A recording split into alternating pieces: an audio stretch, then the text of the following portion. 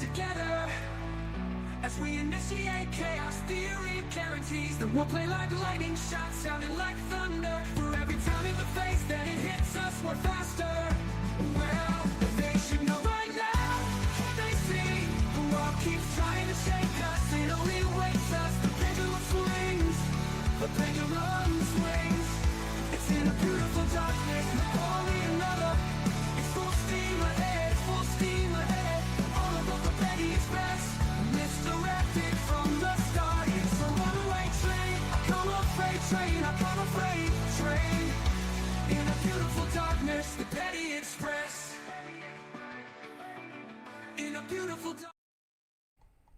Okay, sorry about that, you guys. I had to, my keyboard, for some reason, the keyboard I've had for like a year and a half, decided of its own accord, without any notice to me, to die. So I had to get my old, like chunky, and then the mic, or not the mic, then the mouse wouldn't work, and I was like, for the love of all that is unholy, and what is going on here? But we are here, and I give each and every one of you in chat full dispensation to once again remind me, if I should ever feel that my pain medication is not doing anything and I decide to get a wild hair up my behind and stop taking it, remind me that the side effects suck. We may not be going with two different trials. Unfortunately, Mr. Mo might have to be picking up the boys because I forgot how incredibly floaty. Yeah, I'm wondering if the dongle went out. I don't know. To be fair, I didn't buy the most expensive, keyboards, and I don't know the relative life cycle of a keyboard. So for $20, it's lasted nearly 2 years. I think, you know, it's done yeoman's work. Now, I will say today, it does look like we are going to be getting a lot of the lab sort of witnesses. And even in the court TV chat, there are a lot of people wondering how much more the state is going to bring in. Because there is a genuine worry in the chat, at least. And and for me too, because I kind of have felt it. I do wonder if perhaps the state is getting ready to wind down. Honestly, I don't know what more they need. But it will be interesting to see if we are going to be wrapping up in the next few days. Yes, this is the one with the monster in the delivery truck. Now, the one thing I was very interested, I did, you guys, I shouldn't be so incredibly proud of myself for this, but y'all, I managed to figure out how to take a screenshot. Now, I know you're probably thinking that is baseline what even fetuses know now as far as technology, but that is how I've just been incredibly proud of myself, so I'm gonna give myself a little humble brag that I was able to make the little thing that goes over court TV this morning after I figured out how to do a screen grab. I've tried that.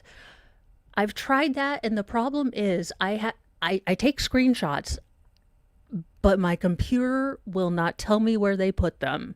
And I've looked at all the logical spots that you would put a screenshot, like maybe in gallery, recent downloads, somewhere.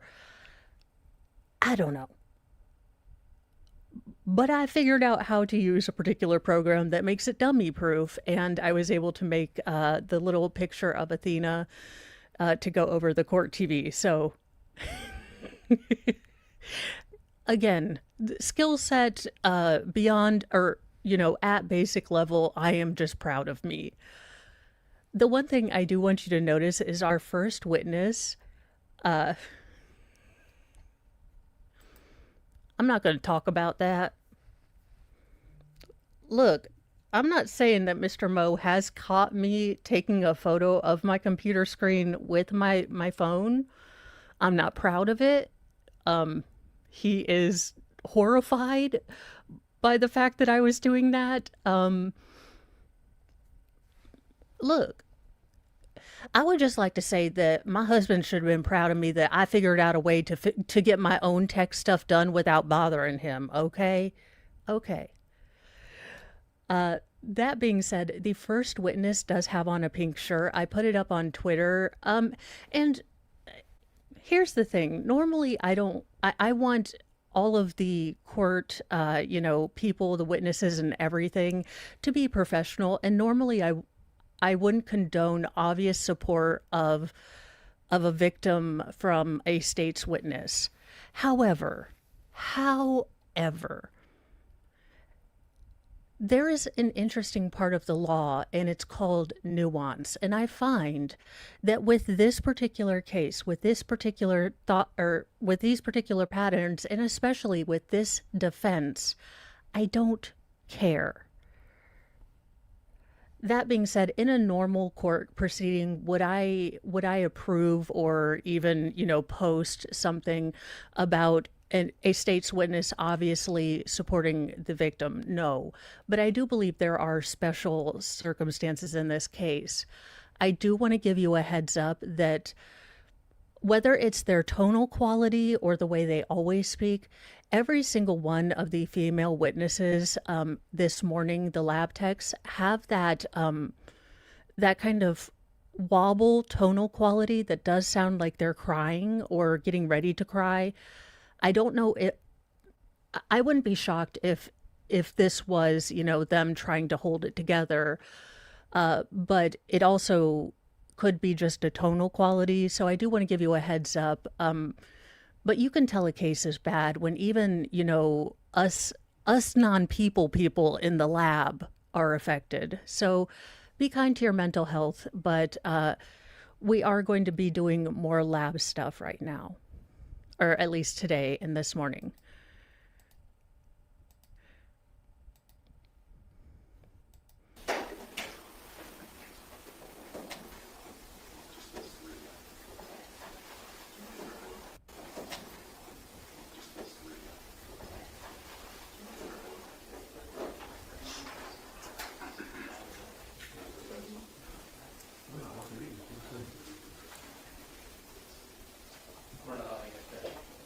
It's my bad. Thank you. No, now we're good. Operator error. We're ready.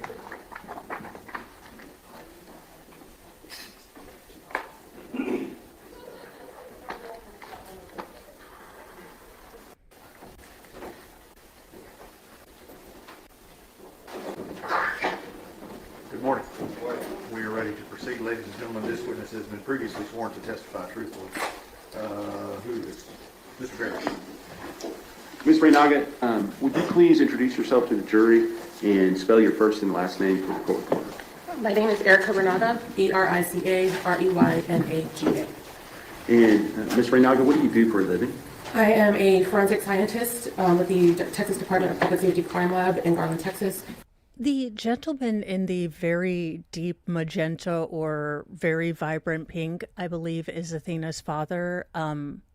Now, we do know that Athena's stepmother and father separated, so I believe the blonde woman next to him might be his current wife or girlfriend. I tend to leave the families alone because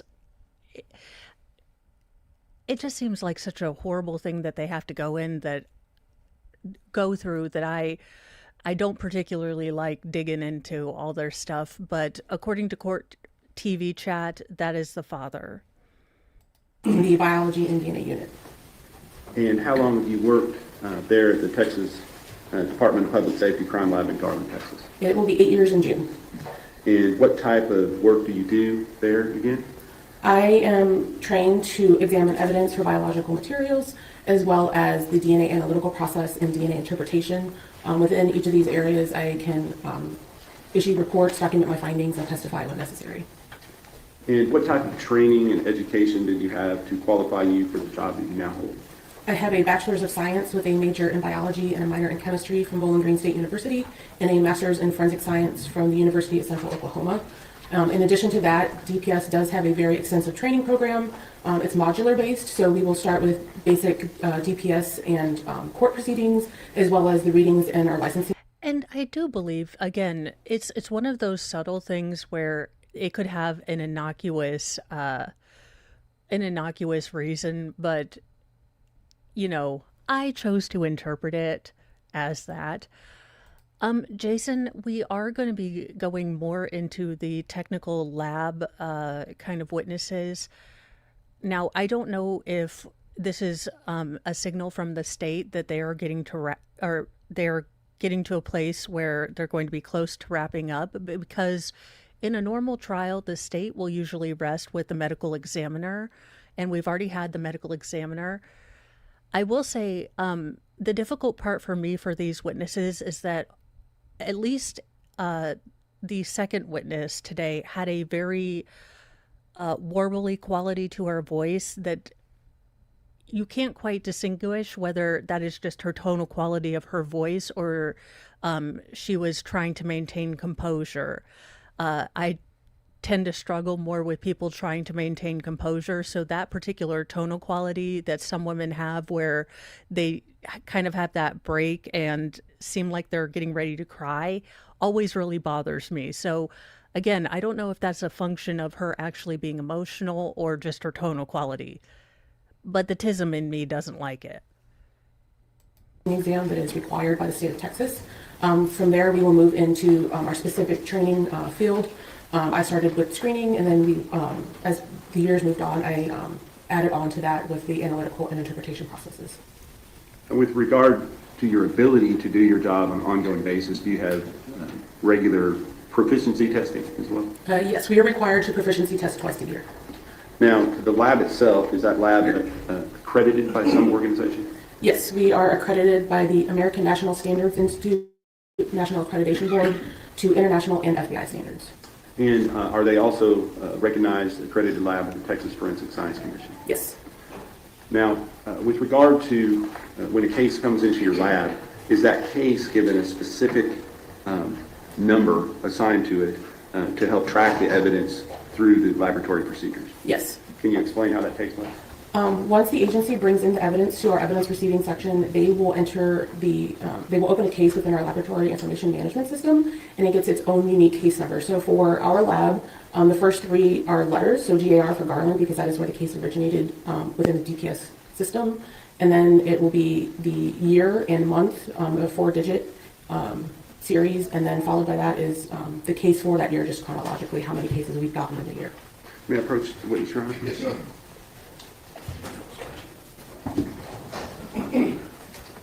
Yesterday, a different witness testifying, several documents were admitted into evidence at that time.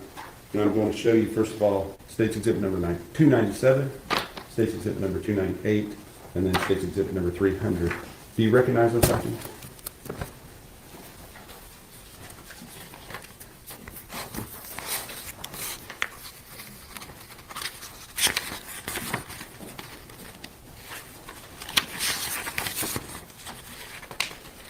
You don't go through every page, but just as far as looking at the outer.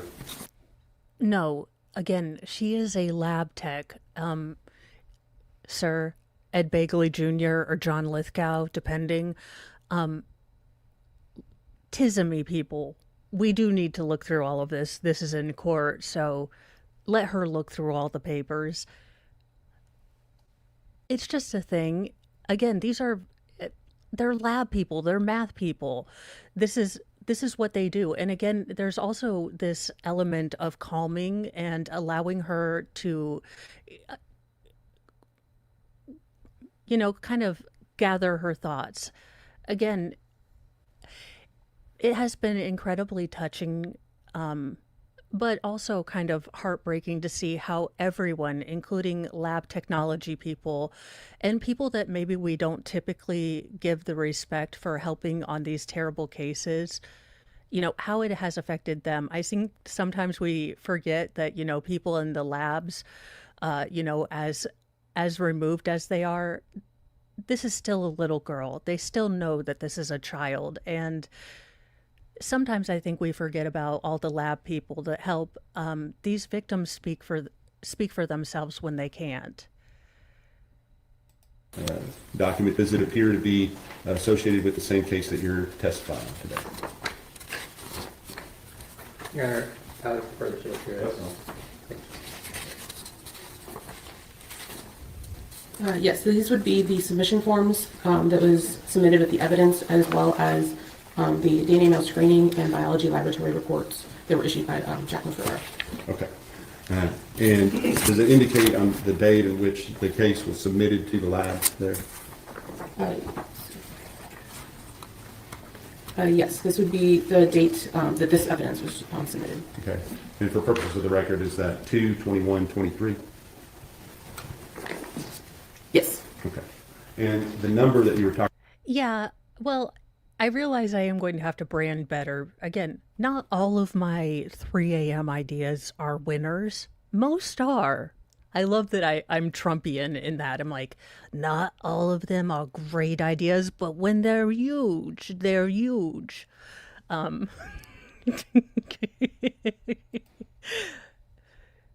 it was more meant to kind of I need to something that shows that this is not going to be as tame of a Mo as say Mornings with Mo, and since I was planning to do this at night, and then I realized that I turn into a pumpkin too early at night, so definitely do need to worry about that, or work on that title. Sorry, again, I do apologize.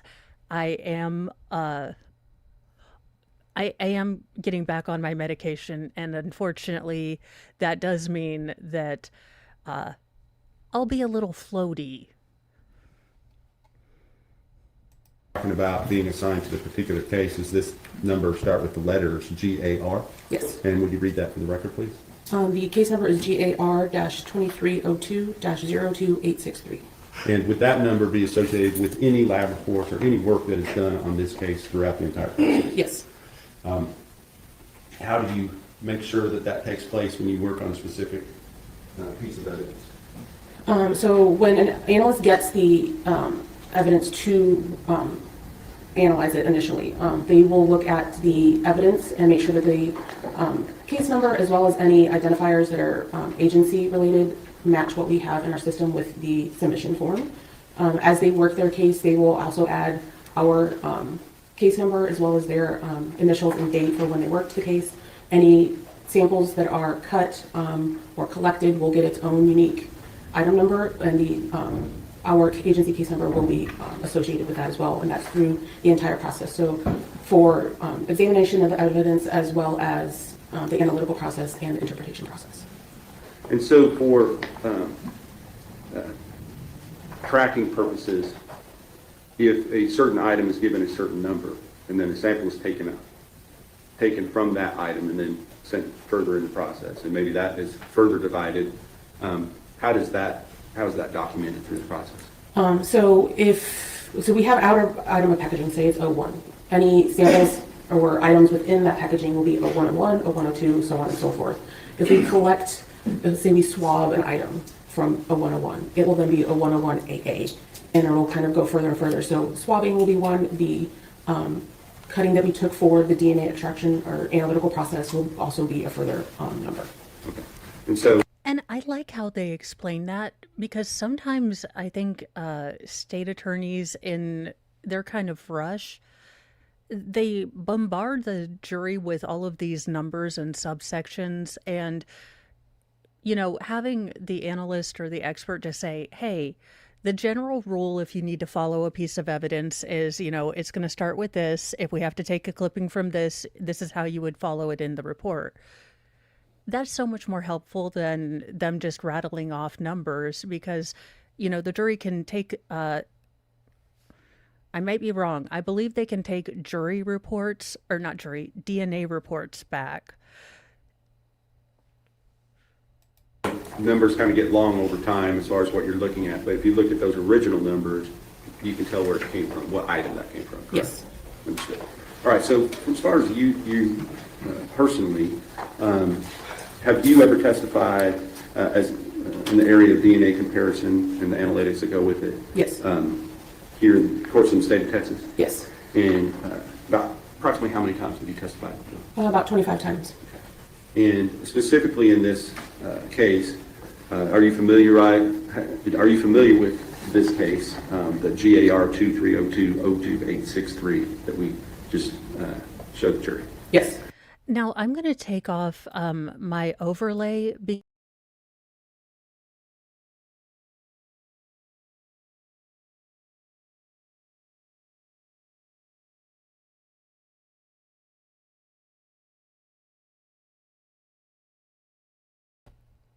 No idea.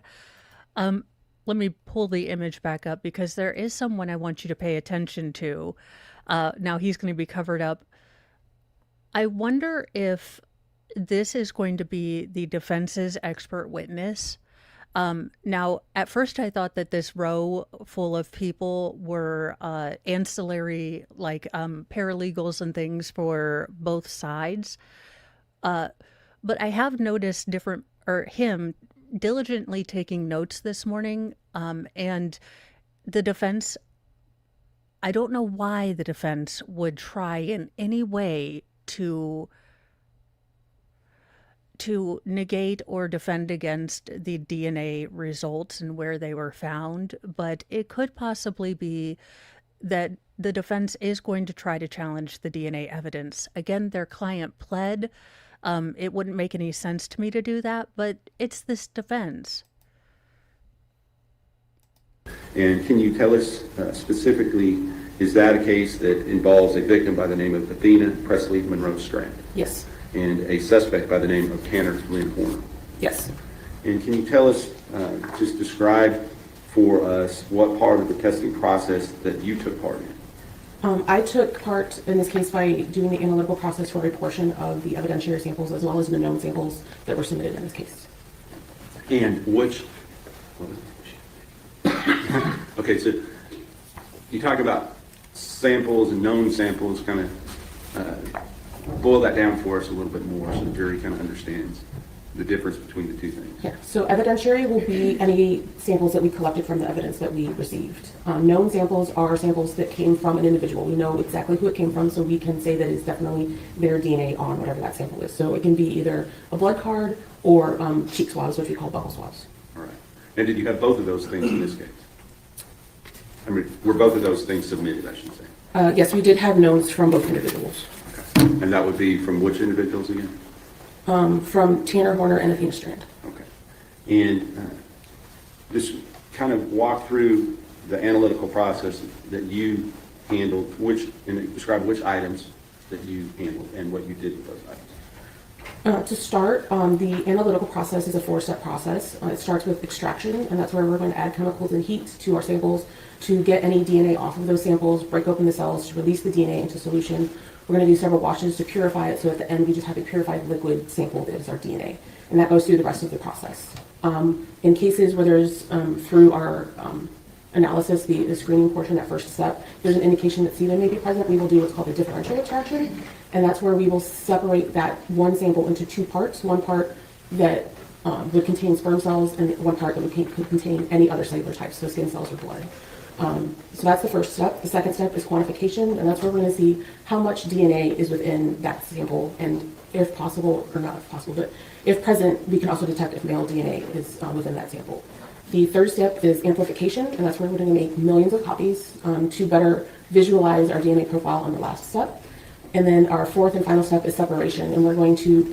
No, and I think that because it was a color, I know that judges are very particular about T-shirts and, slogans of support, but I think because it, again, not only has the gallery shown, respect and dignity, but I think that's the respect and dignity shown. Again, it's just a quiet, solid, acknowledgement of support. So I do like it because I think, again, there is something very, very poignant about it and subtle about it. But it is there to make Now, yes, I believe the judge is elected, but I think it would have been different had there been like slogans or sayings on the shirts because we have seen judges bar those kind of things. But I think for a color and in the respectful way it was done, I just don't see them kicking anyone out for just a color. Put the sample through an instrument that can separate out the DNA strand based on size, and it can give us a graphical representation of the profile. That profile is what is used for our interpretation process.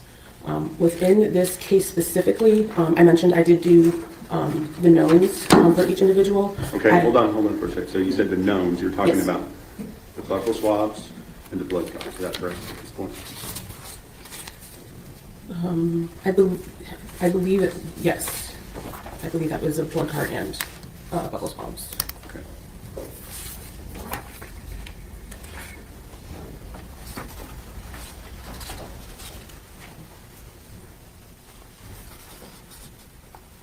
I'm not for sure on the blood card, but it was definitely buccal swabs from Tanner Horner. Okay.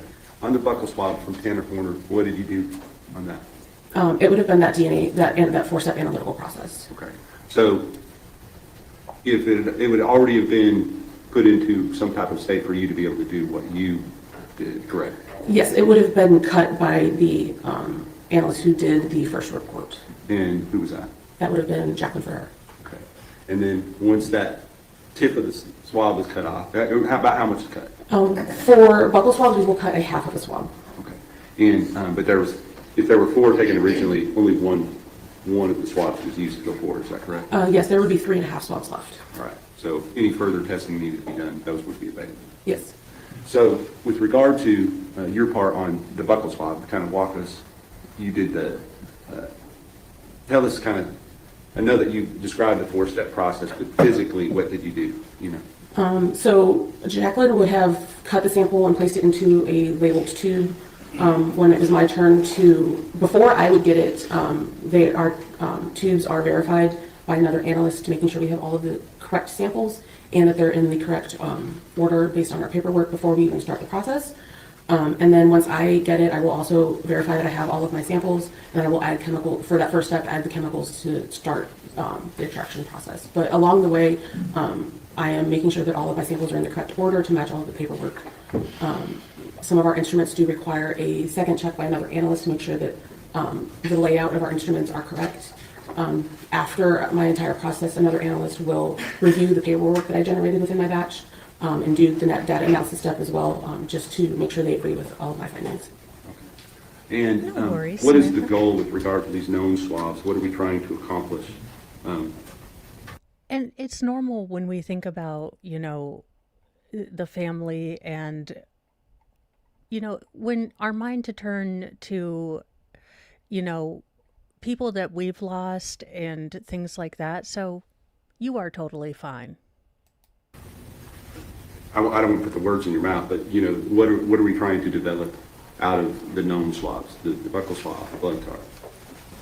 I mean, there's no real difference between the evidentiary and the knowns as far as the goal. We are just processing them to see if there's DNA present, and if there is, to generate a profile from those samples. And that's what I was getting at.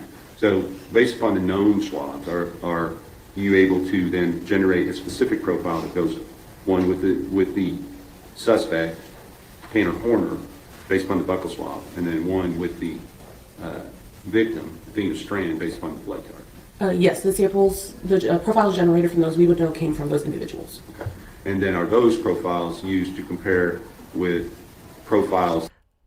Okay, you guys, legitimately, if you can look closely at your screen, am I seeing something? Am I seeing things, or does it look like she has a pink streak in her hair?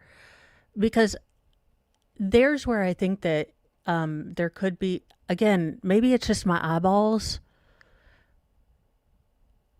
but I'm catching a hint of pink. Again, it's very, very subtle, but given how persnickety the defense is, again, it might just be my eyes or my monitor.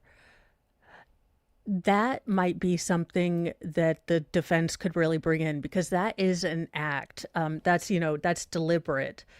you can make the innocuous argument about the shirt, and I don't bring this up because it bothers me. Like, I think it's fine. Y'all see how many wigs I have in. I don't have a problem. But if the defense could make a mountain out of a molehill, they will. And the deliberate act of having a purple streak, I think, is something that these butt monkeys will try something with. Again, I think it's awesome, but there's less plausible deniability on a pink streak than the shirt. All that being said, I don't give a rat's rah-rah. I like it. I encourage crazy hair colors. I encourage crazy hair colors, in encouragement, but it will be interesting to see if the defense doesn't make something of this. I don't remember seeing anything about it, but I tend not to pay attention to the defense when they're babbling anymore. That are developed off of evidentiary items? Yes, that is our interpretation process. Okay, gotcha. So what other than the buccal swabs, what items other than the buccal swabs did you participate in this analytical process for? The evidentiary samples that I processed in this case were the sperm cell and epithelial cell fracture from the vaginal swabs. Okay. And that would have been something that was submitted and initially looked at by Jacqueline Ferrara, is that correct? Yes. And what would she have done prior to you looking at that? She would have done our male screening process, so taking a small cutting, doing a quick extraction to see if there's any male DNA present. If there is, then we will take half a cutting from each swab, if there's only two, to go through the traditional DNA process. And so was that done with regard to the swab? You did that particular thing with regard to just one of the sets of swabs from Yes. the sexual assault kit, correct? Yes, she would have cut just the vaginal swabs from the kid. And what did you do with that? You said you processed it like you did the buccal swabs? It went through the differential process that I spoke of earlier, but all 4 steps are the same. We just do them separately from, all the evidentiary samples get done separately from all of our known samples. And if I were to show you, Yes.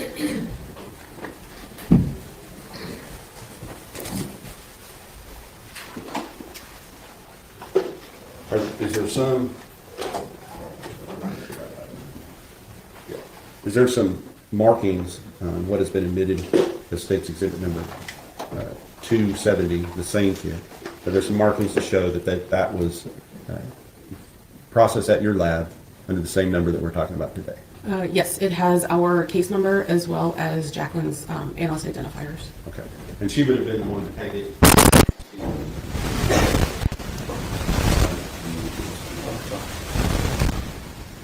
She would have been the one to take the swab out here and do the tag report out. Yes. Thank you. Who let Ed Begley Jr. have a lapel mic? The man has not been able to, pass off evidence and not mess the heck out of his lapel mic. Like, let this man not touch any more evidence, okay? what other items besides the buccal, the known samples and then the vaginal swab did you participate in? Those were the only items within this case that I did anything with. Okay. And with regard to the work that you did on this case, are there specific procedures and processes that you are familiar with that have to be followed during the work that you do? Yes, we do have a standard operating procedure for everything that we do. And did you follow those specific procedures and processes in this case for the items that you analyzed? Yes. Okay. And do you have any other work that you did on this case that you feel is relevant to the analytical processes on any of the other findings in this case? No. That's the witness. Cross-examination. Good morning, Mr. Allen. Good morning. I think I've talked before. I think I just had maybe one question for you. And you were talking about you processed the vaginal swabs. Did you process the rest of the sexual assault kit? Only the vaginal swabs went forward for DNA during the batch that I did. And you did not do any microscopic analysis for the presence of sperm. Correct. And that is required to confirm the presence of sperm. Yes, it's required to confirm. It is not a requirement for our processes. Right, now, Yeah. for you to go ahead and process the DNA, but just to confirm that is contain sperm and not epithelial cells or something else, you would have to look microscopically for the spermatozoa. Correct. That's what it's Why was that not done? I mean, I think that the state has been impeccable mostly, but it is a bit baffling. Now, this is the defense narrative of what happened, so I'll take it with a pound of salt. But if we had this swab from her private area, why didn't we test it for the actual visual, notes of sperm, considering that the medical examiner did not notice any abuse or trauma in those areas? You would think that it would be more important to test, especially without the trauma and abuse or trauma or injuries in those areas, because how did this DNA get there? Not that I want an answer to that question, but you follow me. Can you explain the reason why you would have only looked at those particular swabs instead of all of the 6 swabs? So based on the male screening results from Jackie's analysis, she decided that those were the ones to send forward. At the time, we were only sending a few samples forward. We didn't send everything. Additionally, sometimes there isn't enough male DNA within a sample that we know that we would get them within the profile. Sometimes there's too much female DNA that would overpower that male DNA. Understood.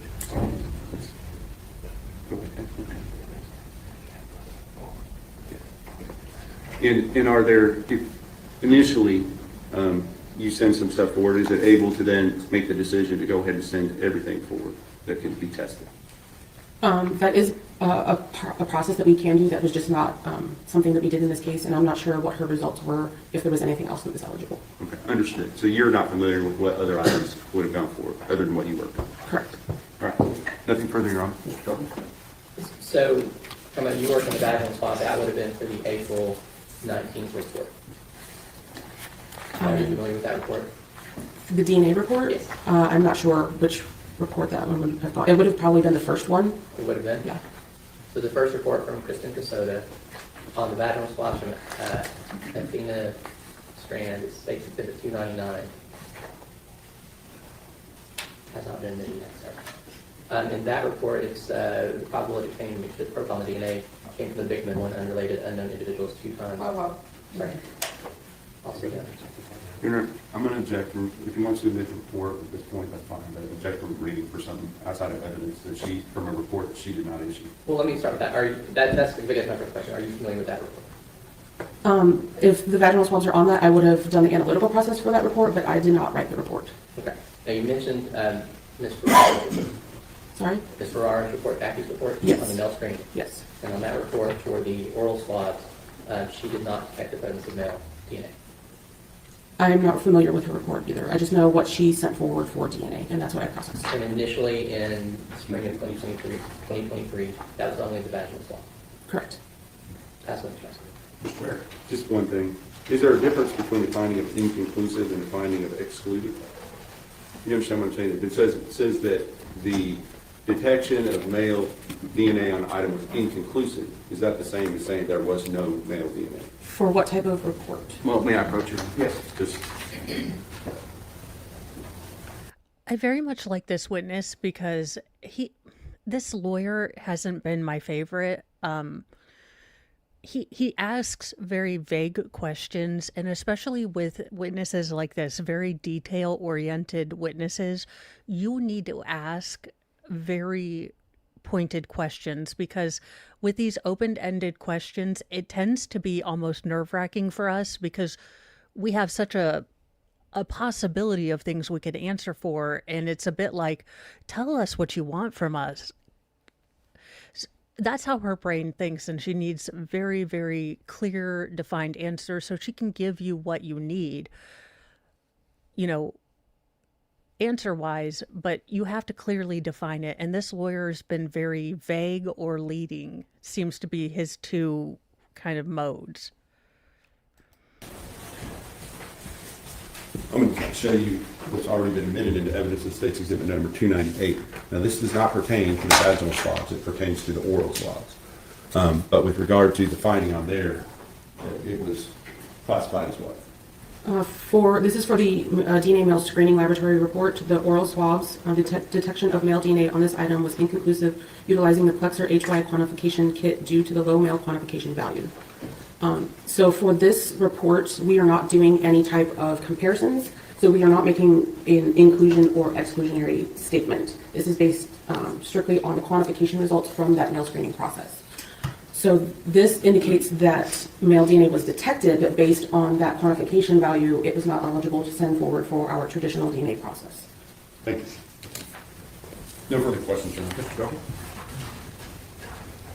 Again, defense, if you know that the state can easily explain there simply wasn't enough DNA to get a conclusive answer, then don't present in your questions, in your interaction with this witness, that nothing was found in the oral swab.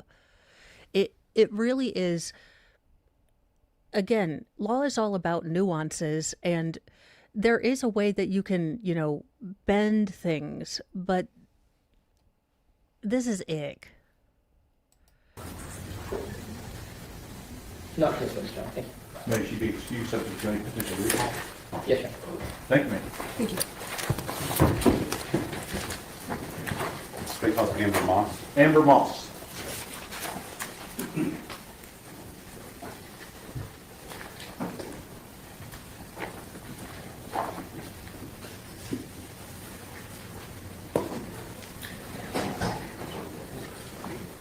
Come here, please, ma'am. Sworn to testify. My name is Amber Moss. It's AMBERMOSS. And Ms. Moss, what do you do for a living? I am a DNA Section Supervisor 1 at the Texas Department of Public Safety Crime Lab in Garland. And so you're a section supervisor. What does that mean? So what that means is that I manage a team of analysts, and I triage cases that are assigned to my team. I'm also still qualified as an analyst, so those duties include examining evidence for the presence of biological fluids, cutting samples and preparing them for the DNA testing, then actually performing the DNA testing itself for either our autosomal testing or our YSDR testing. And again, this is kind of the part where I tend to have to speed this these particular witnesses. They're generally female with this tonal quality, because I can't tell if they're getting ready to cry or that's just how they talk. And I tend to go into anxiety mode. That being said, regardless of whether it was just the way she speaks or she's maintaining composure, I have been impressed with the just the professionalism that has been on display. Regardless of how this affected them, they are all trying to give very clear, concise information to the jury, and I appreciate that. Performing the DNA interpretation, the YSDR interpretation, and then also performing technical and administrative reviews, and then testifying in court if necessary. With regard to your participation in the case that we're here today on, are you familiar with the Garland Lab number 2302-02863? Yes. And is that the case where the suspect is Tanner Glenn Horner and the victim is Athena Presley Monroe Strand? Yes. Now, as far as your personal background, what type of education did you have? I have a Bachelor of Science degree from Texas A&M University at Commerce, and I also have taken postgraduate classes in population statistics and molecular biology from the University of Texas at Dallas. And how long have you been working as a forensic analyst? I've been qualified as an analyst since January 2000. Okay. So approximately 26 years, Yes. right? So with regard to the process or your involvement in this case, was it actually as an analyst, or kind of describe what your part was in this particular case? So for this case, I was not an analyst involved in the case, but as the DNA section supervisor, my team handles capital murder cases. And so what that means is that when the cases are received, I will contact the agency to clear up any questions that we might have, determine whether it's going to be a death penalty case or not. And then I communicate with them to determine if we have any questions about what items to test and moving forward with our testing. And are there specific guidelines from the Texas Forensic Science Commission related to death penalty cases that you're required to make sure get followed? Yes, DPS has a policy in place that if a case is determined to be a death penalty case, then we will communicate with the attorneys on that case and determine what items will be tested. If items will be depleted, we will let them know that. And then sometimes in some of those cases, those depleted items are processed a little bit differently. And that's kind of where I was going with that. Let's talk about you. You have some type of special licensing or to do your job, or is it just through the lab that you're accredited? No, as an analyst, I'm licensed by the Texas Forensic Science Commission. Okay. And is the lab also accredited by that same organization? The lab is accredited by the commission, but we're also accredited by American National Standards Institute, National Accreditation Board. And is that sometimes referred to as ANAB? Yes, Okay. Or ANAB? yes. With regard to that, those specific rules for death penalty cases, if it becomes apparent that there is an item that would be depleted, well, first, let's talk about what depleted means. Would you explain the concept of something being depleted? So for us, when we say that an item will be depleted, it means that either the swab that was used to collect cells, or a blood stain, or a stain on an item of clothing, for instance, we would need to use that entire thing, that entire item, either the swab or the stain itself, in order to perform the DNA testing in hopes that we get a complete DNA profile. And if it becomes apparent to you along the process that certain items would be depleted, you said that you contact somebody about that, is that right? Yes, we do. For capital murder cases, we do. And who would that be? So it depends on each case, honestly. So a lot of times the submitting agency, so like the local police department, is our agency contact, and they are relaying the information to the attorneys. But for a lot of the cases, the attorneys are involved early on in the process, since it is a capital murder case usually. And so a lot of times we're relaying that information to them as well. And I'm going to just ask you, you talk pretty fast. Sorry. The judge reminded somebody we're not in Dallas, so yeah. Yeah, they're all talking at Yankee, but that's because I have it at 1.25. Look, I've lived above the Mason-Dixon line too long, so we speak Yankee. So just kind of slow yourself down slightly. With regard to that process, you communicate the fact that something is going to be depleted. Is there some requirements for further testing if it is determined that something is going to be depleted? So our policy, we're required to let the agency know or the attorneys know, and then at that point, they can discuss and determine whether they give us permission to actually deplete that sample, and we perform the testing on that, or if we end up not testing it at all, or sometimes if those samples would go to a different lab to be tested. And in this particular case, you're familiar with Jacqueline Ferrara, or formerly Jacqueline Winston. Yes. And she did some of the initial screening in this particular case, is that right? Yes, she did. And then we just heard from Erica Reynaga, and she did some follow-up analytical work related to that initial screening. Yes. But after that point was done, had there been a number of items that were identified that would potentially be depleted by further testing? Yes. Since Jacqueline was the biology analyst, she was the one who examined the evidence itself and was the one who determined these certain set of samples would need to be depleted going forward for DNA testing. So at that point, she made a list of those samples, and we relayed that information to our contact for the case, and I believe the district attorney's office at the same time, and I'm not sure if the defense was notified at that same time or not. Was a decision made that before we went further and did any further testing on anything, that we needed to get some type of court approval to move forward with the depletion items to determine what lab that should take place at, whether it was your lab or a different lab? Right, so actually part of the DPS policy for death penalty cases is that we will examine the items of evidence for the presence of biological fluids, collect those samples, but we will not move forward with any DNA testing until we have a court order, whether that is in regards to the depletion samples or samples that will not be depleted. So a court order is required for us to move forward for DNA testing, and then in that court order, they need to specify how the depletion samples will be handled. And was it clear for some period of time, can you tell us whether or not it was clear to you as to whether you should move forward at your lab with those items, or whether it was going to be ordered to be done at a different lab? There was conversation in this case about, and there was some time where it was being decided where those depletion samples would be tested, whether it initially, it was offered like we would test all the samples at the DPS lab, but there were certain conversations that then it was going to be that set of samples, the depletion samples would be tested at a different lab. And then it was sometime where it was being determined which lab that would be. And ultimately, was a decision made to go to a different lab for the depletion items? Yes, And was that ordered by the court? yes. And was, when did that transfer of items to that lab take place? So once we got a court order indicating that the depletion samples would be going to a different lab, in April of 2025, I gathered those depletion samples, put them into a separate container so that they could be shipped out to that other lab. And then there was still some discussion about exactly when we should send those samples. So they had been separated but not sent yet, and then they were sent in May of 2025 to the other lab. So already in evidence, we have State's Exhibit number 298, which is the DNA male screening laboratory report.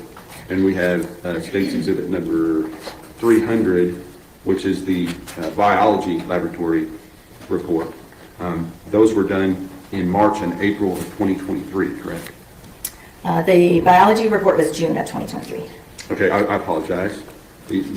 You're right, I looked at the wrong report when I was saying the date. So March for the DNA male screening report, March 16, 2023? Yes, And then June 14, 2023 for the biology laboratory report. yes, No further reports were issued until after this transfer of evidence was able to be accomplished to the other lab for the depletion items, correct? correct. Right, so over 2 years to get that accomplished, is that right? Oh, I'm wrong. Wait. So we do have a DNA report, but it's from 2023, but it doesn't pertain to the depletion samples. Yes. And then after that, correct, there were no more reports issued until the issue of what samples would go forward for DNA testing and the depletion samples was resolved. So ultimately, where was the depletion samples, where were they ordered to go? Where were they ordered to go? Yes, where were they ordered to go? Ultimately, they were ordered to go to a private forensic laboratory called Bodie. It's in Lorton, Virginia. And is that another lab that is also accredited by the Texas Forensic Science Commission, to your knowledge? Yes, Okay. Because there are some specific rules related to death penalty cases as to what type of labs can test those. Is that correct? I believe the statute indicates that it has to be an accredited laboratory, and I'm pretty sure the statute also refers to the Texas Department of Public Safety laboratory. Yes. But any testing needs to be done by an accredited laboratory. Understood. All right, so that testing took place, and was a report issued from the lab, Bodie lab, on the items that had been submitted that were considered to be depletion items. Yes, And have you had the opportunity to view that report? yes. Okay. I'm not going to introduce it at this time, but once that transfer was taking place and Bodie had those depletion items, did the DPS lab in Garland then go forward with the rest of their testing? Or sometime during that, when in relation to that, did the DPS lab begin testing the items that they retained that were not depletion items? In this case, once we had the initial court order listing the samples that would be tested, we knew that there was still discussion about the depletion samples, but we'd already identified those samples. So any of the non-depletion samples, we proceeded to start preparing those for DNA testing, and then started DNA testing on that set of items at the DPS lab while we were still getting information about the depletion samples. Understood. So ultimately, it was, what was the date that the final reports were issued here from the DPS Garland lab? The DNA reports, we have a supplemental DNA laboratory report dated September 15th, 2025, a biology and DNA laboratory report dated September 15th, 2025, a YSTR laboratory report dated September 15th, 2025. Can you explain the difference between the regular DNA report and a YSTR report? Yes, so our regular DNA laboratory report, it refers to our sort of mainstream testing. It's our autosomal testing, so that tests for male and female DNA. It just tries to copy whatever DNA is present, human DNA is present on a sample. The YSTR testing is male specific, so it will not pick up any female DNA that's present in the sample. It will only focus on the male DNA present in the sample. And is that YSTR process, is that, for lack of a better word, more sensitive? How does that work? It is a little bit more sensitive, but it's more specific because it's only targeting male individuals, and so it is useful in, it's more of a specialized type of testing, I would say, because it's useful in some samples where you have a high amount of female DNA and a small amount of male DNA, and that female DNA overpowers the male DNA in our normal autosomal testing, and so the YSTR testing allows us to only focus on the male DNA present. Okay. So was there both autosomal, if I call it STR testing and YSTR testing, is that correct, or is that? Yes, that's correct. All right. So was there both types of testing done at the DPS lab in Garland? Yes, And depending on the item in the sample, is that right? yes, And was there also, to your understanding, both types of testing done at the Bow lab, yes, there was. depending on the sample? Yes.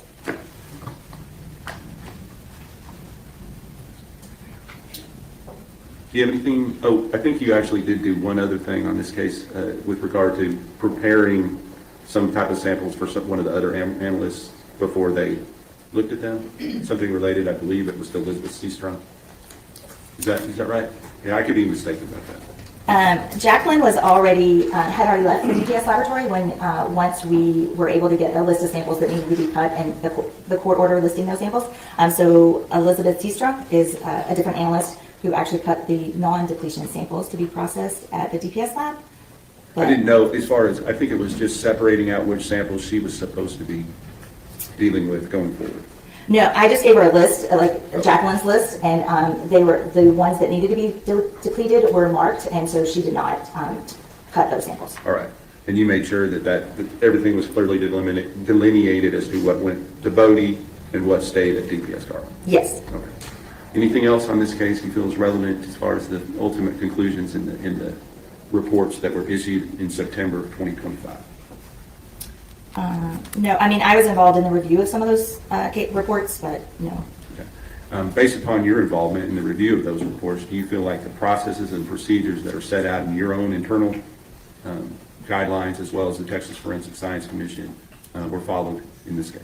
Yes. Pass the witness, Your Honor. Cross-examination. No questions. May this witness be excused subject to any additional. Yes, sir. Yes, Your Honor. Thank you. Okay, thank you. Elizabeth Seastrunk.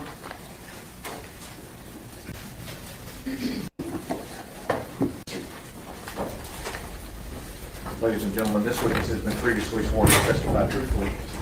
Mr. Barry. Thank you, Your Honor.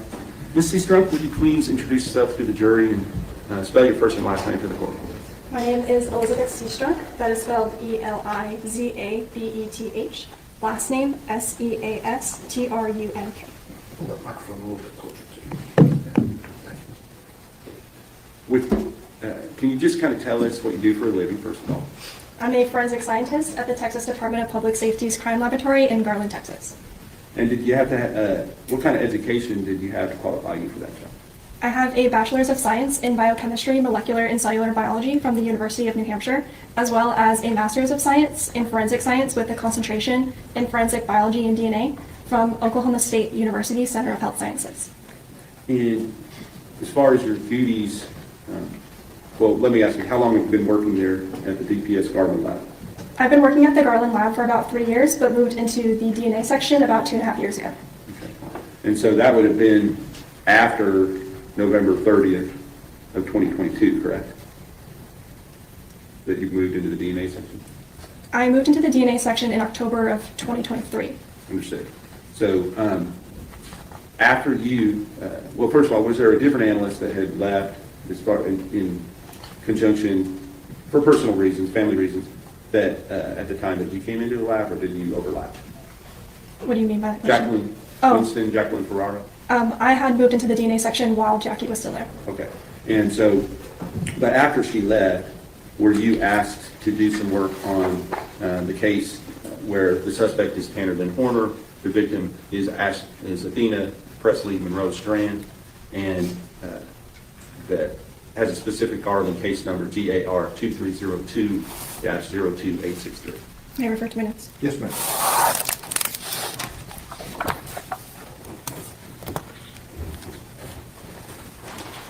Yes.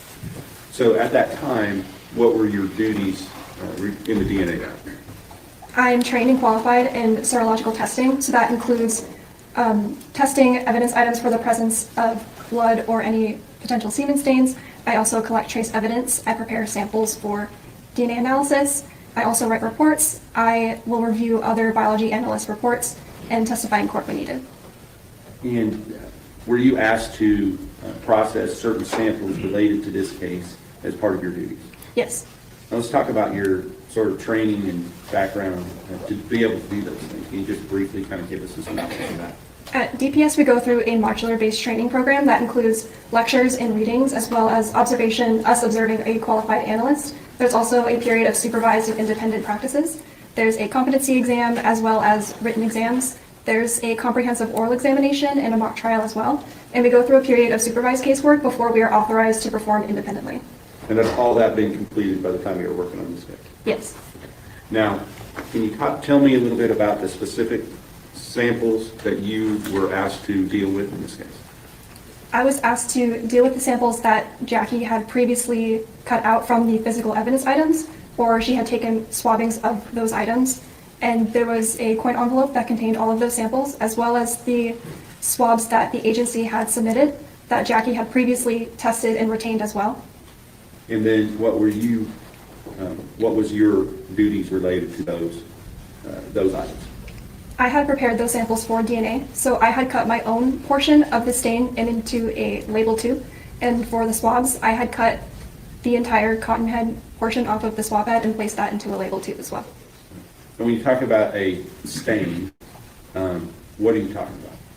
The stain is the physical cutting that Jackie had taken from the physical evidence item. So she had identified stains and cut them out and retained them into a Ziploc baggie. And I had retrieved those cuttings that she had taken and cut my own portion from that. So, for instance, if the stain was on a pair of blue jeans, whether it's the suspects or the victims, she would have taken and actually cut that stain out and retained that. Is that right? Yes, that's correct. I guess they're just referring to, because there were both, I think, potential blood or presumptive blood and then other biological fluids on some of the things, that I think he was just getting that all the areas that were cut up to be tested were areas where there was a stain identified with either alternate light source or things like that. Okay. And then you came behind her and cut out a smaller portion of that to send forward for the testing. That's correct. Okay. Okay, what else? And I had cut the swabs that were retained. So I had cut the entire cotton head portion off of the swab stick and then retained the remainder of the swabs. And did you have any further work in this case that was relevant to the actual results that came out in the final reports in September of 2025? No, my role was simply to cut the stains and place them into the label tubes for the DNA analyst. And did you follow all the proper protocols and procedures in doing that? I did, yes. Ask the witness. Cross-examination. No question, Your Honor. May this witness be excused subject to any potential recall. Yes, Your Honor. Yes, Your Honor. Thank you. Okay. And we're taking our morning break, apparently.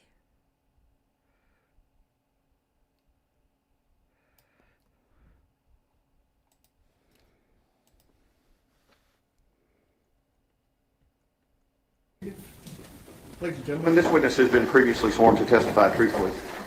Mr. Berry. Thank you, Your Honor. Good morning, Ms. Kelly. Good morning.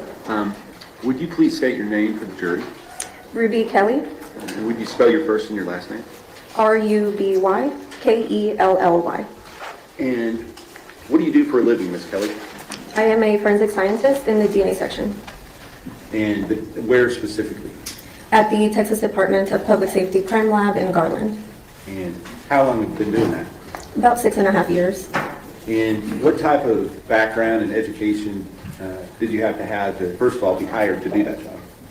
I have a Bachelor of Science with a major in biology and a minor in chemistry from the University of North Texas.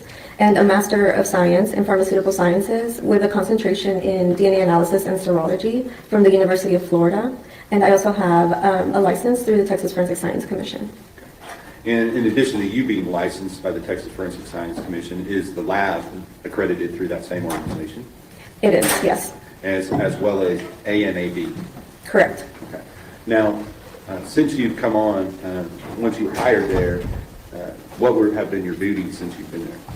My job duties include screening evidence for the presence of biological fluids like blood or semen, performing laboratory procedures for DNA analysis, making interpretations and comparisons of known evidentiary profiles to known reference samples, preparing reports of my findings, and testifying in court. May I approach your honor? Yes, sir.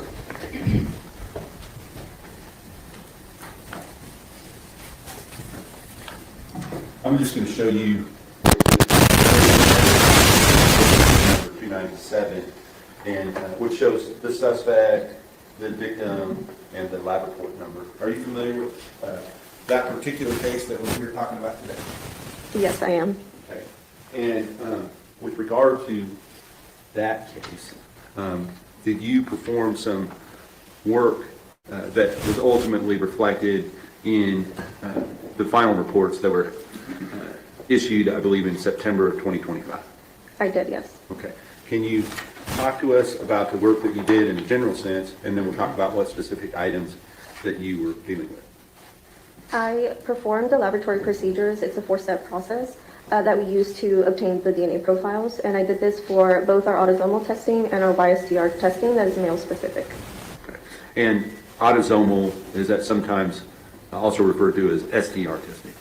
Yes, autosomal STR. Okay.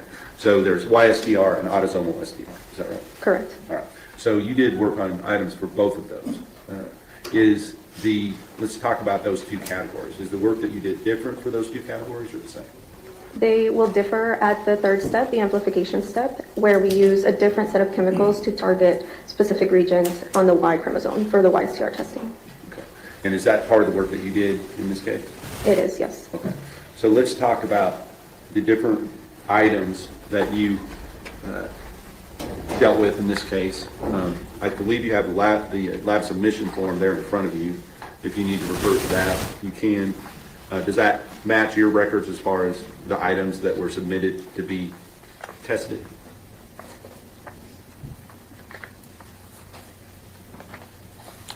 Yes, it does. So using that maybe as a reference, can you tell us what items that you worked on? Would it be easier to talk about them in the two categories, the autosomal and then the YSDR? Yes. Okay, so let's talk about, first of all, the items that you did the analytical work for the autosomal STR. What items were you involved in that process for?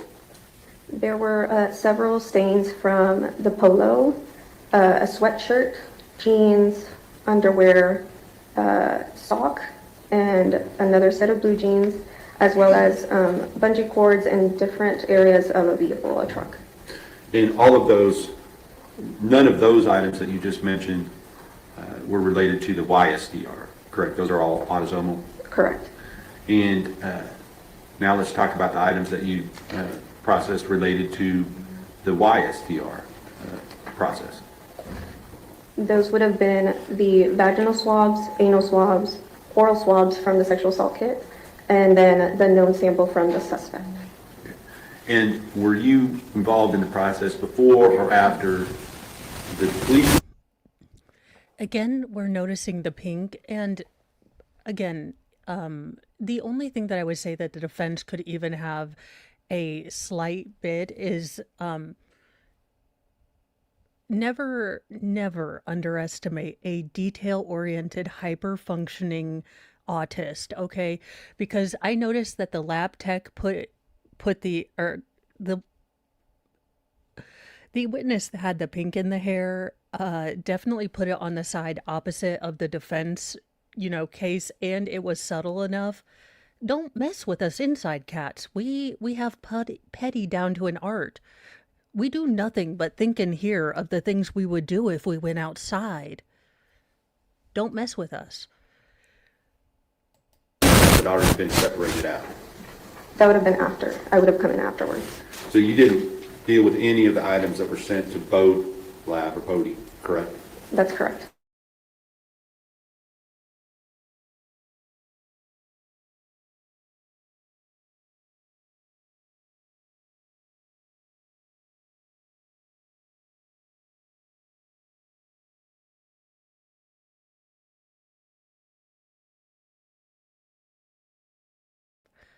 Apparently, my computer just does not have focus today. I do not know. Y'all, I felt proud of myself. Computer, I would like to point out to you, let's have a little chat, computer. I unplugged you in a storm. I have never even done that before. But to be kind to you, I did that last night. I let you recharge and I let you, update and all the things, and you still can't work, Google? We're going to need to have a chat. I don't know who else the state would bring on unless the parents. Yes, unless the parents, and I could see why maybe you would save them for the last little bit. But I also don't think the parents need to come on. I'm a firm believer in protecting the family and all of that. But I can't see much more that the state's going to put in. From the sexual assault kit, and what other items again? And then the known reference sample from the victim. I mean, excuse me, the suspect. The suspect, okay. And just kind of, let's talk about those two items again. You talked about the 4 parts and that there's a difference between the two. Is there any additional information you think the jury needs to understand what you physically did in this case? No, I don't think so. Okay. So, do you have specific protocols and procedures that you have to follow in your work there at the DPS lab department? Yes, we do have standard operating procedures. And did you follow those standard operating procedures in this case? I did. Okay. And is your work, this relates not only to you, but to all of the people involved in the process of testing evidence, how is that work verified after your work is done? Does somebody else look at it to make sure you didn't make a mistake? Yes, so after the 4 steps are completed, I put all of the documentation together, and that batch paperwork will go through a technical review by another qualified analyst. And if that ends up being an issue, then are the corrections made and re-reviewed to make sure that there are protections along the way so that there's no inaccurate results? That's correct. If any corrections are found, I would have made those corrections, and then the batch is signed off so that the cases in the batch can be assigned to an interpretation analyst. Okay. And the interpretation analyst in this particular case, what was that person's name? Her name is Kristen Casoda. Okay. And regard to this particular case, once you kind of just briefly explain for the jury, how you receive your assignment, where you go to get the samples you're going to work on, and after you're done with the work that you've already described, what you do with the samples at that point. Typically, a supervisor will assign the batches to be run, and the samples would have already been prepped. So a small cutting is prepared in a sterile tube, and that tube is barcoded so that we are able to track it through our chain of custody. And it's usually kept in a refrigerated space until I am ready to start my process. And then once you get done with the process that you are doing, what is the state of the evidence at that point? So the results from my process, we will retain the DNA extracts frozen so that they're available for any future testing. Is there anything else you feel like you did in this case you feel would be relevant to the ultimate results that are contained in the reports in September of 2025? No, I believe we've covered everything. Thank you. I'll pass the witness. Cross-examination. Good morning, Ms. Kelly. Good morning. Good to see you again. I have just a couple questions. Now, Ms. Casoda was the interpreter, correct? Correct. And that's the person who would make any kind of subjective decisions about the analysis? Correct. And that would be things like what is an artifact, what is not, that sort of thing? Well, I would have sort of done that as well. That is the last step where we use a software tool to visualize the DNA profiles, and I evaluate each profile before getting that final copy of it. So can you tell me more about that, the parts of your process that involve you making a determination rather than just following the protocol? So that part is still in our protocols for me to do. It's called data analysis. So once we obtain the data from that final step, I will go through each profile as well as use a profile comparison tool to compare all of the profiles in the batch, make sure there was no contamination, and verify that the positive and negative controls that are included also worked correctly. So does that include, and I know most people aren't familiar with this, I'm not super familiar with it, but how you have the printout that shows where the alleles are, and it's really like a gray fuzzy line, right? Is that part of what you do is determine is this an actual marker or not, or is that wait for this to set up? Right, so the DNA profile, it looks like sort of like a graph with peaks, and sometimes there could be peaks that might be at the baseline level and could just be noise. So if the software is calling that a real peak, it is my job to go through it and evaluate and ensure that it's either marked off as an artifact or it remains as a real peak. Yeah, so that's not just left up to like a computer, there's actually a human being that is involved in interpreting DNA. That's correct. That's what you're saying. With regard to that, is there other human beings that are involved in checking those results and making sure that they are accurate through that process, both technically and subjectively? Yes, that's correct. So the technical reviewer who would have reviewed my batch paperwork is doing the same thing I am doing, as well as Kristen later on in the interpretation process would have also looked at each profile separately. Thank you. No further questions? Mr. Goble? And that would be kind of where it would end, is with Kristen and whoever's doing her reviews. Correct. After Kristen is finished with her report, we also have another set of technical review and another administrative review before that report is issued out. Pastor. Nothing further, Your Honor. HEP subject to any potential recall. Now, that is something I am working with the Godfather to figure out a time next week to videotape an interview. And I do have just some questions about, I know he does Florida, or he worked a very long time in Florida appellate on very high profile capital cases. So I do want to ask if there are protocols like the ones that we're seeing from this Texas capital murder case where, things that are possibly going to be depleted by testing have to have the options of being sent to a independent lab, things like that, because I was not aware of all of the sort of differences in procedures that there were in a death penalty case, and just how he feels like those procedures are either safeguards or maybe hindrances. Yes, sir. Thank you, ma'am.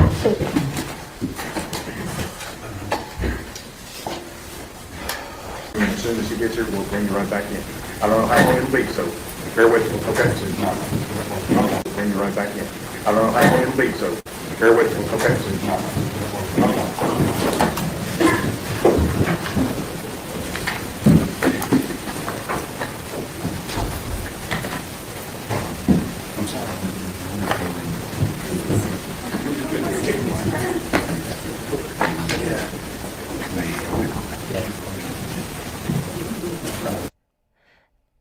No.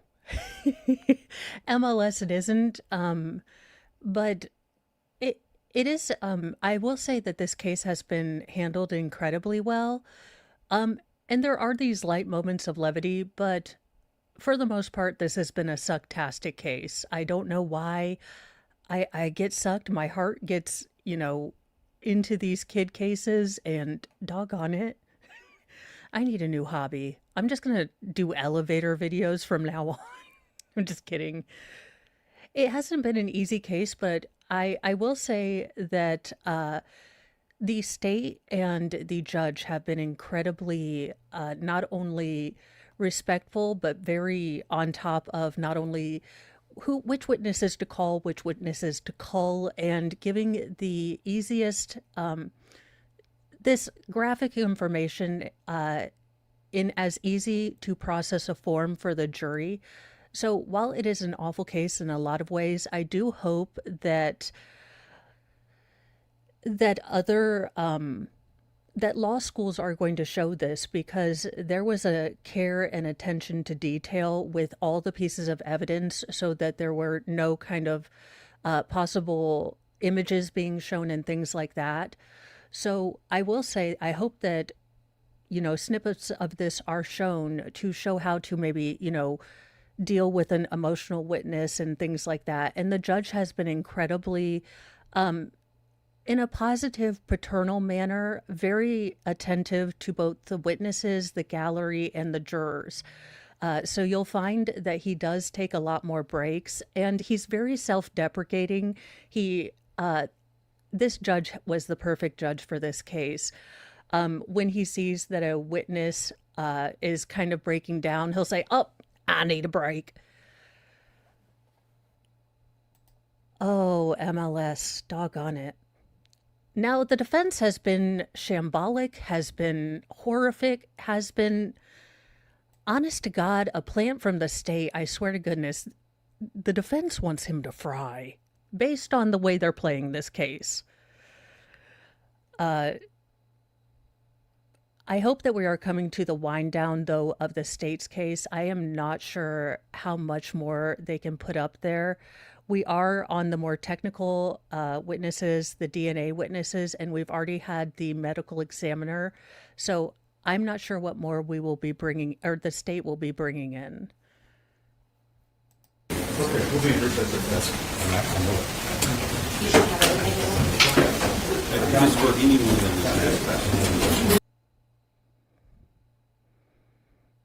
I don't know if we're waiting on a witness.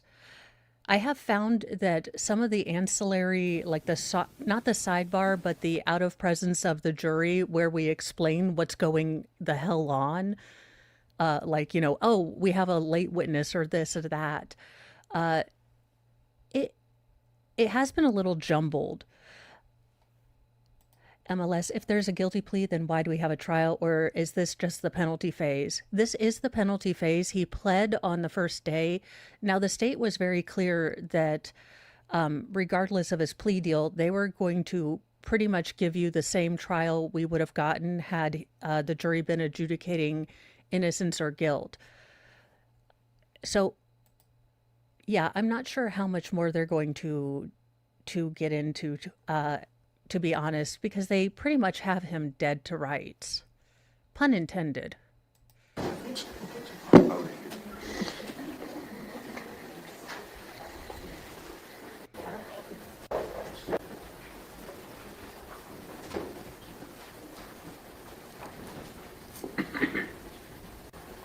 This witness has been previously sworn to testify truthfully. Thank you, Your Honor. Mr. Becker, would you please introduce yourself to the jury by telling them your name? Yes. My name is James Becker. And feel free to talk to them. I'm going to ask you the questions, but they're the ones that need to hear your answers. Can you just spell for the court reporter your first and last name, please? Yes, James, James, Becker, Becker. And somebody would refer to Jim Becker without me you as well? Yes. Okay. So tell us a little bit about yourself. How are you employed? So I work for Velociter Solutions. I'm their Vice President of Product. Can you spell that? Spell your Velocity. Velociter, yes, Velociter. Okay, you guys, oh, crap. Brace yourselves. This is going to be the Velociter. I'm actually going to change the little bubble. So this is the gentleman, the proprietary company that does the security camera audio visuals of the FedEx and subsidiary trucks. This is the either owner of the company or the IT guy that's going to explain how they use computer magic. But that means we are probably ending with that hour-long video again.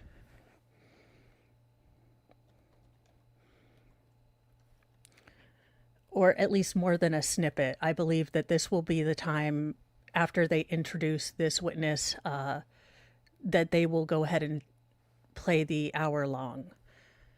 Now, I will not be playing the audio, even if it were to be streamed, which it's not. I'm not going to play that. There you go. Well, right now we're just going to get through the technical whys and how fors. Let's see if we're just done technical talk yet.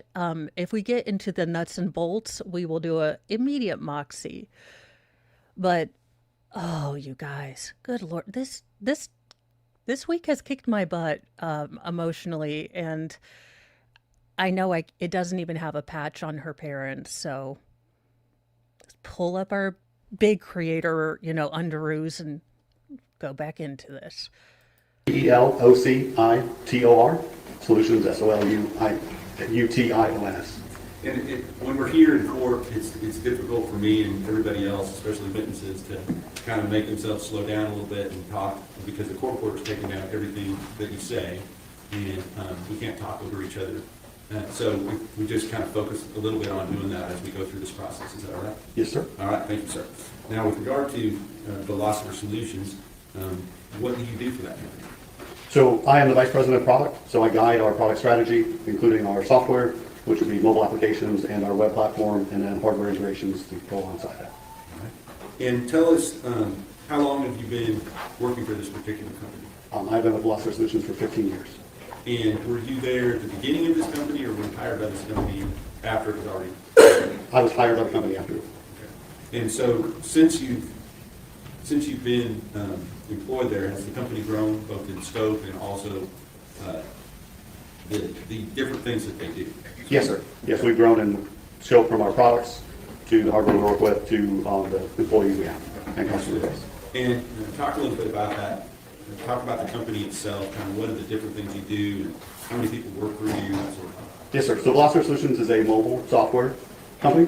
We develop mobile applications for customers with a mobile workforce. The company's been in business for 26 years. We have our main product is VTrack, which is our fleet management driver safety platform. We also have another product, Field Services, which is our mobile field software for, could be delivery, sales, or service in the field. And then we have some other minor product lines to go along with that. And as part of the software that you offer to these fleets for mobile tracking, do you also, is part of what you offer to them, cameras that go along and utilize the software that you're talking about? Yes, sir. In addition to just being a standard type camera, are these something, what do you call the camera, the actual device that you use in the vehicle? So it can be referred to as a dash camera. In this program for FedEx, it's a VEDR, video event data recorder. Okay. So if I call it a dash cam or a VEDR, it's the same thing in your mind? Yes, sir. Does that do more than just record video? So the device is designed to start recording, turn on when the vehicle is turned on. It will record forward-facing video and driver-facing video. The onboard device will have a storage card. In this case, the device has a storage card that is capable of storing 40 hours of video, and then it will overwrite sequentially. The device sends up GPS breadcrumb with a cellular radio that's embedded inside of it. Okay, so you're going to have to slow down there just a little bit. Okay, so let's talk about what you mean by GPS breadcrumb. Yes, sir. So it's the latitude and longitude of the device. So it has a GPS radio and antennas that will connect to GPS satellites to determine its location, along with a cellular radio to communicate that data via the cellular networks to our cloud. Okay, so embedded within the camera, you said there is a cellular device that communicates with the cellular network. Is that correct? Yes, sir. Right. And because those breadcrumbs, why do you think they call them breadcrumbs? Or do you know? I don't know that I could answer that question. I mean, it's from the tale of dropping breadcrumbs to find your way back. So does it create Hansel and Gretel. Again, I don't know what it is, but if I know the answer, I shout it out. Look, it rarely happens in math class, but a trail that you can then follow to determine somebody's movements later? Section leading yard. Go ahead and finish the question, and then don't leave your Well, witness. I'll rephrase. You said from the story about dropping breadcrumbs, what was the purpose of dropping the breadcrumbs? so you can retrace your steps. Right. And does the breadcrumbs that you're talking about allow you to do that? Yes, sir. Okay. So does it also have certain things that you potentially call events? Yes, sir. And can you explain what you mean by events? Yes, the device contains an accelerometer, which will detect G-force for events such as heart rate, heart turn, heart acceleration that are set at a threshold. Those events will be set up to our platform, and then we request the video footage from the camera at that time to be able to show what happened during those events and track additional behaviors that we note during those events. There's also a panic button for the driver to press, which would be a panic event to our system. What would you call a panic event? Usually drivers will use that for if they're in trouble, there's an accident, there's something that they want their management to see, they're able to press that button. So for instance, if somebody was hurt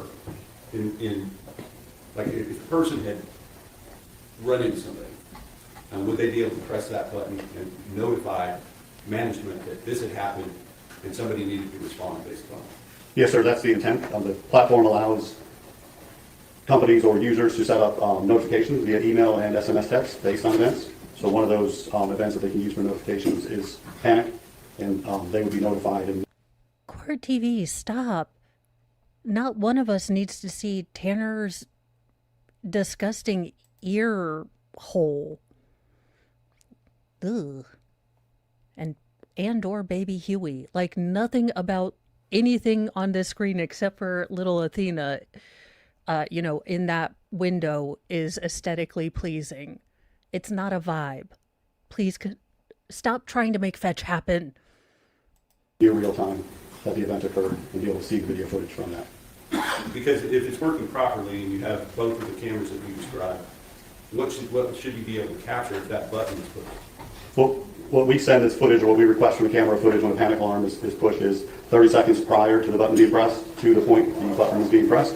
The goal is, as you can see, forward facing what was happening for 30 seconds before they pressed the button up until they pressed it, and also driver facing to observe anything that happened in the area of the driver's view, of the windshield, and then within the cab as well.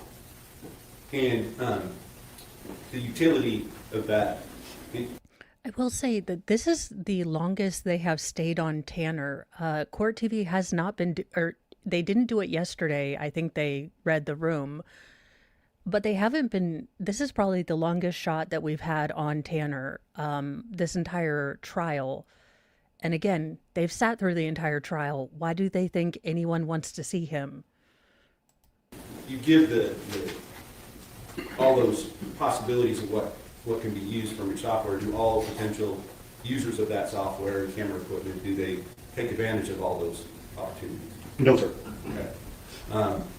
Let me ask you specifically about your relationship with some of the clients that you, I don't know if you call them clients or customers, but the people that you sell your equipment to and you sell your software to. What kind of companies are those generally? They are typically a customer with a fleet. A fleet would be defined as a number of vehicles. At the time, it would have been 100 vehicles or more. So a business that has a fleet of vehicles that they want to track and help with their driver safety program. Today, we do much smaller fleets, down to as low as 5 vehicles, to provide the same sort of utilities as well. So really, it's a business with a fleet of vehicles. Understood. So do you have you're a vendor, or I don't know if you're a vendor, I keep using that word, but you, are the company that produces the camera equipment and the software. Are there other companies that do that same thing? Yes, sir. Okay. Not maybe exactly the same way, but same type of thing. Similar to industry, yes. Yeah, okay. And so within your customer base, do you have some larger companies such as FedEx? Yes, sir. Okay. And do you do all of the cameras for all of FedEx across the United States, or just certain areas, or what? So we work with FedEx Corporation, which has several entities within them. FedEx Ground has independent service providers that they contract with to deliver packages and pick up packages. As part of this program, we are one of several vendors chosen that comply with the program that FedEx has aligned with on what events we would send and what data we would provide to FedEx along with that. And FedEx Express, we also provide cameras to, but again, not the sole provider. So within the FedEx company, you said they have a different name for what we would call a dash cam, and that was VEDR, is that right? Yes, sir. VEDR. And what does the VEDR stand for again? Video Event Data Recorder. Okay. So within the FedEx company, have they established the protocols that their subcontractors would have to have these type of equipment within their vehicle in order to be a subcontractor for FedEx? Yes, sir. And are you familiar with a company by the name of Big Copster Yes, sir. and also Southern Star? Yes, sir. And what were those companies in relation to FedEx brand? They were independent service providers. And you call them within your industry ISPs, correct? Yes, sir. That's not internet related, it's independent service providers. Yes, sir. So both FedEx and Southern Star were ISPs, is that right? No, sir. No, okay. Not FedEx, but you, thank you for correcting me. Both Big Copster and Southern Star were ISPs related to FedEx, correct? Yes, sir. All right. Did you have these video event data recorders in the different vehicles for both of those two ISPs? Yes, sir. Okay. And the specific location of the FedEx ground facility that you were working with in this particular case, not address-wise, but general area, do you know where that is located at? I don't. Okay. But in the area, was it here in Texas? Yes, sir. Versus where you're from? Yes, sir. And where are you from? Charlotte, North Carolina. And is that where your company is based? Yes, that is our headquarters. Now, with regard to these ISPs, once those routes are assigned to Okay, who led the Mo of the legal team do the tech cross or the tech direct? Where in the heck? Because you know he is like me with a jitterbug. Like he can't even be trusted with a lapel mic. Could we have gotten someone who doesn't have AOL installed? And look, I say this as a person who cannot operate technology, but it's everything else has been so smooth that you can tell he's very discomforted with technology. And look, I relate. But does someone know how to play Tetris on the state's team that would feel comfortable taking over for this guy? whatever ISP that they have through FedEx, are they essentially independent from FedEx as far as who oversees their drivers and their vehicles? Objection, Your Honor, I'm not sure this is within the scope of knowledge. I'll let him answer it if you know. Well, I would say it's my understanding that the management of those routes is the independent service provider, whether it's the owner or a business manager under their say. Now, under your contractual relationships with these ISPs, who owns the camera? The ISP. Okay. And as far as the data that is downloaded onto that camera, same as true, is that right? The actual, I believe, per contractual with FedEx, the breadcrumb data is owned by FedEx, but the video footage is owned by the ISP. Gotcha. So with regard to that, the driver doesn't have any ownership interest over any of that, right? No, sir. They're the ones that are, the data is being recorded based on what they're doing with the vehicle at the time, is that right? Yes, sir. Okay. So I want to talk to you about the specific date of, I believe in your case, it would be December the 1st of 2022. Do you remember that date? Yes, sir. Why is it that you remember that particular date? I was in a meeting, and our customer support manager came into the meeting and asked for my assistance because they had a law enforcement call and they were not sure how to handle it. So tell us what you did next. I went to our customer support center, to the agent that was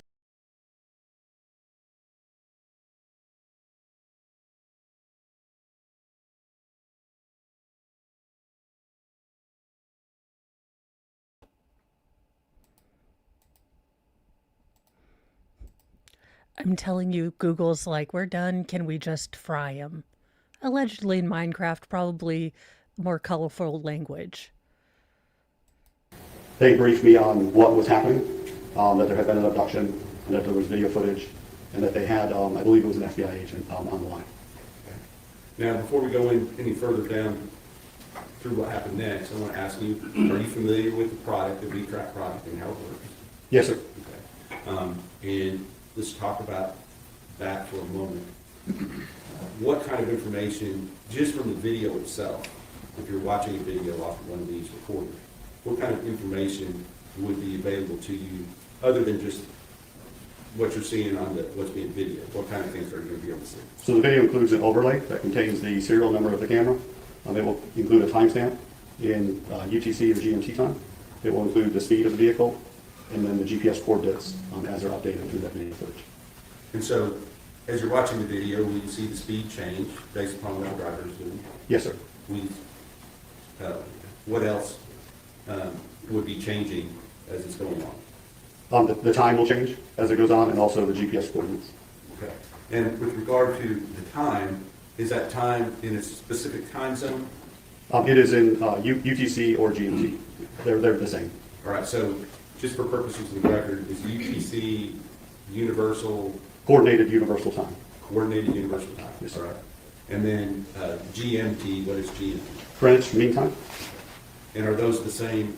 Yes, sir. Okay. And with regard to that time of year, specifically, late November, early December of 2022, what would be the difference in time between UTC time and the time here in Texas, in Central Standard Time? So here will be 6 hours prior to UTC time.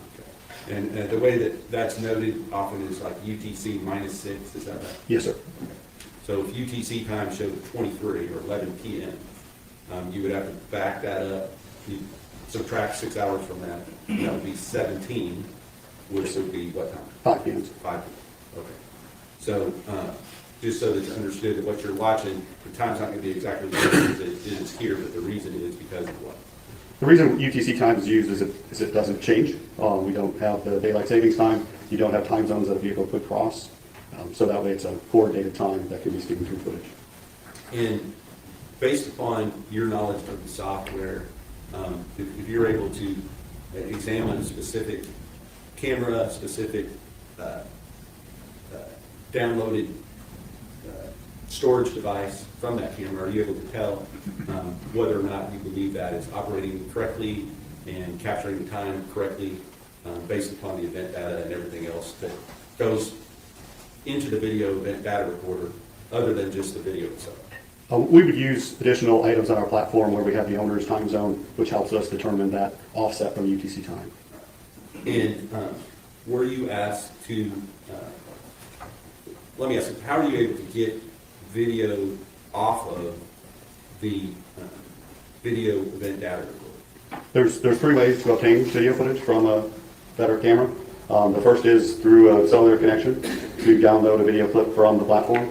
At the time, our platform offered 30-second video clips. So you do a manual download, you find the time that you're downloading, and you choose to download it, and you wait for that video to be downloaded through the internet. Another option is to remove the storage cards and use a proprietary tool to play that footage, and you can export that footage.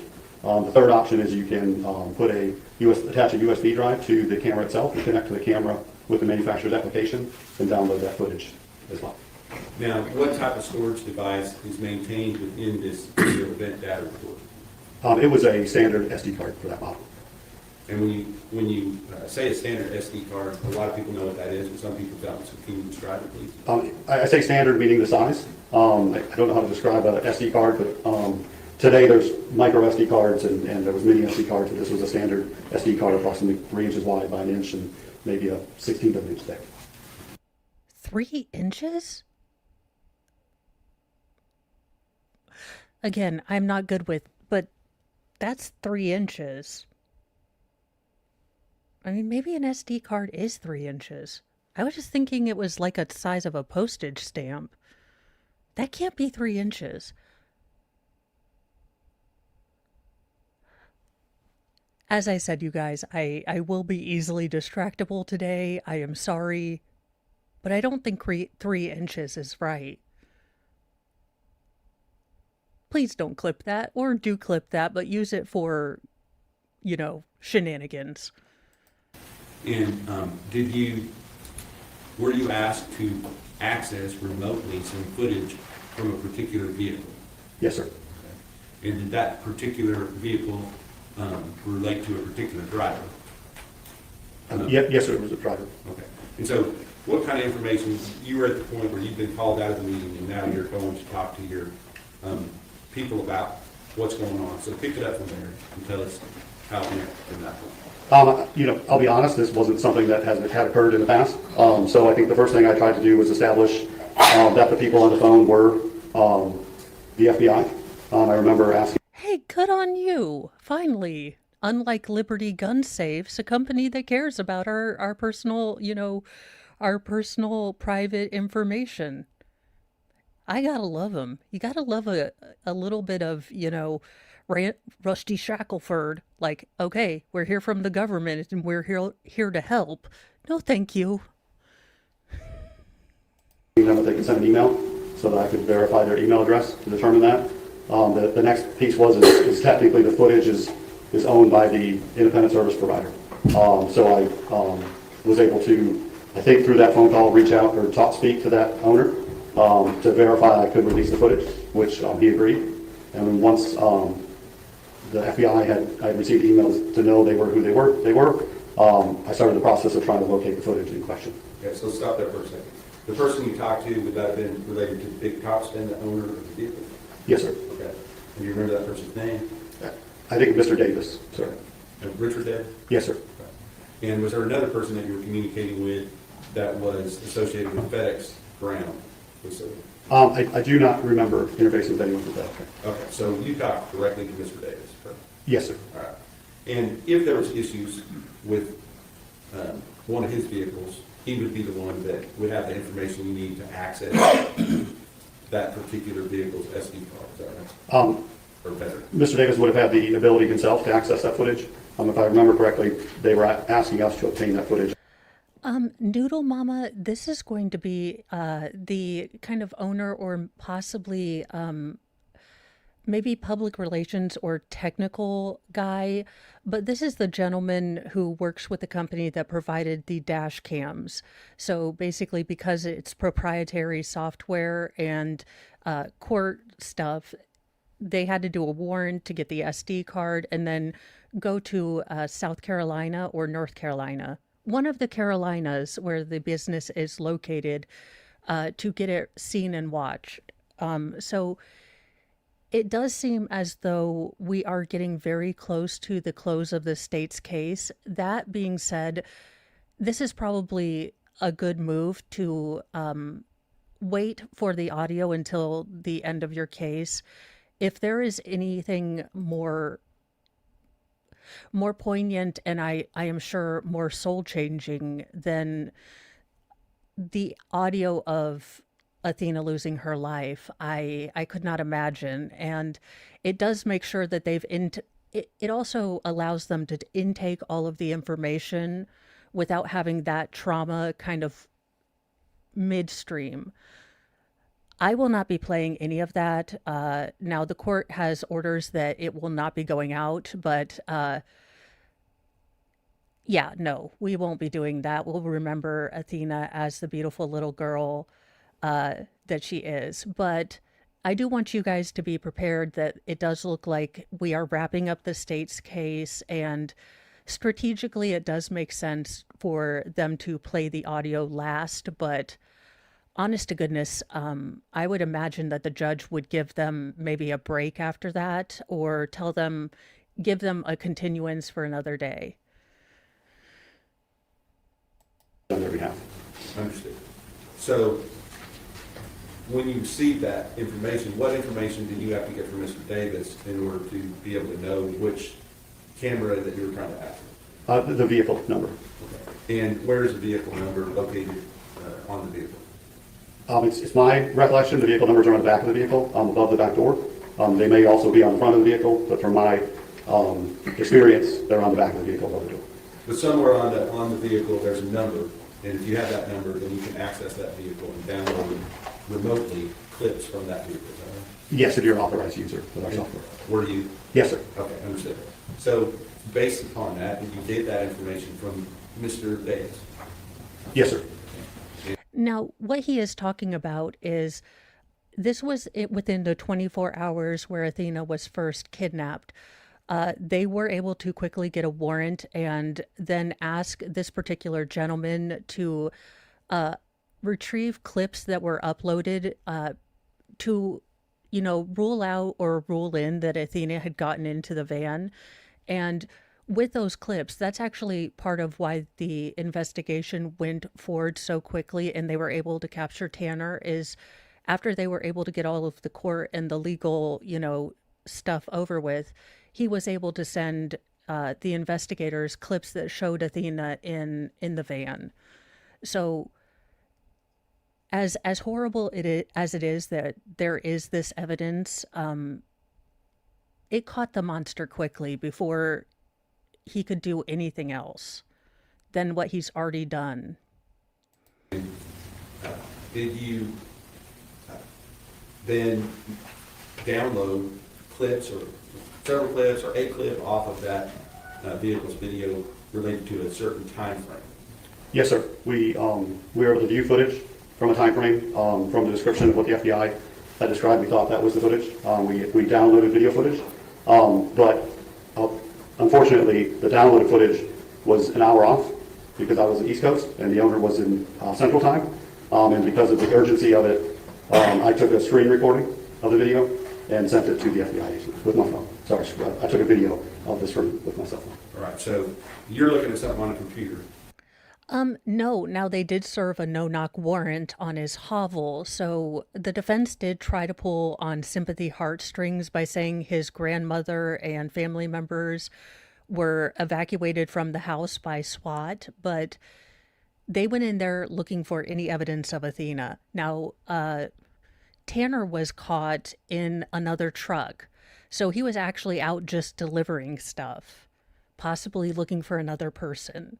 I mean, that's speculation on me, but again, if you have the mentality where you can do this to a child and then go about your life the next day, there's nothing that I'd put past you. And you said you took a video of what you were looking at with what? With my iPhone. Okay, and then what did you do with that video that you took? I sent it to the FBI agent, I believe, via text message. It may have been over email, I don't recall. And once you had done it, I guess let me ask you this. Once you describe, you go into the room, you begin to try to download the video. You were given a time frame to look at. What did you see when you pulled up the video for that particular time frame? I believe it was a driver. Just you're saying. Don't think that video's been admitted yet. Defense, again, I don't know how many times I had to say this. Read the effing room. It will be admitted in. The picture, probably the still frame they're going to show us, is the one that's been on the media. It was used in opening statements, but it's black and white, and it has Tanner in the driver's seat whistling and little Athena on her knees, looking petrified. We don't need the video. I mean, that was horrific enough just to see this little girl terrified. As a parent, I haven't gone back to look at that photo because it's awful. I'll let him answer your objections over. It was a driver of a FedEx delivery truck. There was a small child in the truck as well.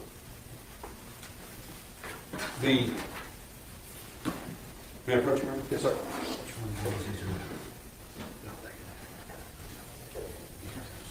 Oh, yeah, you can tell there's a different tone.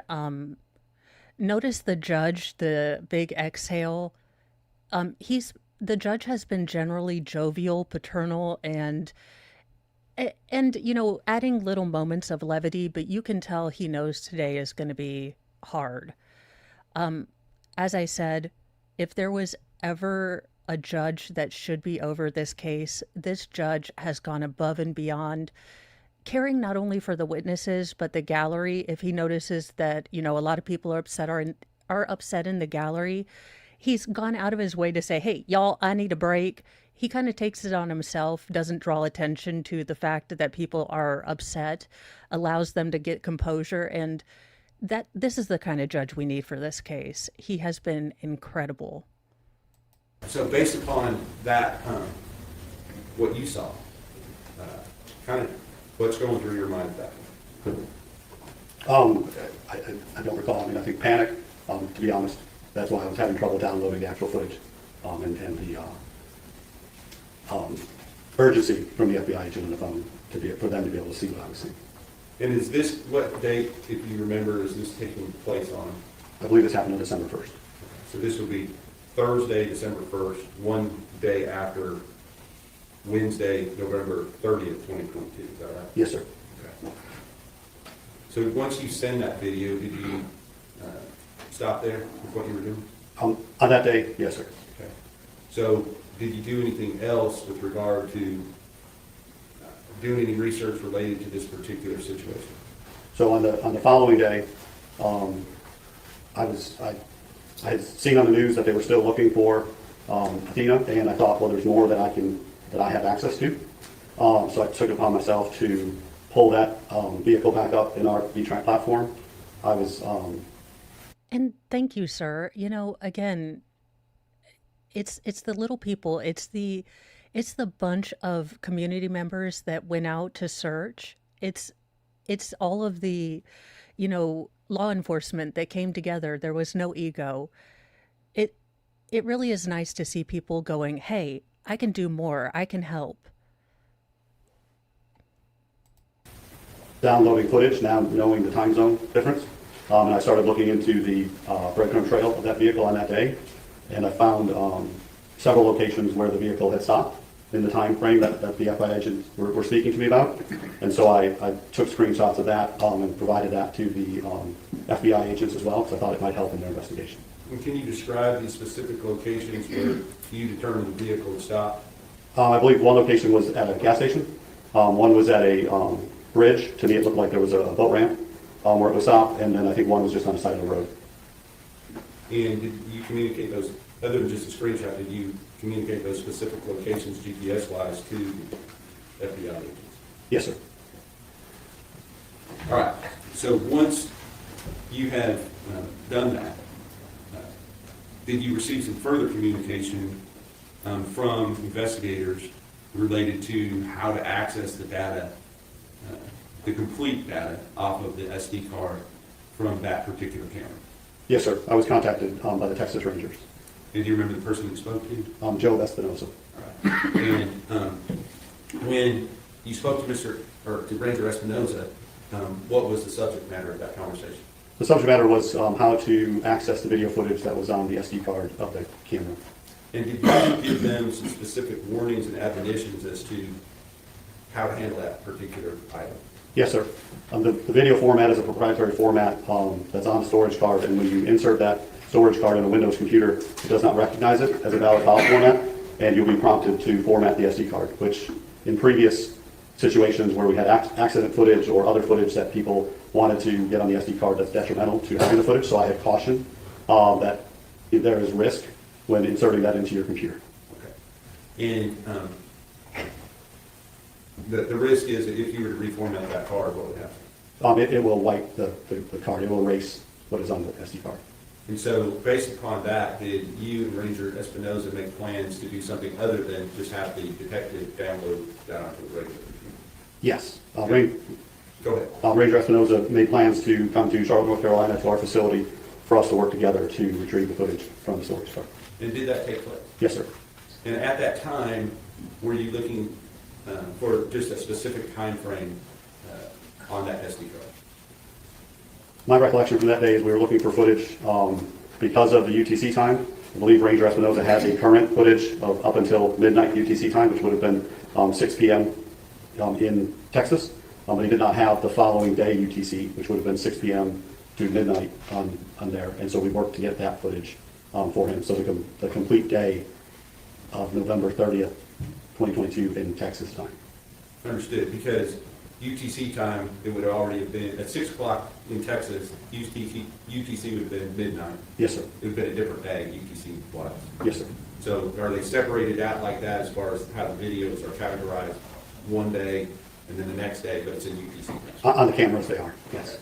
So once you downloaded the rest of what would have been Central Standard Time, November 30th, 2022, did you give that download to somebody?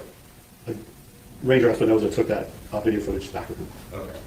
Now, were you then contacted later to actually come to Texas to re-examine the SD card with the defense experts present to make sure that the complete download of everything related to the defendant that was on that SD card could be recaptured? Yes, sir. Can you just kind of explain the process of how that took place and what, if any, special equipment you brought with you in order to make that happen? I brought with me one of the cameras. It's an older model camera that we do not sell anymore, but we had some. They have power supply because these are usually plugged into a vehicle, so they run on 12 volts and not your standard 110 in an outlet. So a power supply to be able to power that camera, so that we could insert that SD card in that camera and use a USB drive to be downloaded directly from the camera to the USB drive. I'm focusing on the day of November 30th, 2022, Central Standard Time, so that would include part of both days, UTC time. Were you able to recapture all of the video from that particular day, the entire route from beginning to end, that Mr. Horner was driving that vehicle? We were able to recover all of the video that was on the SD card from that day or days from the camera. I do not recall if there were any breaks where the camera may have turned off. Okay, understood. And let's talk about that before we ask anything else.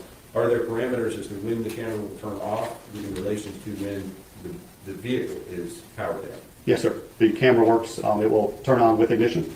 And then when the ignition is off, we have a timer set for the FedEx ISP program that's for 15 minutes. So the camera will stay powered on for 15 minutes after the ignition has been turned off. And at that point, it will shut down. Okay. So in addition to the date of November the 30th, at that time, were you able to recover additional days on which Mr. Horner was driving that particular vehicle? Yes, sir. And if you remember the dates, do you remember the dates? I believe there were a few days prior, but there were some breaks in that from a calendar perspective. And I believe the following day also had video footage.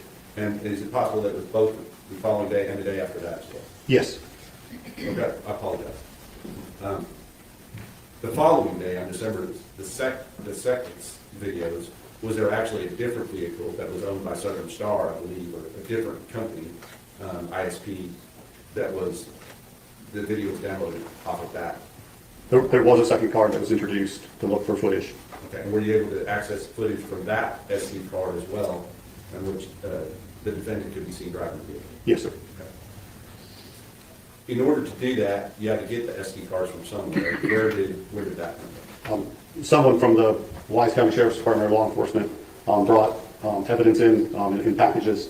They pointed out that it was sealed, I think more for the other people in the room, not maybe me, and opened those and had some sort of log to report that. Okay. May I approach, Ron? Yes, sir.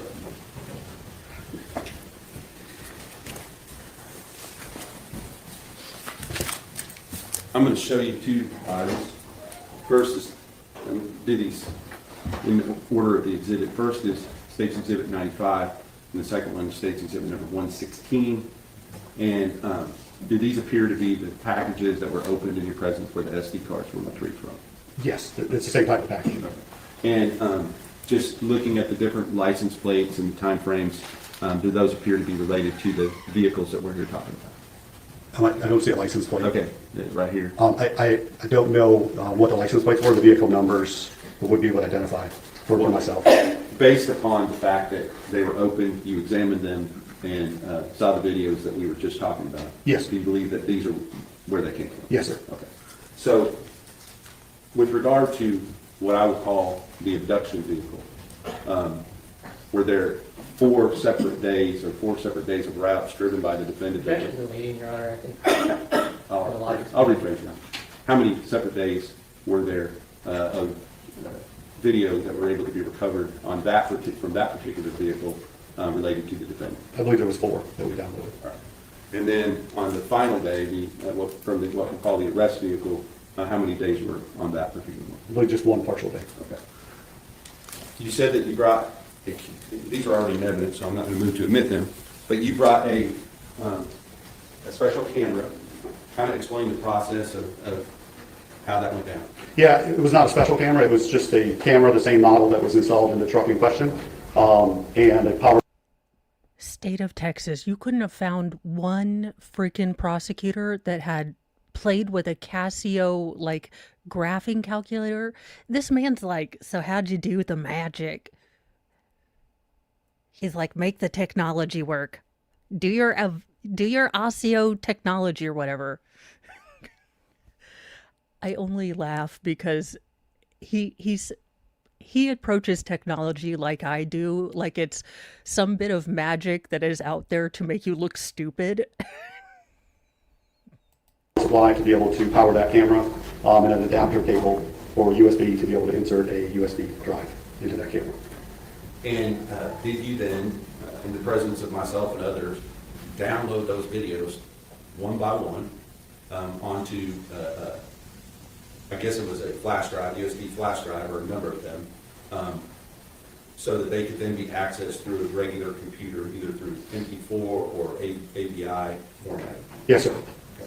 And was that something that was a quick process, or? No, sir, it's quite time consuming to download the footage or export that footage. And we did it in segments of 30 minutes to an hour. And is it a straight one-for-one download? You understand what I'm asking? I do not. When you're watching it, does it take 1 minute to download 1 minute of footage? I don't know if it's exact. It's close to that, yes. So if there was 5 different days of routes, this took a significant amount of time to do that, correct? Yes. Once that had been done, on the next day, at the Wise County Sheriff's Office, what happened? I believe that is when the defense joined the room and with a video expert that they brought in as well to get copies of the footage. And were they given copies of the footage that you downloaded? Yes, they were given jump drives that contained the footage, or a hard drive that contained the footage. I'm not sure which. And did their expert also download the actual SD card in the device that he brought to be able to do that? Yes, he brought a device to make a copy of the SD card.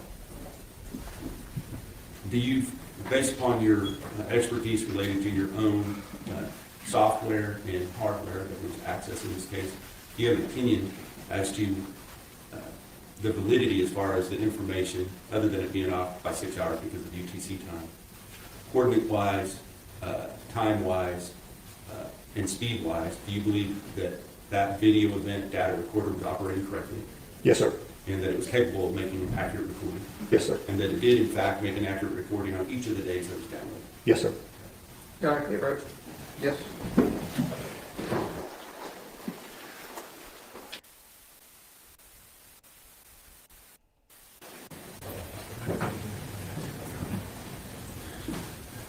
Mr. Becker, I want to thank you, seriously, for what you did in this case. Now pass it on. Cross-examination. Yes, Your Honor. Morning, Mr. Becker. Good morning, sir. Good to see you again. I have a few questions for you. Okay, I know this was 2022, correct? Yes, sir. Do you know if Mr. Horner's vehicles that we're talking about actually had that panic button back then? The panic button was supplied. I do not know if it was installed, sir. Okay, I just didn't remember us talking about that in your prior testimony, so you don't know that his vehicles had a panic button? I do not know. The only person that should have panic button defense. How much lead paint were you exposed to? Are we blaming FedEx again because they didn't have the panic button? And if they'd had the panic button, Panner could have, communicated his panic? Another thing, earlier I think you testified in response to Mr. Gray's question about Southern Star being an ISP for FedEx. I don't think that's correct. Do you think maybe they were an ISP for Amazon? Hey, cheese chat works for me. I love that I've found a bunch of other avoidant inside cats, so it's always amusing to me the subjects that we get onto to not deal with the heavy stuff that we don't want to pay attention to. So, hey, cheese is pretty wholesome for this channel. I approve. I'm not sure, sir. What about a company called Polaris? Does that ring a bell? Does not, sir. VTrack is the name of your fleet management system. I think you described it as a fleet management driver safety program. Yes, sir. And that software you use includes machine learning, correct? Today it does, yes, sir. I believe you had earlier testified that it included machine learning to alert the driver if they're not driving safely. So are you trying to tell me that Hal conspirated against Tanner? Literally a Deus Ex Machina? Are you legitimately going to try to do a Ghost in the Machine, like Gremlins of the Matrix Code implicated Tanner with a deepfake? Chiplets. On the phone, following too closely, not wearing their seatbelt, things like that. Our current generation of cameras do have machine learning for events like you just described. The generation of camera that was in place at the time did not have those capabilities. It was accelerometer-based events.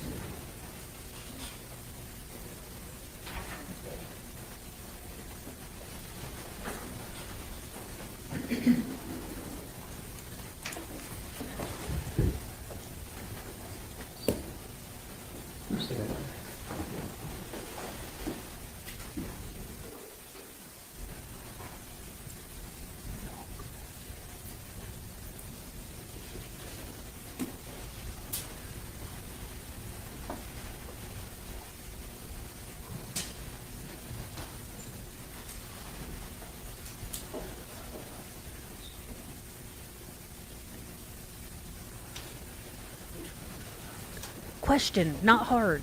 Think of something.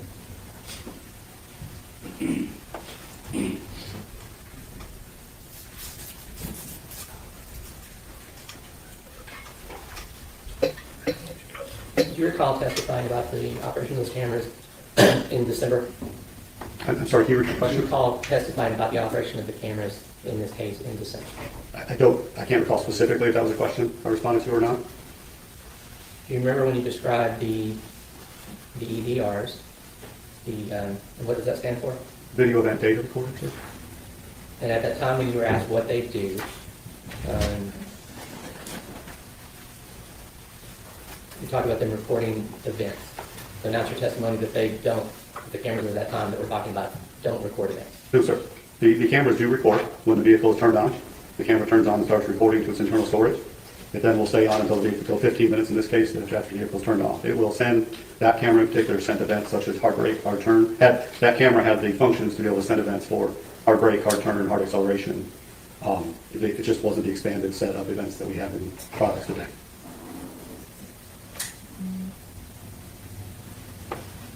Okay, so it's your testimony today that those cameras only dealt with the driving features of the vehicle, not what the driver was doing. So the events were based on accelerometer events of the vehicle, so G-force of the vehicle. The video footage was forward-facing, driver-facing. As part of the FedEx program, we have a video review center where when those events are retrieved, we review those events and we mark for behaviors. And some of those behaviors are driver-facing behaviors. As an example, if the driver was using a phone and a hard brake occurred, we would mark that hard brake event as driver using the phone. So, but even then, it was sending that data to the cloud. The device would send an event and our cloud retrieves a specific time based on an event. So for events, the standard is 6 seconds before and 6 seconds after the event, so a 13-second clip. But as an example, the difference would be a panic event, we do 30 seconds before up until the event. Okay, and the purpose of that, making that 13-second clip, is so that the ISP or whoever your client is can review those clips. Yes, the clients can see what was happening before the event was triggered and after a short period of time. And I believe you testified for so that they could do any kind of rating or any kind of coaching and get for the driver. I'm sorry, can you repeat They that? could do ratings or coaching of the driver based on that event. That is correct, sir. And FedEx is a client of yours, Yes, sir. and you provide FedEx with these visual event data recorders. So FedEx does utilize our video event data recorders in some of their vehicles. Yes, But FedEx requires their contractors, their ISPs, to use these VEDRs. yes, sir.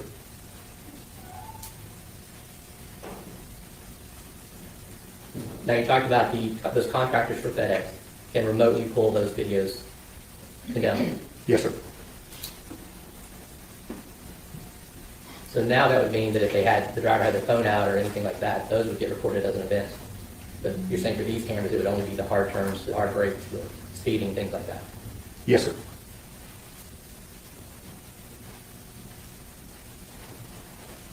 And the contractor we're talking about here was Big Costco. Yes, sir.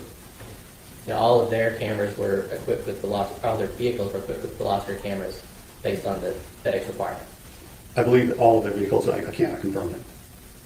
It's not a requirement that all vehicles have the same vendor such as Veloster Solutions. The vehicles in question today, though, had your cameras. Yes, sir. And it's your testimony before and today that Big Costco is not using any of those download features. When I looked into it, there were no downloads from the owner. And you testified today that Mr. Davis needed you to access, or asked you to access the video for him, even though he would have had access to it. I think I asked for his permission, sir, via the phone. To your knowledge, that Mr. Davis ever accessed those videos, To my knowledge, no. but he could have. Yes, sir. And this is I guess the defense is going with the boss of the company, in fact, has mad editing skills, and he could have tampered with the, video footage. I mean, he might be one of those Matrix hackers type of guys. Defense, where are you going with this? I'm sure he had all his fingers and toes. I'm sure they checked to make sure this was a deep fake. For the love of all that is giblets, I never thought I would hear the defense be like, it could be. No, I believe they are all sitting down to make it more comfortable for maybe the witnesses. And it could just be the way the judge runs his courtroom. But they have had the practice of just sitting down unless they need to give something to the witness. So again, I don't know if that's something that the judge generally does, or in this case, it's to make people feel more at ease, which I could understand, or to get it all recorded because of the microphones. I don't know, but I can't figure out where the defense is going with this, because he was caught on camera. I mean, doggone it. Where are you going?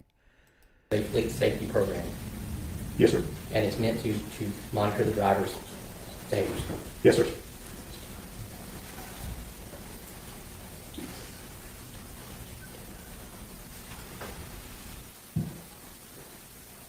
You also testified previously that these video cameras can be viewed in real time. Would that include the video cameras from that day? Yes, sir. So not only could you download data of the driver's performance, you could download data of those specific 13-second events, but you could also monitor drivers in real time. Yes, sir. To your knowledge, Top Spin wasn't doing any of these things. I wouldn't have any ability to see if they Just used an it or not. objection to relevance is whether they were or not. Peyton's going to answer this particular case, and I just object. Overruled. You want to repeat that? Yes, sir. I think I was asking, to your knowledge, Top Spin wasn't taking advantage of any of those features, reviewing the downloads of the events, reviewing in real time, doing any other monitoring. So from my analytical perspective, the tools we have in place, I can see if a user has logged into the system, and we would be able to see if there were videos downloaded. It's my recollection I did not see either of it. That's what it's showing. Redirect me. Just one further thing. When you downloaded that original video that you described before, did you download other clips as well through Athena? I believe so. I don't know in particular. I'd have to look at, I had a log that I sent. That's what we have. Okay, all right, thank you. No further questions. Mr. Jones. Nothing further. Mr. Becker, PhD. Can we approach? Okay.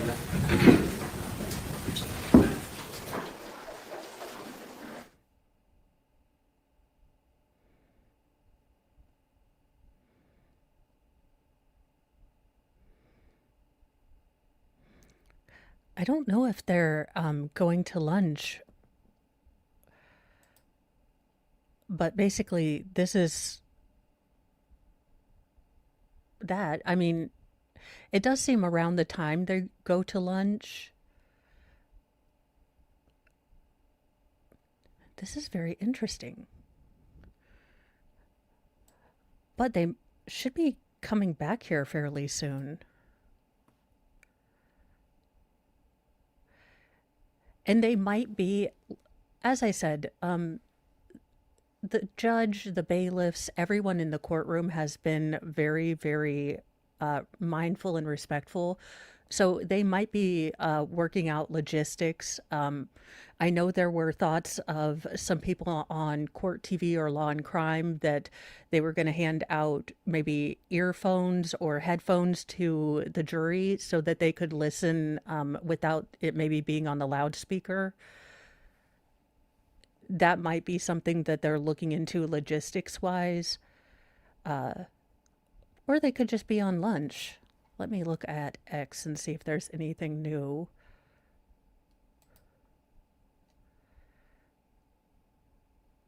Not yet.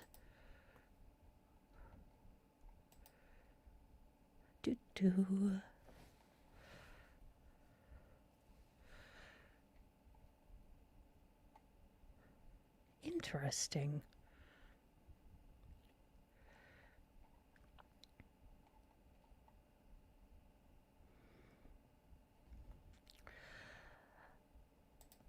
Now, I don't believe that they can say no. Um, I would assume that they had to probably weed people out. I would imagine that when the jury pool was told, hey, this is not only a child case, but this is the kind of, evidence you're going to be seeing. I think they would probably have to have a screener for that. So I don't think that they're allowed to back out. The judge is usually good about saying, hey, we're going to go to lunch.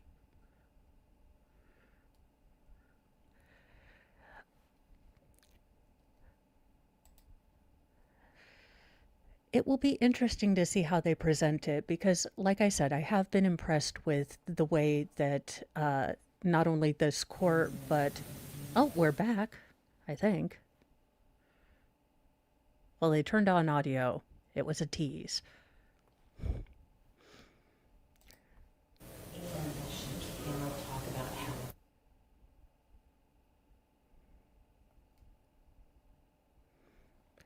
Interesting. The audio's popping in and out.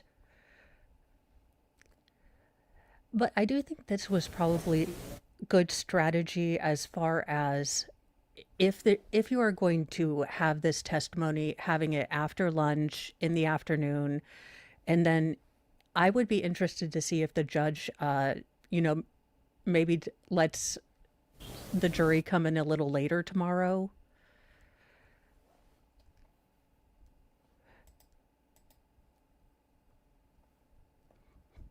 Probably someone just bumping into the camera. And then I will have to look because I did want to research what kind of programs were on offer for jurors who do have to see this kind of evidence. What programs are in place because that is a responsibility that, the juries or the justice system should have. If we require fellow citizens to look at this stuff, then, to pass judgment, then we need to provide resources to help, those jury members out who helped with the legal process.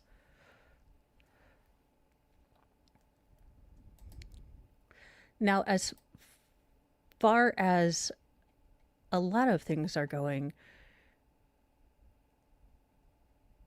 I'm trying to see if they've got anything going on, because sometimes they'll pull things up. Not yet.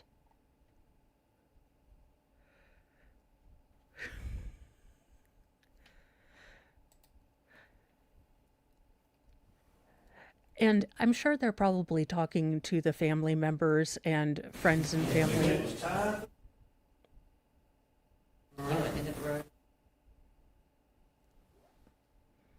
I love court TV. I'm already neurotic and a hypochondriac. You keep blasting that sound in at random intervals. I'm over here thinking I'm having a stroke. I'm like, making sure my fingers are working independently on both spheres of my body. Because it'll pop in and then you're think, okay, they're in. And then it'll go right back out and you're like, am I having auditory hallucinations? I try to explain to... Now, while we are waiting, I have a question. This was going to be on what in the Walmart rapture, but y'all, why? Why are you shaving a water buffalo? Is this pimp my bovine? Is this a real thing?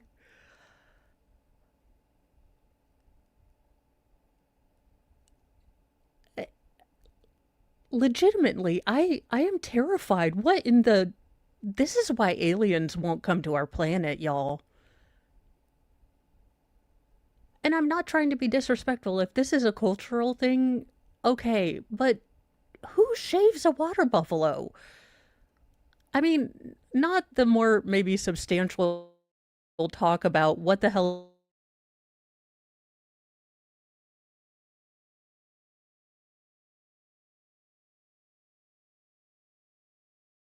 is right. But my question is, who shaves a water buffalo? I did not even know it was a thing that was possible. If I'm honest with you, I was unaware that shaving water buffalo was even an option.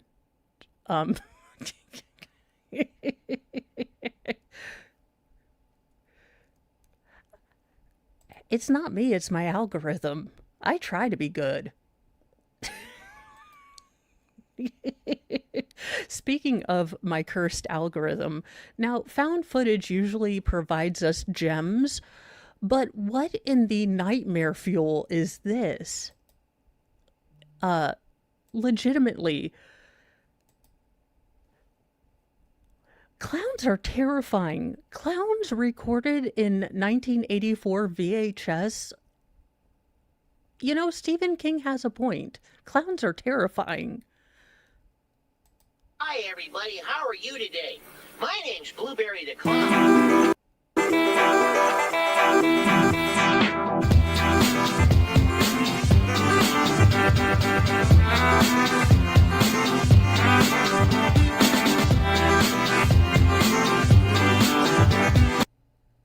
I have not had enough acid for this particular clip. What in the name of giblets? The early 90s was a weird time. Very weird.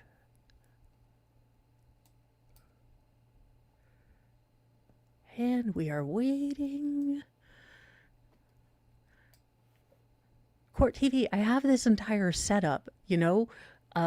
We start later, we zoom through, and then you're done with lunch. It's like, where'd they go? They probably are at lunch, and the judge probably gave a longer break. Again, knowing what's coming up, I can imagine that he is going to be as gentle as he can with the jury.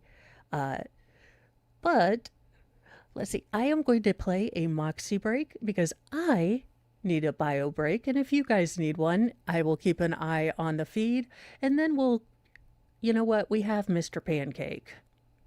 I say we watch Mr. Pancake. We need some laughs before we go into this audio. So Moxie break and then Mr. Pancake, because, you know, is there a day that doesn't need Mr. Pancake? And let me get that. I take it down, woo! Yeah. Oh yeah, yeah. I take it down, minute and a half. Yeah, when the dock gets long and the tea is hot, and the motion. Oh no! What? I get a new keyboard and I don't know what I'm doing. Let's try this again. I take it down, woo! Yeah. Oh yeah, yeah. I take it down, minute and a half. Yeah, when the dock gets long and the tea is hot, and the motions filed are quite a lot. When the state says boom and defense says pass, that's when I call my mini ass so classy and sass. Woo! Oh, Moxie, the emotional support mini donkey, tiny but mighty, a courtroom honky tonky. If the trial goes sideways, she don't panic or balk, just a soft little hee-haw and a judgmental walk. Clip clop, trotting through the mess. Ears perked high and adorable distress. When the facts get wild and the lawyers get snarky,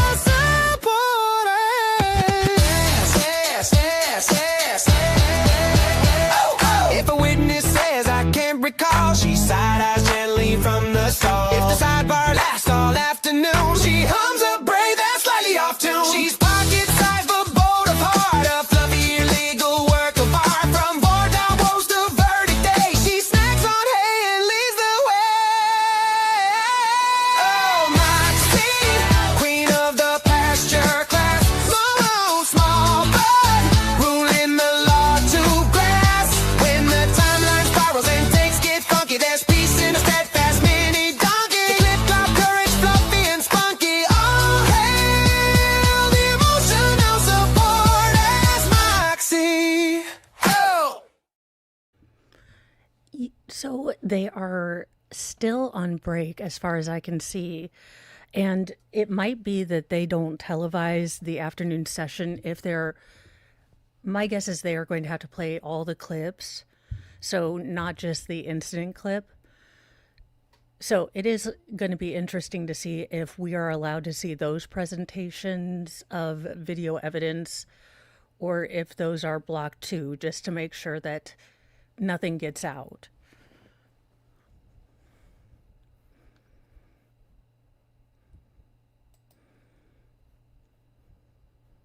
Just checking the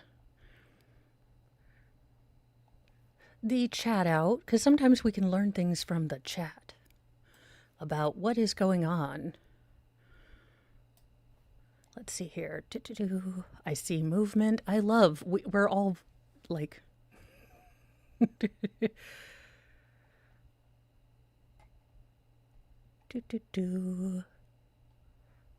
Apparently a lot of chatter about Vinnie Politain and whether he is going to, survive the Court TV Law and Crime merger. I think he will. I wasn't worried about it, though. I mean, I'm sure he's a nice guy, but I don't know him, so...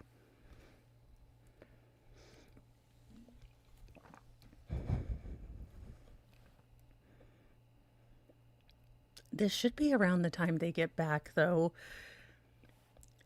Let's see, Debbie. So we got done with the forensic lab technicians. Then we got the owner of the business that supplies the dash cams to talk about getting not only the SD cards out of it, but also he was able to pull several small clips that basically showed the FBI in the early parts of the investigation that Athena had been in the van.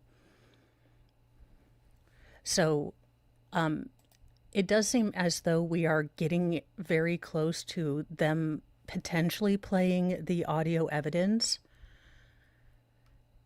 That being said, they kind of went on this very long break. The lawyers went to sidebar and then it kind of went to the ceiling, which is typically what happens when they're on lunch break. The unusual thing is normally the judge will kind of announce, to the jury, hey, you guys have lunch. But there have been a lot of times where in this trial we aren't privy to things that we're normally privy to, like some of these sidebars or out of presence of the jury arguments. Not all of those have been published, and then there does seem to be bits that aren't published as well, because it does go to that kind of blank, flashy screen. So we are just waiting for them to come back. Now, I do believe there is an order that none of the none of the media pool can play anything for the audio evidence to the public.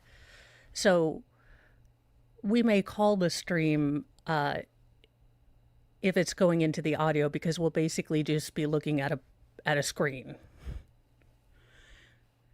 It's what I'm kind of waiting to see. And then my guess with the way the judge has been this entire trial, there might be either continuance for a day just to allow the jury to gather themselves, or possibly a later start tomorrow, just to give them a little bit of time to breathe. I typically wouldn't anticipate that, but with this particular judge, there is a slight possibility of it.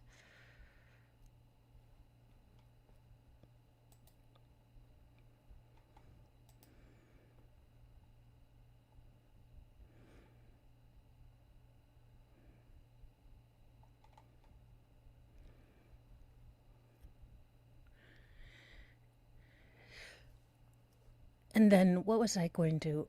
So we are looking at the next trial. I do want to finish the Dr. Koenig trial. I haven't forgot about it. I understand. Yeah, definitely. So I am wondering again if the longer break is more of a logistical thing, There had been sort of floating speculation ideas that the jury was going to, be given headphones to listen, or possibly, clear the gallery. I'm not sure what kind of logistical issues or precautions are going to be taken. That being said, this courtroom has been very good. The team has, with anticipating times where evidence might get shown, and then doing everything they can to make sure that there are procedures or kind of thoughts put into place so that, no graphic information will get out.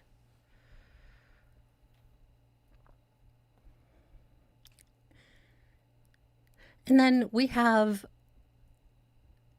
I don't know why this struck me as so incredibly funny this morning, but we do have this cat video to keep us company while we wait.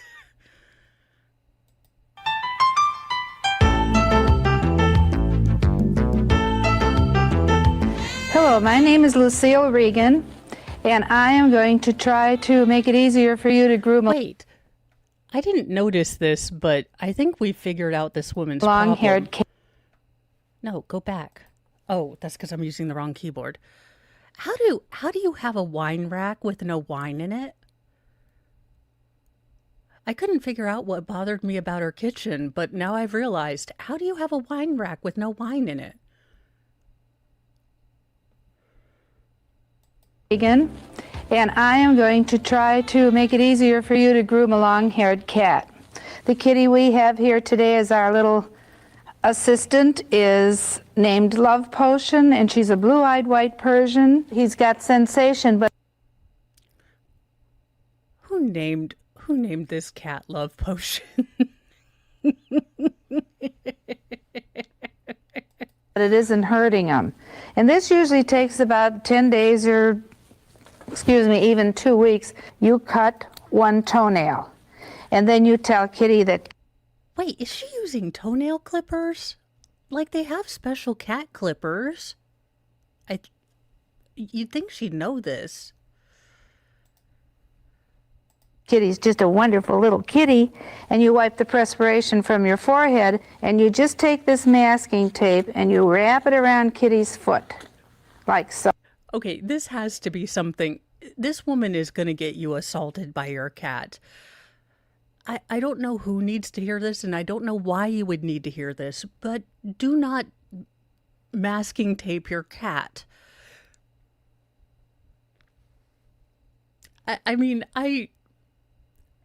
It makes sense, but I have a feeling you're going to end up, with more injuries trying to duct tape the cat. Oh. Even the cat is like, look at the cat's face. The cat is like, the fuck happened to the 70s with you? He's like, how many lewds did you do? Were you at Woodstock? The cat is like, what in the hell has gone wrong in my life? He's like, in this situation, I'm the cat. You're the one covering me with tape. Which one of us looks less sane? This masking tape, and you wrap it around Kitty's foot, like so. So no matter how mad Kitty gets at you now, it can pop you, it can try to scratch you or anything else, but it really, all you've got to worry about is that if the kitty really gets angry, that it doesn't bite you. The easy way to do this. Why does she have a bowl?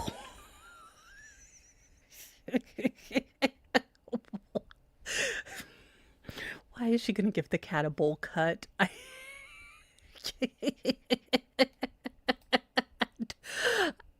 guess. Is put them in a bowl. Cats have very little patience. Yeah, we know, sweetheart. Yes, I know, sweetheart. Gentle. It's terrible. Yes. Come on, my head hurts. So get in there, and at this time. That used to be my mom. I'm not tender-headed or nothing. Like, But my mom, she brushed my hair like it had offended her in a past life. Like it had dishonored not only like our family line, but apparently someone holy. And that was the exact look I would have on my face. Oh my God. It's taking me back. Yes, Mom, the braid on my head that's giving me a tension headache is great.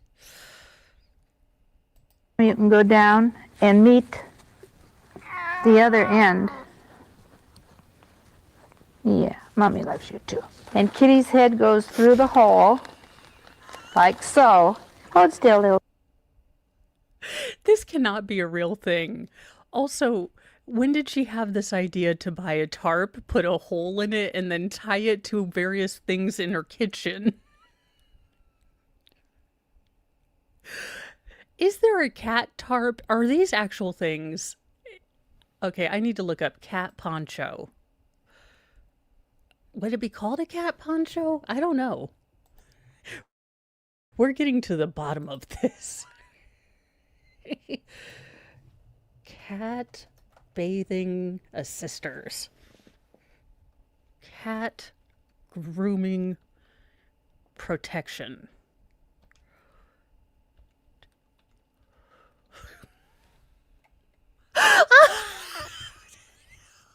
Oh my God. Y'all, what the hell is this? Oh God, no. The cats have cones of shame, except they're balls of shame. How did I not know that the cats had a ball of shame? I have never been more abused in my entire life than I am right now.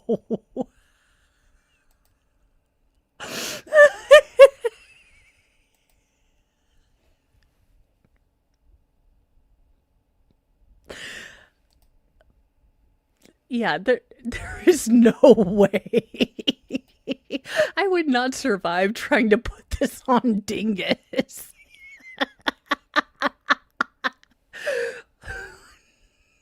What in the space cat? Cannibal Lecter. I mean, I kind of want to buy it. Oh, and the large one is cheaper. Mr. Mo would lose his ish.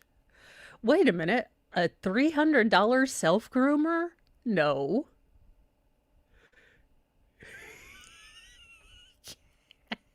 Oh, no! What in the...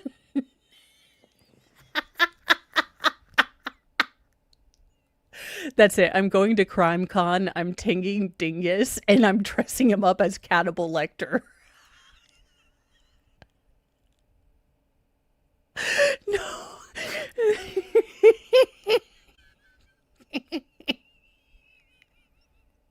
This cannot be a real thing. This can't be real.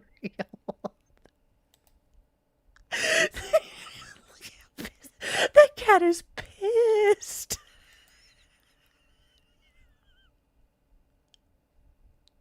Oh no.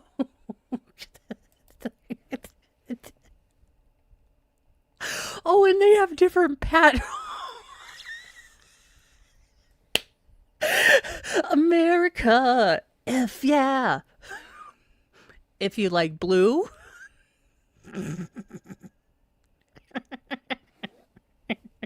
God bless you, Amazon.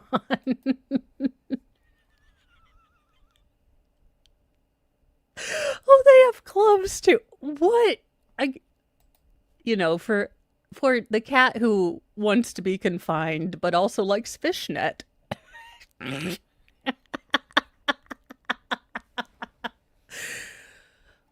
Oh, for the love of Cheetos, this cannot be real. None of this stuff is good or real.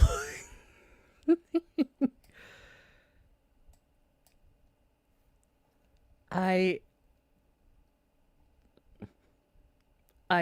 can't, y'all. I did not even know this.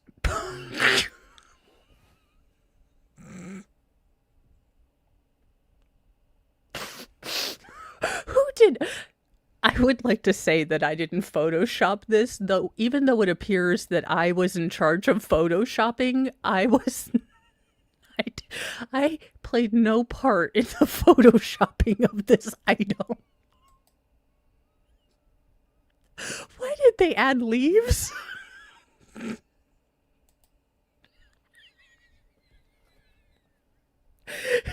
The cat's like, Sharon, come on now, Sharon.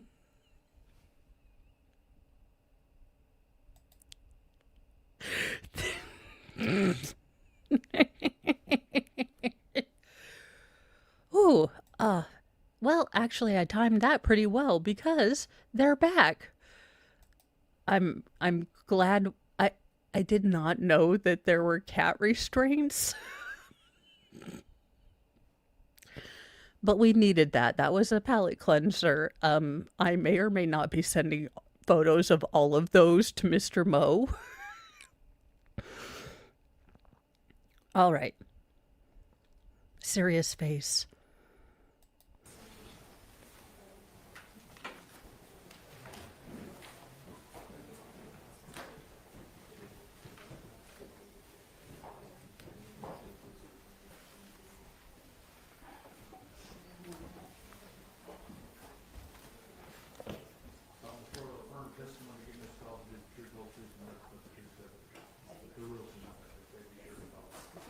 Both sides ready for the jury? Yes, Your Honor. Okay, let's go. So it does seem that that was a pretty lengthy, I don't know if there was maybe a voir dire or something, but it does seem like there was some sort of hearing going on.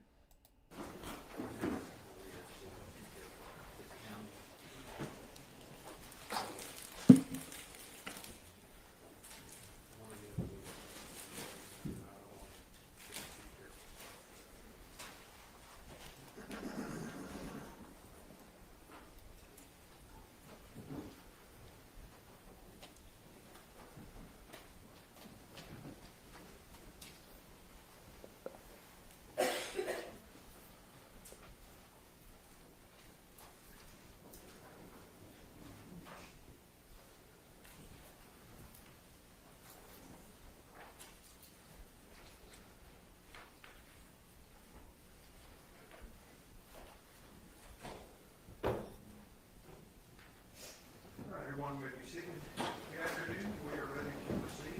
Ladies and gentlemen, this witness has been previously sworn to testify truthfully. Mr. Perry. Thank you, Your Honor. Ms. Soto, please introduce yourself to the jury. My name is Kristen Soda. And would you spell your first and your last name for the court? Kristencossota. And Ms. Soto, how are you employed? I am a supervisor team lead within the DNA section of the Texas Department of Public Safety Crime Laboratory in Garland. And how long have you been working for that agency? Hang on, let me check the mics. I don't think they're, oh, again, my bad. I was wondering because I was playing with the sound backstage. I'm like, it's really, really low. We'll allow it. The judge has been phenomenal, being his own AV tech as well. So, Okay, go ahead. How long have you worked for crime lab, DPS crime lab there in Garland? Since September of 2013.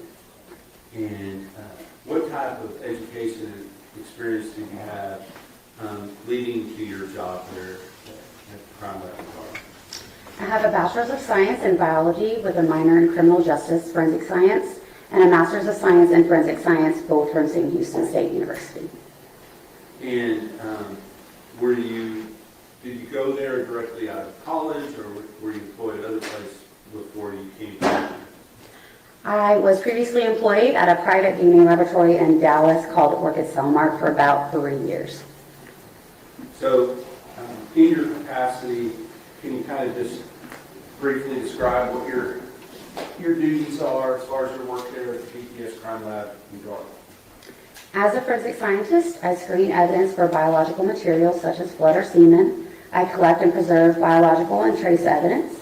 I perform DNA analysis, DNA interpretation, and prepare reports of my findings, testify in court when needed. As a supervisor, I manage a team within the DNA section where I'm in charge of managing their caseload, answering questions, and performing HR duties such as timekeeping and evaluations. Understood. So, but you still perform analysis, interpretation, and issue reports on DNA findings yourself, is that correct? Yes, sir. Now, with regard to the case that we're here for today, may I approach your Honor? Yes, sir.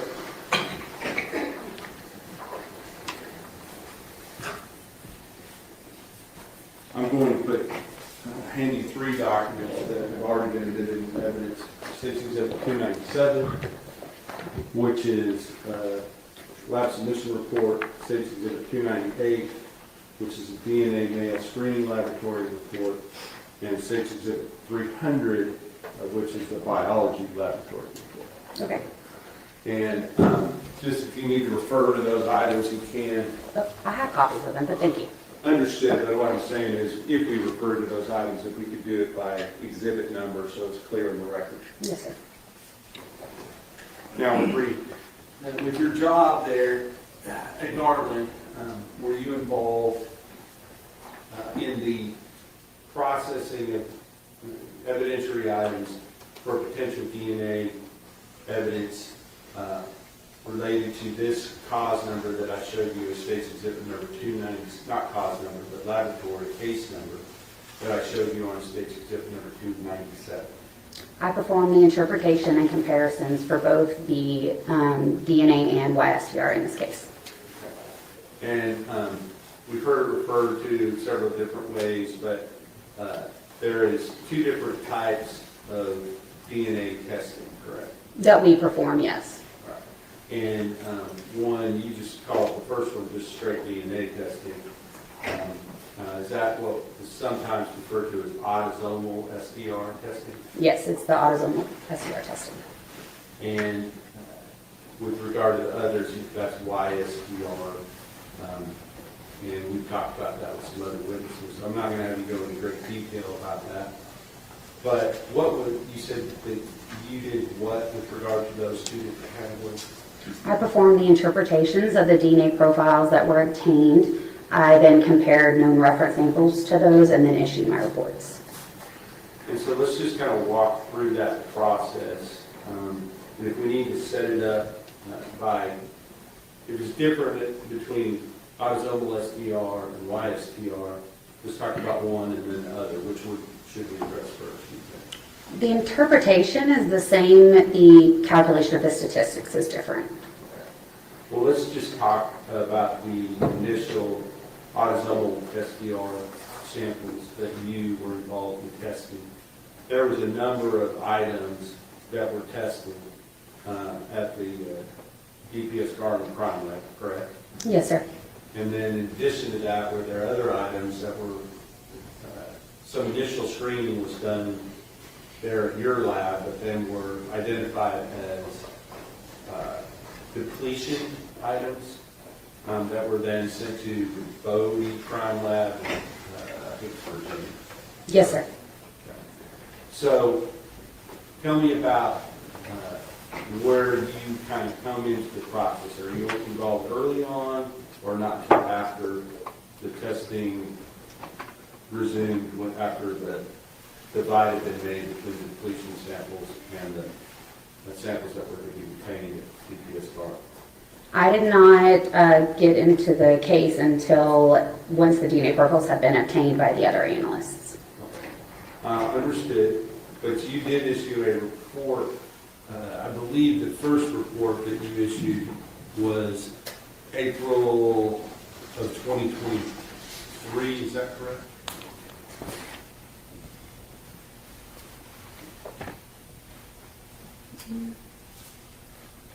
Sorry.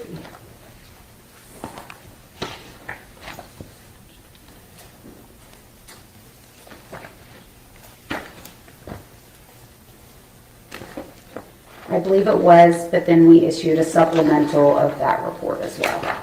Understood. Yes. Understood.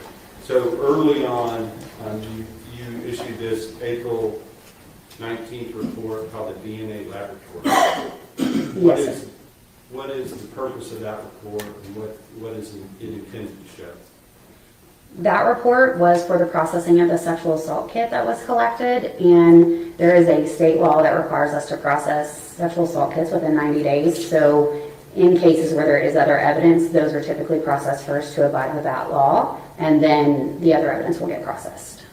So that would be a reason that the vaginal swabs were separated out from the other swabs in the sexual assault kit, is that correct? Yes, sir. All right. And can I approach her? Yes, sir. Understanding that there was a supplement that replaces this report, essentially. Objection, Your Honor, he's testifying. Reiterate your question. I was just, let me ask the question. The question is State's Exhibit number 299, do you recognize that?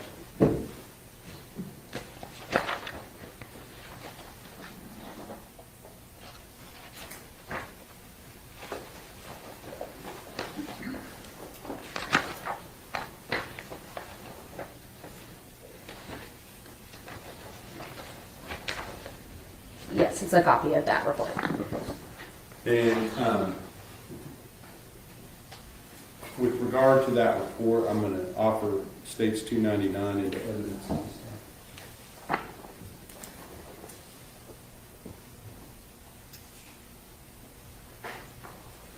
No objection. State's Exhibit 299 Now, with regard to this report, you said something about a supplemental report that was issued later. Can you explain what you were talking about? Yes, so in November of 2023, we changed the way that we report our statistic. We ended up adding a verbal qualifier to essentially help those reading it understand how much support is actually given to that statistic that's being listed. And so I issued a supplemental that just added that qualifier in so that it would be consistent with the other reports. But did it change the results as far as the actual analysis or anything other than the verbal qualifier? Right, it did not change the statistic. Okay. So on that report, you're only looking at the vaginal swabs, is that correct? Correct. And just go ahead and tell the jury what your finding was with regard to the vaginal swabs on State's Exhibit number 299. The DNA profile from the sperm cell fraction of this item is interpreted as a mixture of two individuals with the victim as an assumed contributor. The probability of obtaining this mixture profile if the DNA came from the victim and one unrelated unknown individual is 2 times greater than the probability of obtaining the profile if the DNA came from the victim and the suspect. And you talk very fast. Go ahead. This likelihood ratio indicates support for the proposition that the suspect is excluded as a possible contributor to the profile. Internal validation has shown that a likelihood ratio of this value may also indicate support for the exclusion of a true donor from the profile. The DNA profile from the epithelial cell fraction of this item is consistent with the DNA profile of the victim. The suspect is excluded as a contributor to this profile. At this point, the suspect was excluded with regard to that particular profile. Now, does that necessarily mean that the suspect is excluded as a contributor altogether? From this analysis, it was a exclusion with, at that point, we called it limited, like it was a limited support for exclusion, is what the verbal qualifier was. Given the fact that it's just, the ratio is so close, it's like 2 to 1 rather than big, huge numbers. Honor leading. Let me hear the question. What, if any, significance did you put to that at that time? As far as whether or not further testing should be done to see if the defendant was still potentially a contributor to that swab, or whether we should just set that aside and say, no, he's not. Objection, staying your honor. No, go ahead. When we process samples from sexual assault kits, especially vaginal swabs, we know during that laboratory process, when they're identifying how much, if any, human or male DNA is in the sample, we know that there was male DNA in the sample. When you have a lot of female DNA, the female can kind of overtake it. So in cases or samples where there is a lot of female in the profile, we can try the YSTR analysis, which essentially eliminates the female from the profile and looks at locations only on the Y chromosome from a male. And was that done with relation to this swab? Yes. Was that also done with relationship to the other swabs from the sexual assault case? Yes. And so further testing was done on those items regarding the YSTR. What other YSTR analysis was done in this case? As far as what other items were submitted through your lab for YSTR analysis? If any. In addition to the items from the sexual assault kit, the buccal swab from Tanner Lynn Horner was also had YSTR analysis performed on it for comparison. And did the YSTR, were you able to get results from each of the different swab samples, meaning the vaginal swab, the anal swabs, and the oral swabs from Athena, Presley, Monroe strain? Yes, I was able to interpret profiles from each of those items. And may I approach her on? Yes, sir.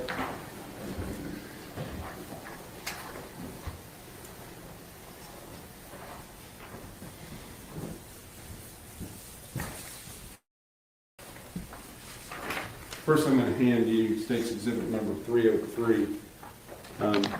Do you recognize that?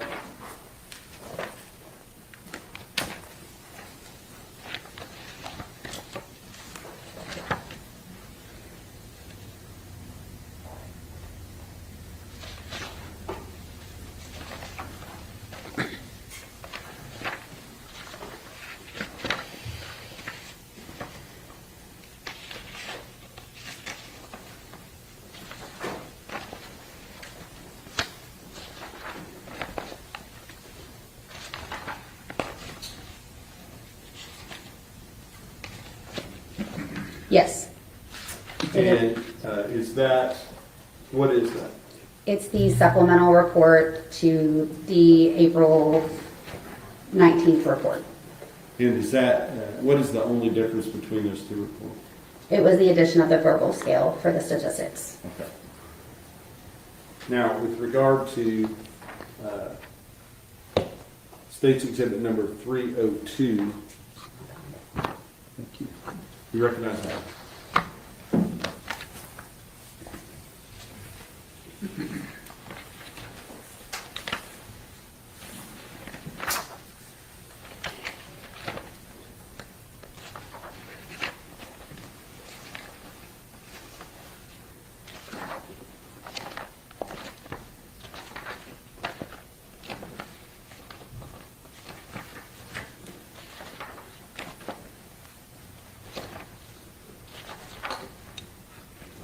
Yes, it is a copy of the YSTR report. Okay.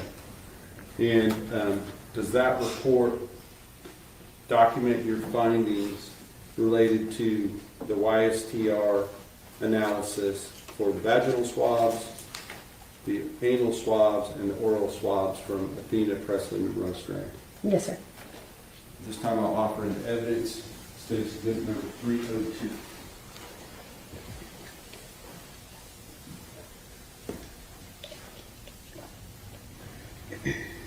Oh, I will also offer 303 as well, which was just referred to. Your Honor, I've reviewed these already, no objection, Doctor. States 302 and 303 were admitted.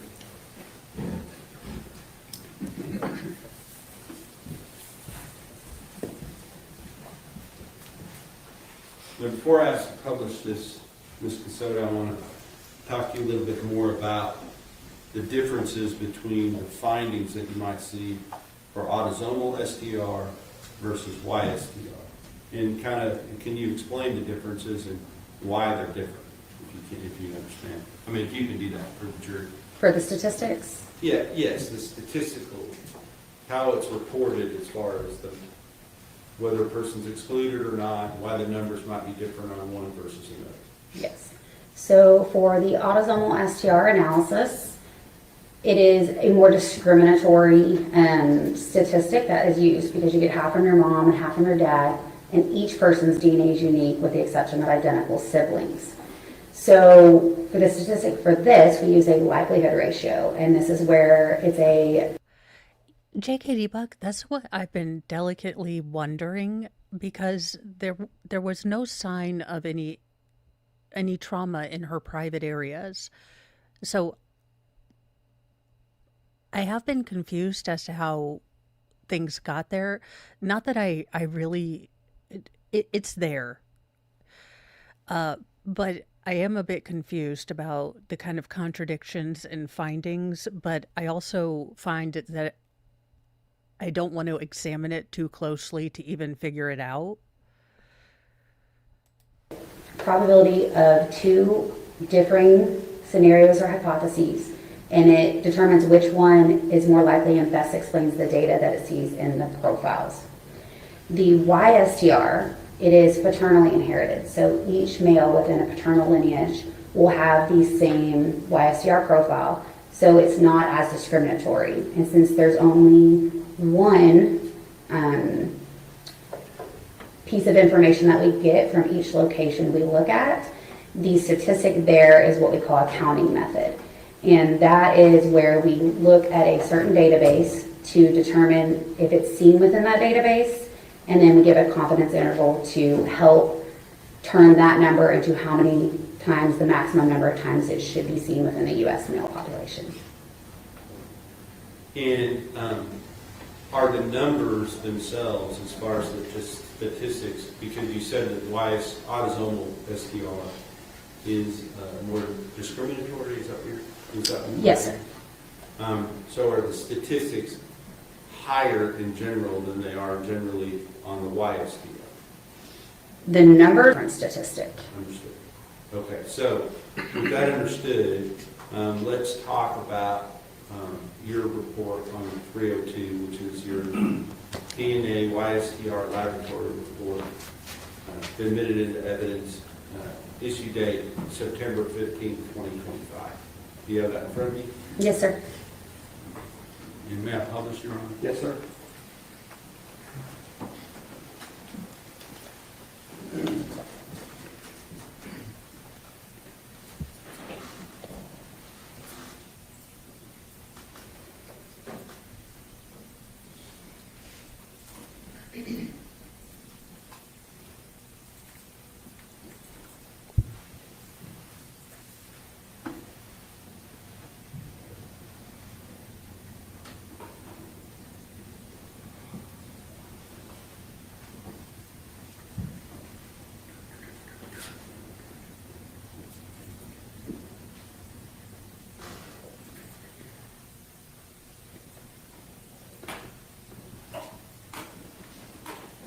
This is a PDF document, so it displays a little different from the photograph. There at the top where it says DNA YSTR laboratory report, correct? Yes, sir. Who's the person that drafted and issued this report? I did. Now, before you issue this report, is there some type of a review process that it goes through to ensure that both your analysis, your statistical numbers, everything are consistent with the protocols for your lab and for under the Texas Forensic Science Commission as well? Yes. For each report that is released, it is first technically reviewed by another qualified analyst. Then it will also go through an administrative review process before it's released.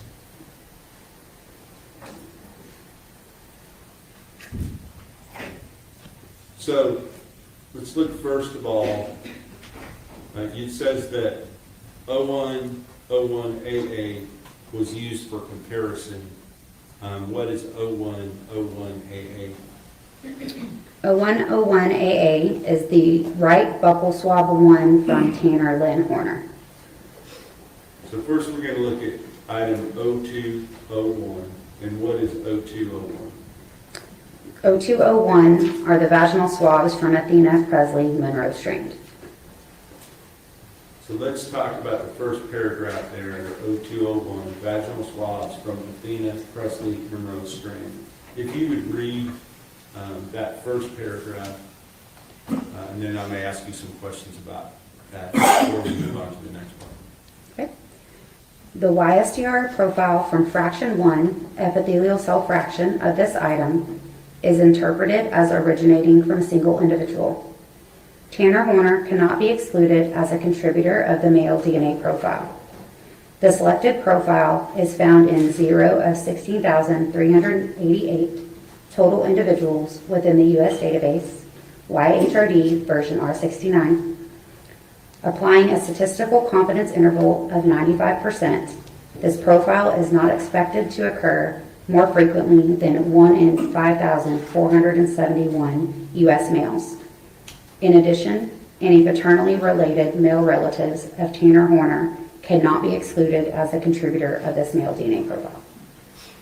And so because of that, if there were no other evidence to tell you one way or the other, that any people that would not be excluded would include who related to Tanner Horner.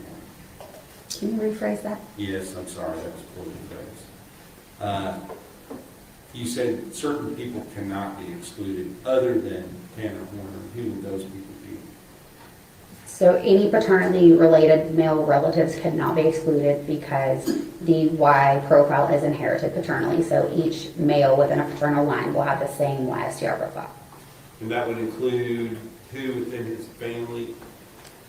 Son, father, uncle, grandfather, cousin, as long as they're in that paternal line.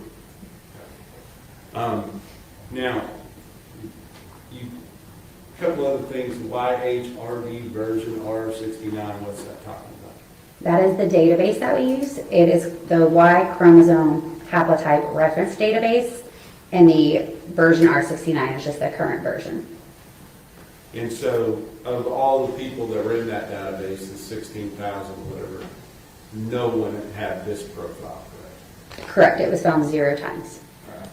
And so how do you do this statistical analysis from 0 of 16,000 to 1 of 5,471? To accommodate for the small sample size that is currently in the YHRD database of 16,388, a confidence interval is used to determine the maximum number of times that this profile would expect to be seen in the U.S. male population. It helps keep it from making it seem like it's maybe more rare than it is because it's 0. So with the 95% confidence interval, it is not expected to occur more frequently than 1 in 5,471 U.S. males. Can you explain what that 95% confidence interval means? The 95% confidence interval is just that we are 95% confident that that profile wouldn't, the maximum times you would see it would be 1 in 5,471. And it's at the lower end of that confidence interval to make sure that we are being the most conservative in our reporting. Understood. Okay, so talks about from fraction 1, and then the second paragraph we're about to talk about, so it talks about fraction 2. What are those fractions? During the first step of the process, I believe y'all may have already talked about this, but it's the extraction process. This is where we remove any possible DNA from the substrate that is on, such as a piece of cloth or a swab. And for samples where there could be possible semen present, we do a type of extraction called a differential extraction. This just allows us to essentially try to remove any possible DNA from sperm cells from any other DNA that may be in the sample. And as I spoke of previously, right, with some of those samples from orifices, they can have a lot of the the individual's DNA whom it's from. And so that also allows us to try to separate out and get better interpretable profiles. So let's go on to the The first fraction was the epithelial cell fraction. What is epithelial cell? It can be any cell that is not a possible source. Okay. So let's go on to the second paragraph, and I think that spans both pages, so I'll put it at the page break. So go ahead and read that second paragraph related to the vaginal swabs. The YSDR profile from fraction 2, sperm cell fraction of this item is interpreted as originating from a single individual. Tanner Horner cannot be excluded as a contributor of the male DNA profile. The selected profile is found in 0 of 16,388 total individuals within the U.S. database, YHRD version R69. Applying a statistical confidence interval of 95%, this profile is not expected to occur more frequently than 1 in 5,471 U.S. males. In addition, So basically, from her private parts, they were able to extract male DNA. Tanner can't be ruled out. This is a fairly rare set of genes, but because it is the paternal line, any males born, on his dad's side would have the same DNA. But it's not a relatively common, kind of lineage. So it does point more to the fact that those are probably him than not. any paternally related male relatives of Tanner Horner cannot be excluded as a contributor of this male DNA profile. So is it essentially the same finding on both fractions, that Tanner Horner cannot be excluded? Correct. Now, cannot be excluded is not necessarily saying a perfect match. That's why we have the statistics, correct? Objection, leading. Sustain, rephrase your Right. question. So I'm just trying to explain for somebody who might not understand, because it's a little tricky when you're talking about something. We want to, people want to say, is it a match, right? And do you ever say it's a match? Absolutely. No. Okay, even with autosomal testing. Correct. Why do you say it as cannot be excluded? That's just the wording. With single source samples in either autosomal or YSTR analysis, we don't call it a match, but if at any location there is information that is in the profile that is not consistent with the person being compared, they will be excluded because it can only be coming from one individual. Therefore, all of the information within the evidentiary profile needs to be consistent with the person being compared. So we don't say it's a match. It's just the way that we are worded. Understood. So let's go on and let's talk about the next set of swabs. Why is there not two fractions related to this next set? These went through the laboratory process at different times, and that was due to the amount of male DNA versus the amount of female DNA in the samples. So for the vaginal swabs, there was enough where we thought we might be able to get an interpretable profile using autosomal STRs. We know that at certain levels of a male to female ratio that female may mask that male that would be present and you wouldn't see a profile. So those we preserve straight for YSTR testing. And so they just go through a single extraction. Instead of separating it into the two different fractions, it stays as one. So with regard to the swab, the anal swabs from the Dina Presley Monroe strand, which are listed up here as item 0202, can you tell the jury what your findings were related to that? The YSTR profile from this item is interpreted as originating from a single individual. Tanner Horner cannot be excluded as a contributor of the male DNA profile. The selected profile is found in 0 of 16,388 total individuals within the U.S. database, YHRD version R69. Applying a statistical confidence interval of 95%, This profile is not expected to occur more frequently than 1 in 5,471 U.S. males. In addition, any paternally related male relatives of Tanner Horner cannot be excluded as a contributor of this male DNA profile. And then with regard to item 02, 03, the oral swabs from Athena, Presley, and Rose-Stern. Can you read that? The partial YSTR profile from this item is interpreted as originating from a single individual. Tanner Horner cannot be excluded as a contributor of the male DNA profile at the following loci: DYS 448, DYS 19, DYS 549, DYS 437, DYS 390, and DYS 456.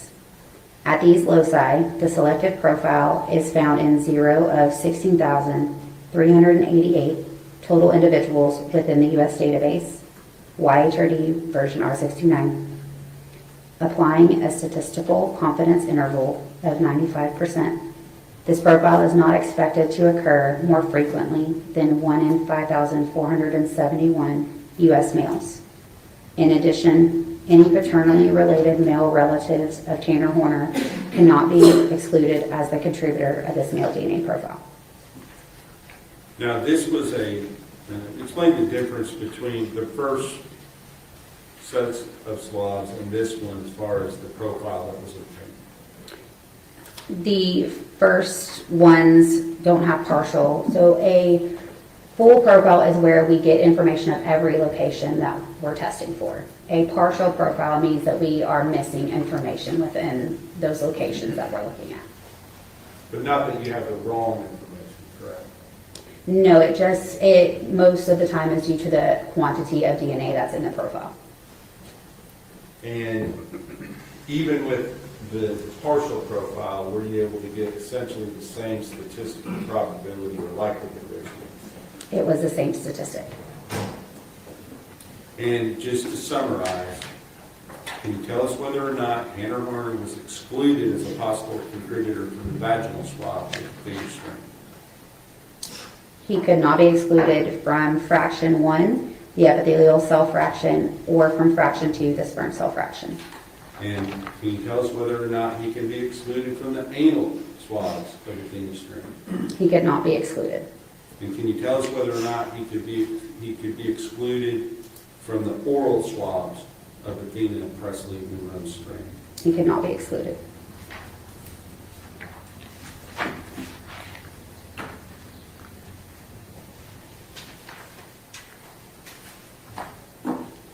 Now I want to talk to you about your other report.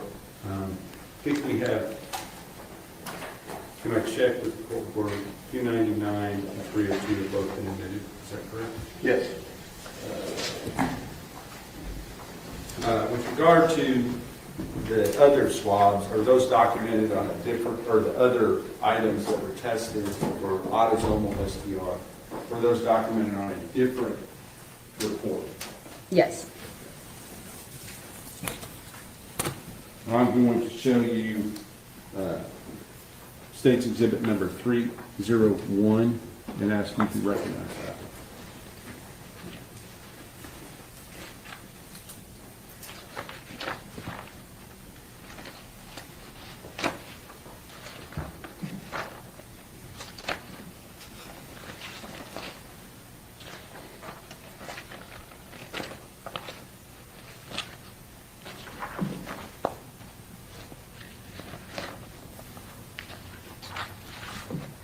And I like how she's checking each piece of her paper and report. This is such an important case, you know, double checking numbers.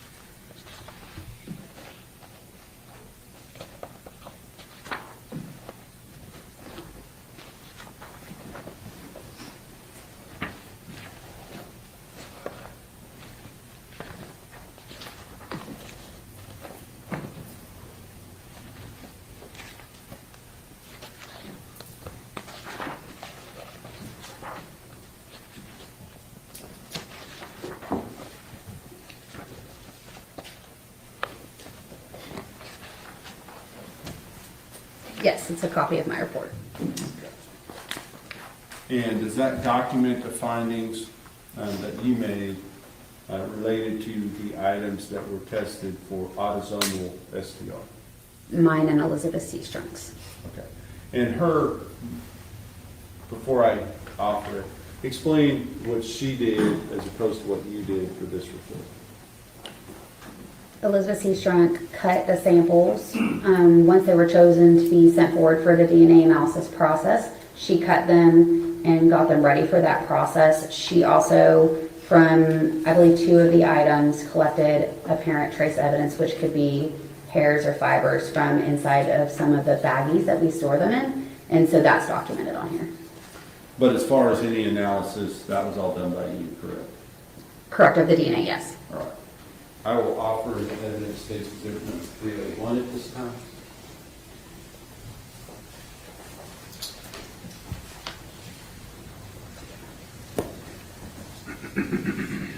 No objection. State's Exhibit 301 is admitted. And may I publish it? Yes, sir.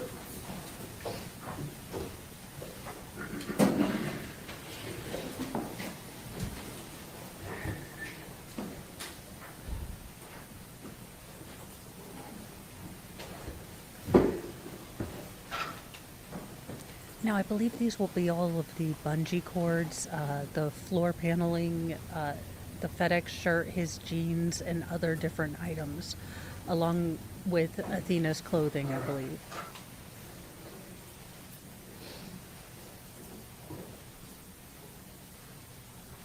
So we've already kind of talked about the process that has taken place leading up to your analysis and interpretation.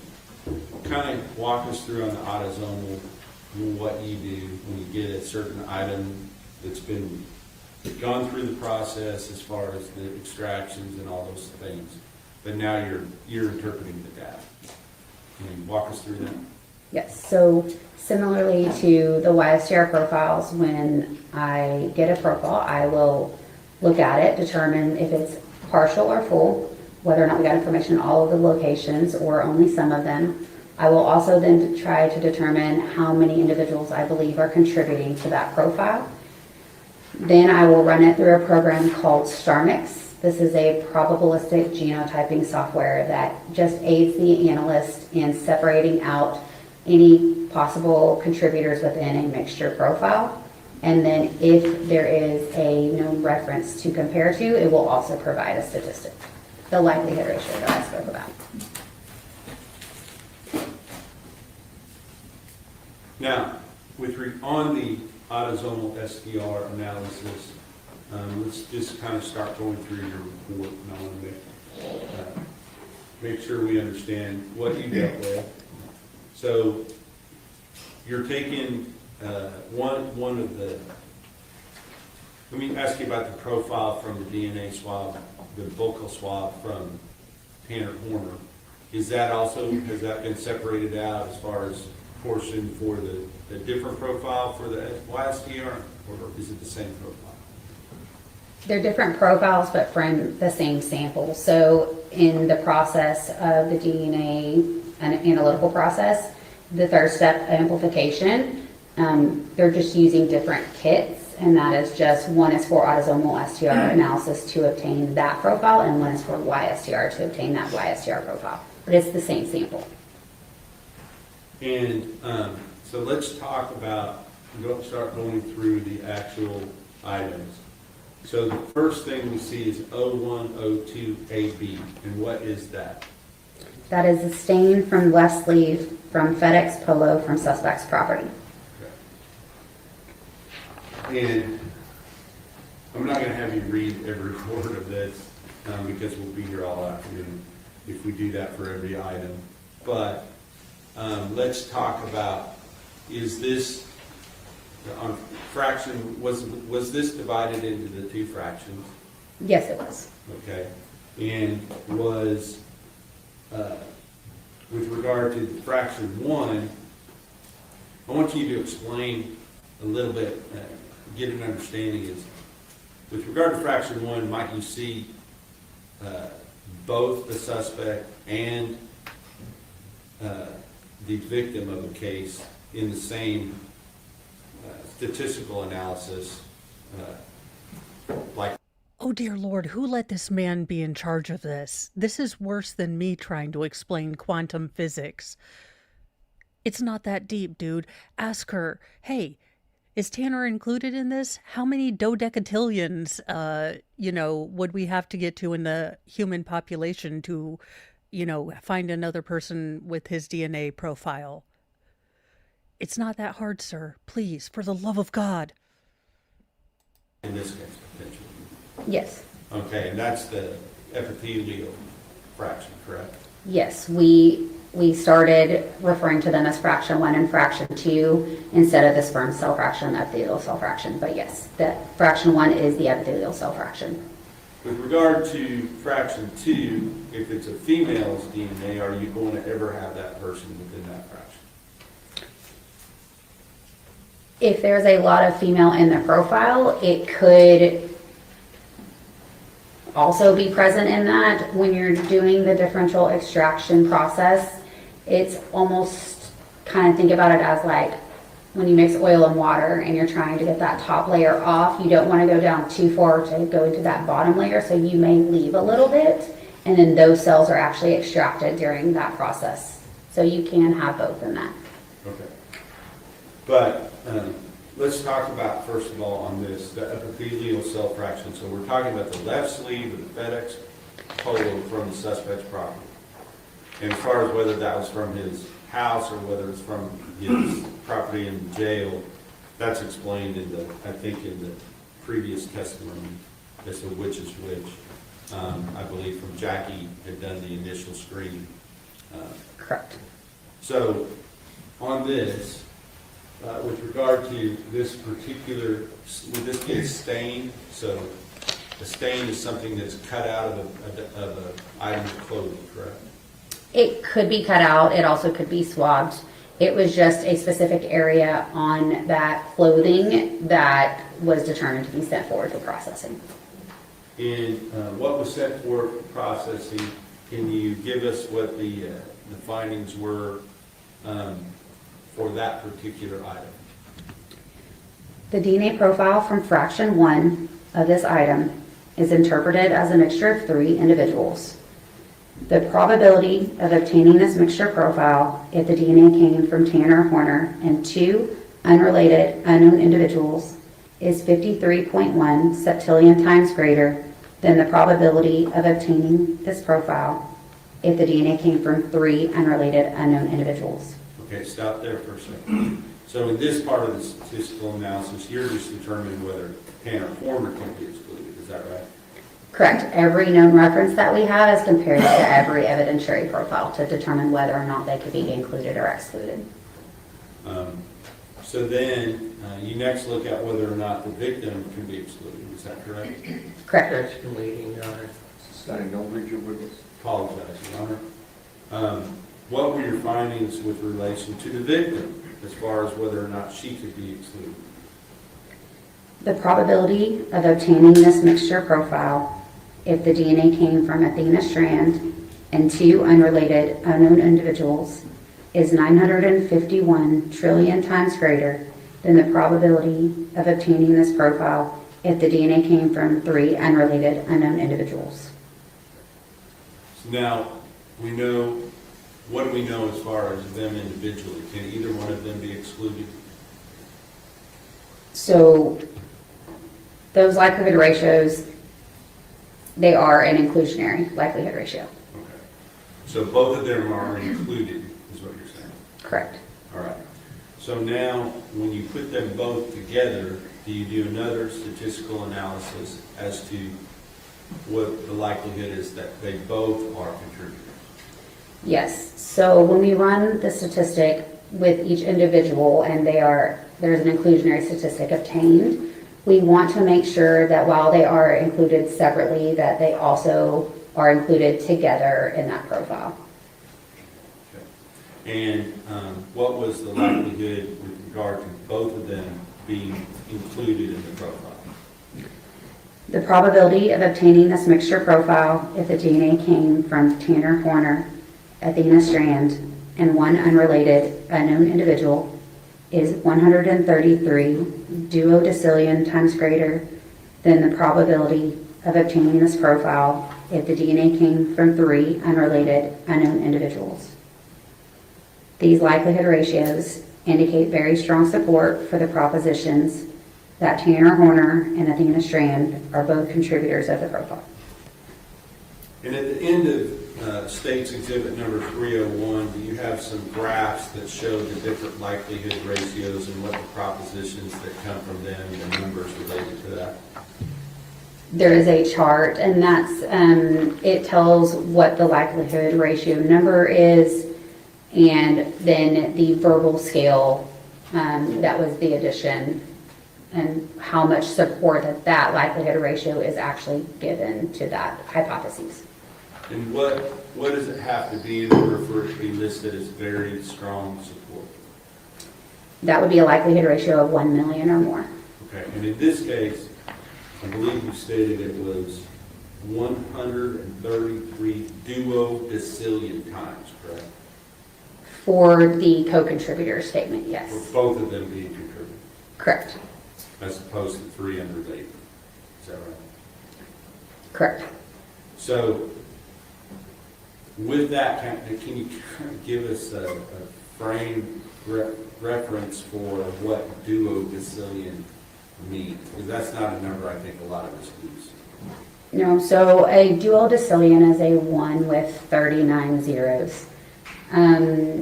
A billion is a 1 with 9 zeros. A trillion is a 1 with 12 zeros. So it kind of, those are numbers that you may be able to grasp.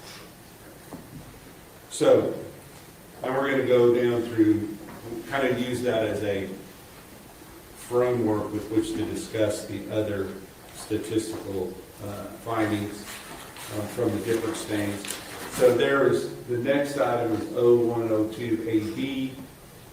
Is that another stain from the same shirt? Yes. Okay.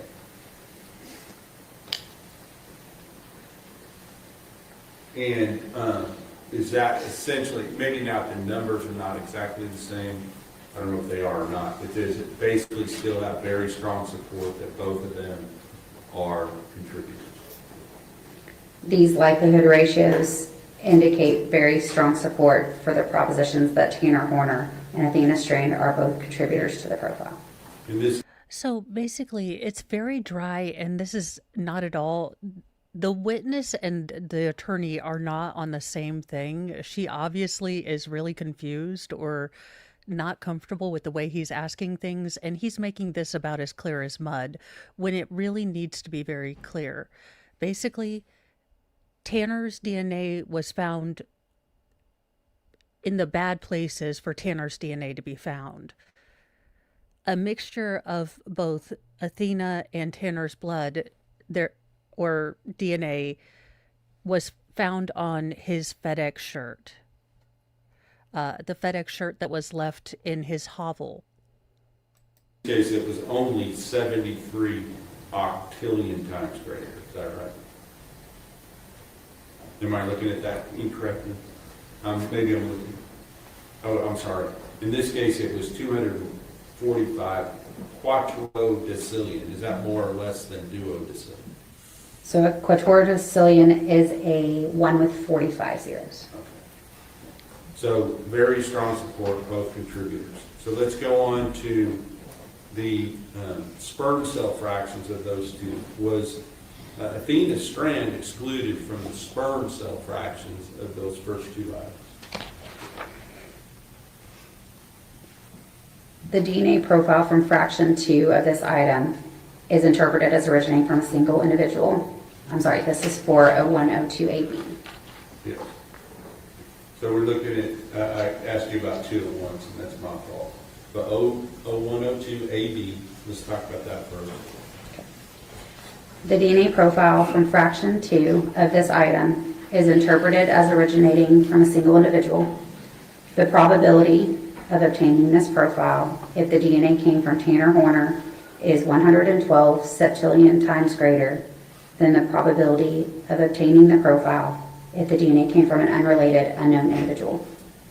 This likelihood ratio indicates very strong support for the proposition that Tanner Horner is a contributor of the profile. Athena Strand is excluded as a contributor of this profile. And I guess the reason I was asking about the female DNA earlier is you have one fraction of the same swabbing or material that is sent forward. One she's included, one she's excluded. Give us kind of the reasoning for that. You understand what I'm saying? You got the epithelial section, you got the sperm cells fraction. One she's strong, very strong support, she's one of the contributors, versus the other she's excluded. Correct. So, is that because it's really just looking for male DNA? Sustain, don't leave your witness. Yeah, reasoning for that, is there? It could be that it doesn't separate it by male, and the extraction process itself is made to try and separate any possible sperm cells. That doesn't mean that it is from sperm cells, it's just that it's possible sperm cells. And like I said, there could be that bleed over where someone could be included in it, but we can't say what exactly type of DNA that sample is from. But on these two samples that we've talked about so far, when the sperm cell fraction was separated out, can you tell us whether or not Athena was actually excluded from the sperm cell fraction? She was for a 102 AB, she was excluded. And what about the next one, a 102 AB? The DNA profile from fraction 2 of this item is interpreted as originating from a single individual. The probability of obtaining this profile if the DNA came from Tanner Horner is 116 septillion times greater than the probability of obtaining the profile if the DNA came from an unrelated, unknown individual. This likelihood ratio indicates very strong support for the proposition that Tanner Horner is a contributor of the profile. Athena Strand is excluded as a contributor of this profile. You know, let's talk about, we know that the first several swabs or cuttings that were sent forward were from the FedEx polo from the suspect's property, correct? Correct. So that would include 102 AB, AD, AE, AF, and AG, and a H and a I as well, correct? Correct. And were those similar findings on the others as what we've already described? I mean, I don't want to go, maybe I won't ask you to compare, because I know you got to read the whole thing if I did. Correct. So what I'm going to do is just say, those come from the same item of clothing. So essentially, the results that we've already received kind of give us the information we may want to know about that particular clothing item. No objection, I lady. was going to say, is there a question?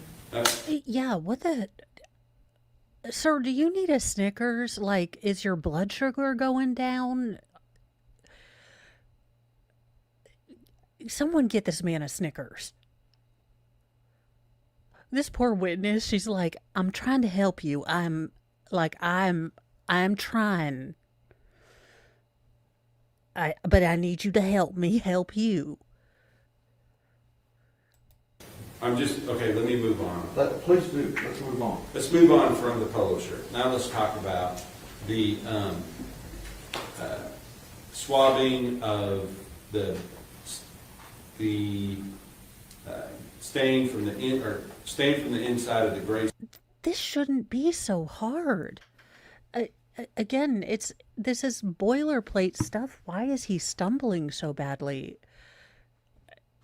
You know, you ask, okay, what was the quantification for stain A? What was the quantification for stain B, C, D, etc.? You don't say, so we understood one of the samples, so we basically covered the polo, right? Like, look, the lazy kid in me totally respects that you're trying to get out of here and stuff, but Good night, nurse. This is not this hard. Sweatshirt from the suspect's property. Okay. What were the findings related to that item on the autosomal STR? For 0103 AA, Is that one, some of these, I don't necessarily, if there's not findings that connect both the two, I'm going to skip over those. Is that one, if it comes from, if an item of clothing comes from a specific individual? Well, Dark Lotus, this is the state, which is why I am so confused. He's an odd duck. Can you tell us whether or not what your expectations would be as far as finding that particular individual's DNA on that particular item? I can't speak to how, if I expect DNA, but when the transfer of DNA from your skin, whether it be on clothing or something you touch, there is a possibility that there is transfer of your DNA, so it is not uncommon to find a person's profile on something that they wear.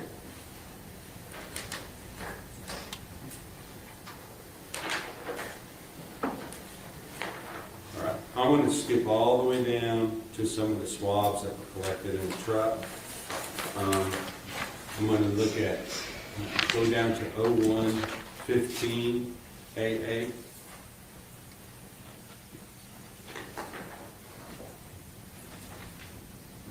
And what was that? A 115 AA is passenger side cargo door step swabs from truck. Give me a second to get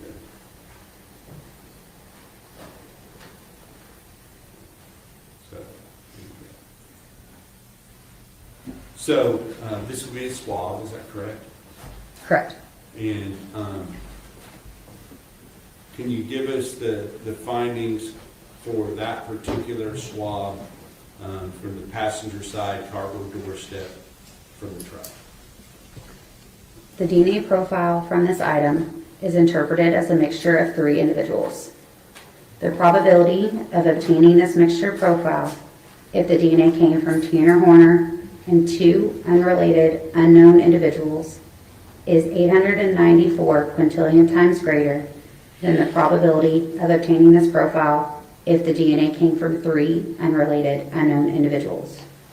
This likelihood ratio indicates very strong support for the proposition that Tanner Horner is a contributor to the profile.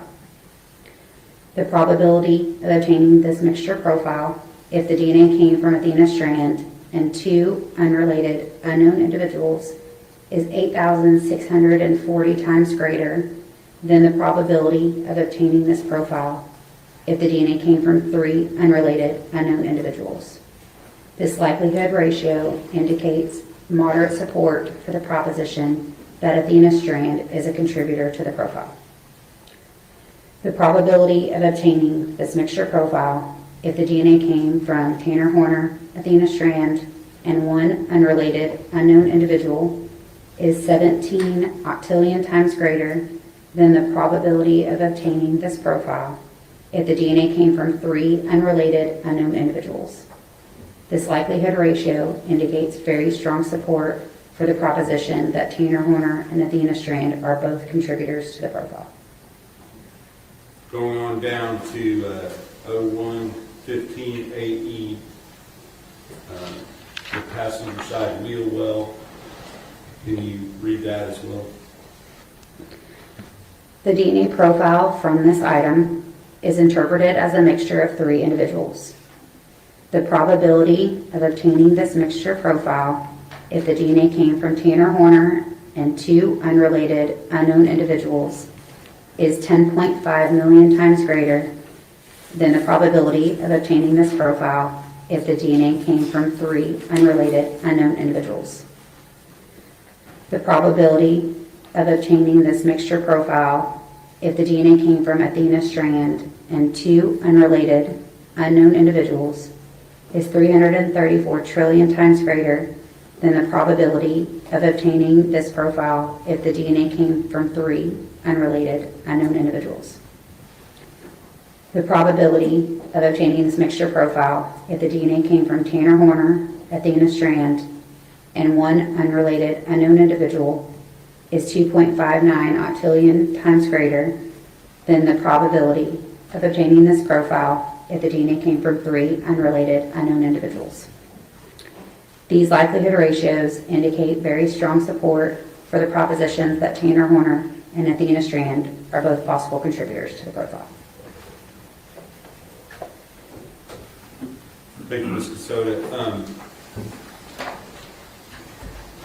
At the time that you were working on these items, and No, RJ, NLC, there was someone, so the van that Tanner Horner used for the abduction was actually assigned to another person on the day that he was arrested. So the very next day, another delivery driver had been in and out of the truck making deliveries. And I believe this was on a step well.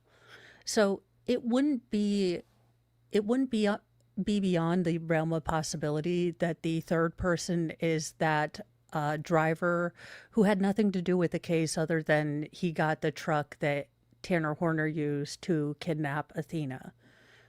And I believe he only had that for maybe until mid-morning. I believe that they had gotten in touch with the company, gotten that van, figured out where that was, and then gotten it to the Sally Port rather quickly once they identified not only the FedEx truck, but Tanner Horner. obtaining the results in your report, had the depletion items also been sent to the boating lab in Florida, Virginia? Yes. Okay. In somewhat close in proximity in time, did they also come back with the results from their analysis of those items? I believe so. Okay. And may I approach, Your Honor? Yes.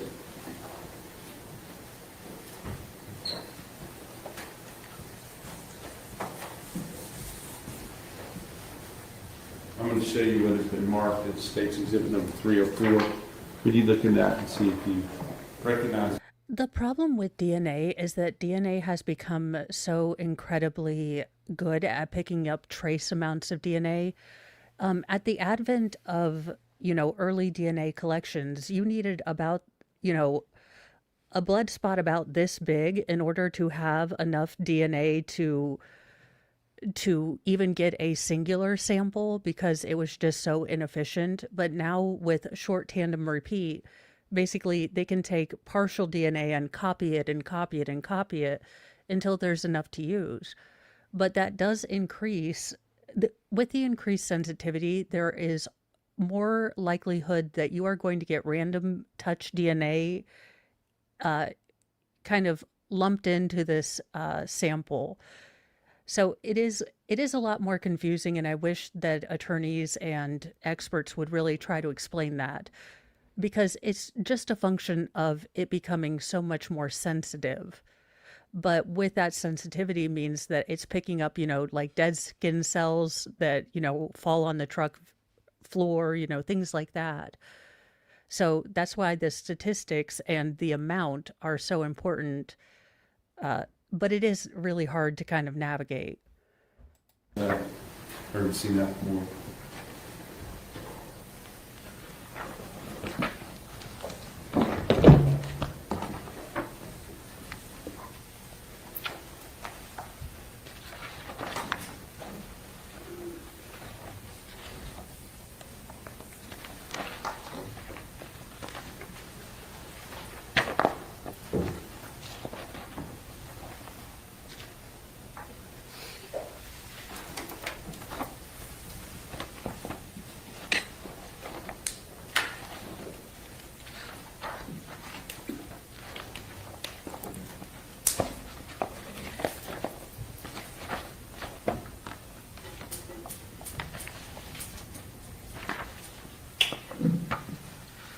It appears to be a copy of their report.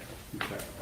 Your Honor, I'm going to offer the evidence, State's Exhibit number 304, pursuant to some previous. Yes, Your Honor, no objection pursuant to our previous discussion. Okay. State's Exhibit 304 is admitted.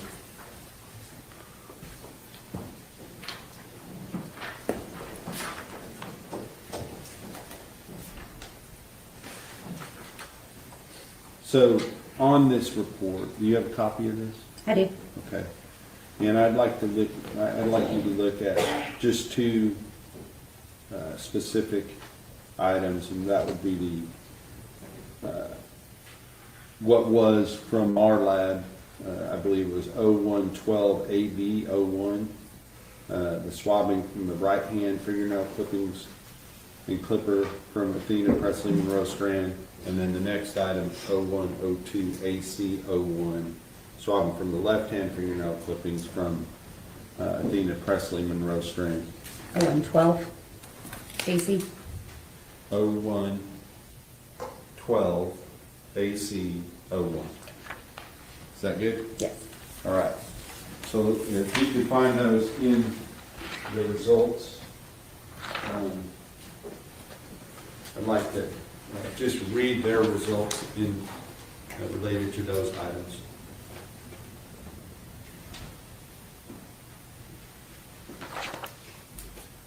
They had a different number, so you've got to go back to the front. Mm-hmm.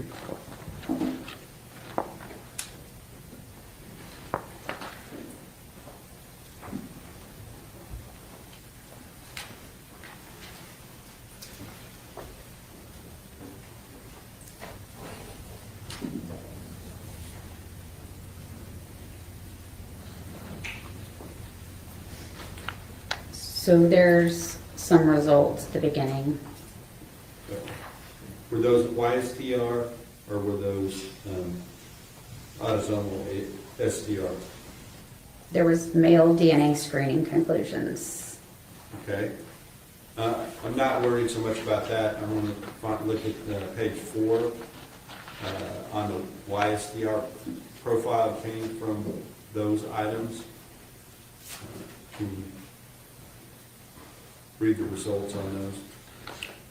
Their report states samples CCX2517-0764-E-05 and CCX2517-0764-E-06 were processed for DNA typing by analysis of short tandem repeat STR loci specific to the male Y chromosome, also called YSTRs, using the PowerPlex Y23 kit. All right. So if you go down to part 2, under there, where it says a YSTR profile was obtained from the sample ending in 05, which corresponds, if you look at the first page, what does that correspond with? That corresponds to 0112 AB01, which was the swabbing of right hand fingernails, clippings, and clipper from Athena Presley Monroe Strand.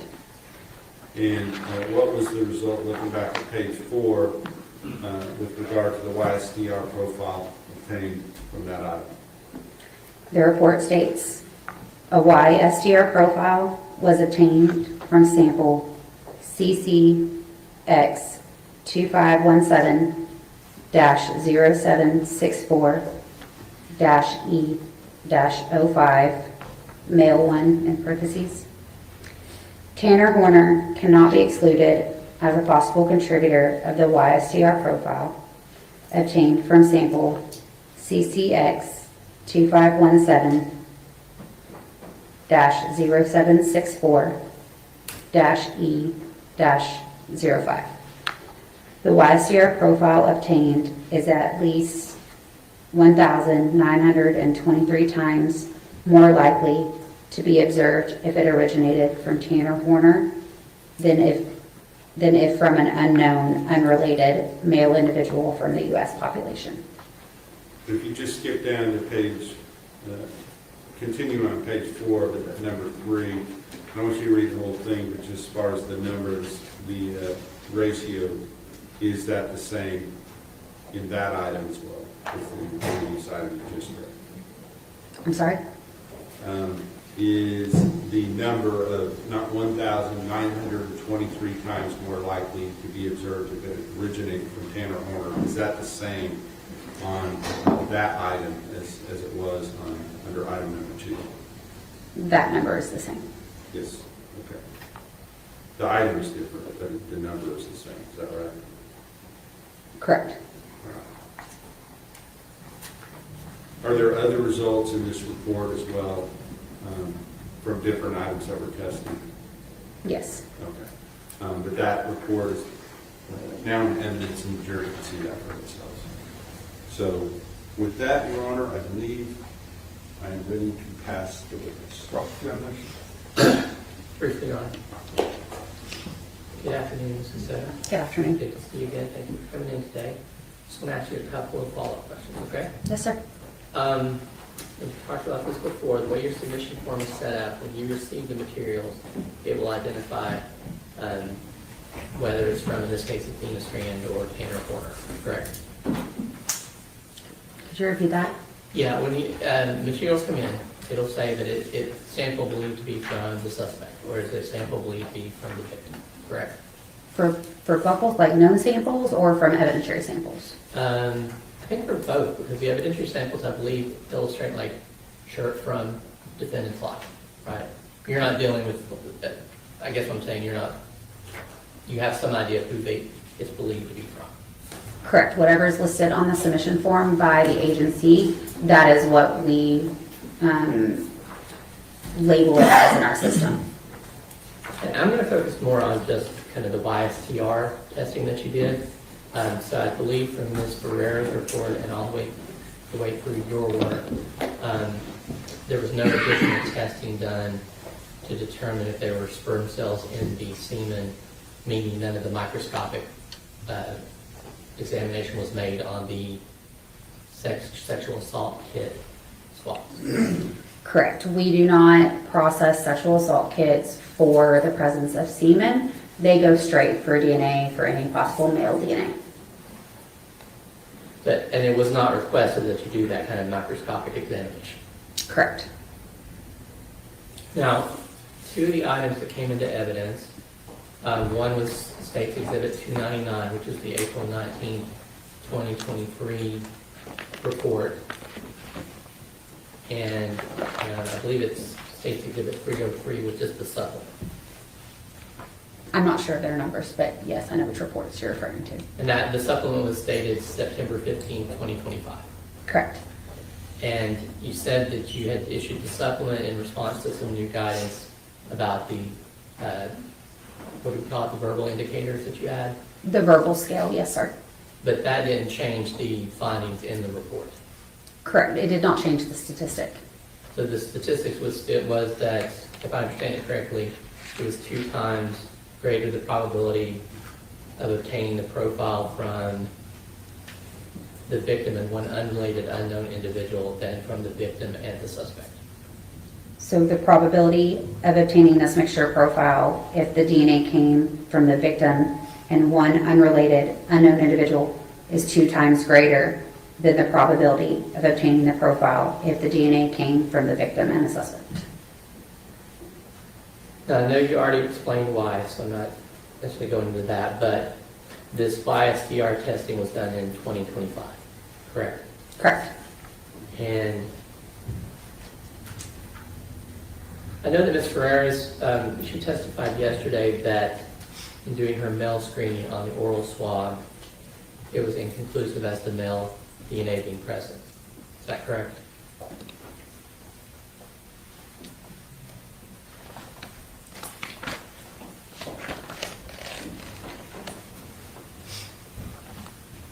Her report states the detection of male DNA on this item was inconclusive utilizing the Plexer HY quantification kit due to the low male quantification value. The item was collected and retained. That's the same swab that you used in your testing, correct? Correct. Now, earlier when you were testifying about the persons who are not excluded, you talked specifically about male relatives of the defendant. Correct. But that wasn't, the statistics are a little confusing.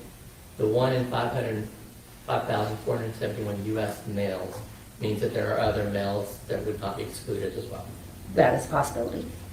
Because there's, I don't know how. I get that you're a lawyer and you didn't understand math, but yes, it means that not only is his paternal line not excluded, but statistically, on average, if you were to, Scrabble board DNA, the likelihood of you running into the same profile is not so rare that it would never happen. Given all things being equal, it would happen once every nearly 6,000 times, which isn't, again, a very high mark as far as, again, really narrowing it down. But that's not as small or as significant a number as he's making it out to be. Yes, 1 in, 5,000 people might have a very similar DNA profile on their paternal line to this doofus, but they also weren't filmed and audio recorded, assaulting a child. So how about we not play stupid games, defense? Males in the U.S., but 150 million plus. Correct. It's used to put the statistic of 0 in 16,388 into the maximum number that it could possibly be seen within the U.S. male population.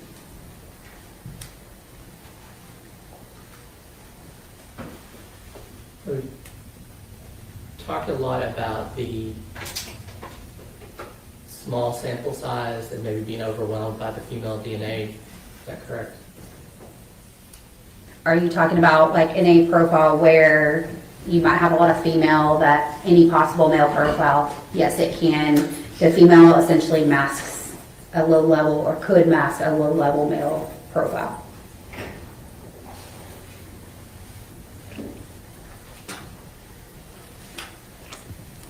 Now, we talked about separating it into fraction 1, the epithelial fraction, fraction 2, the sperm fraction, but you testified today that that doesn't necessarily mean that all of the DNA in the sperm fraction is from semen.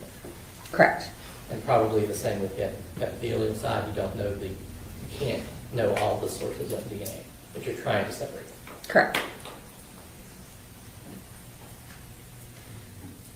Do you know? We need to go back.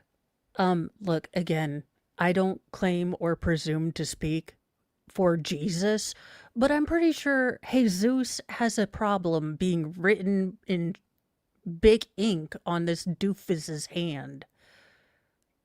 Off with the hand, it offends me. I mean, if only Old Testament justice was allowed sometimes. Like, once in a while, like every leap year.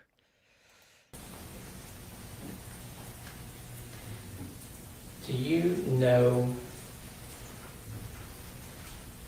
if I said a single drop of semen contained roughly 1 million sperm cells, 750,000 sperm cells, do you know if that would be roughly accurate? I think that could be dependent on a lot of factors that I probably can't. Some people make more sperm than others. Some could have low sperm counts that I can't really. Where are we going with this? Where are we going with this defense? Because are you going to say that he had a low sperm count? Like, where are we going? Why would we even draw attention to this? Someone explain what's happening here. Answer that. Okay.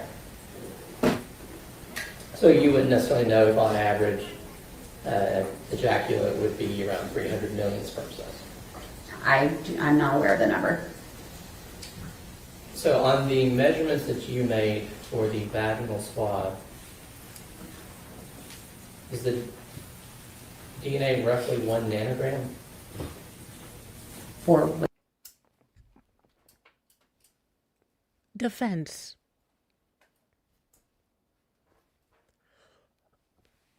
Kindly, could you possibly tell us where in the Carmen Sandiego you are going with this? Because none of any of the potentiality and possibilities in this screwed up timeline are good.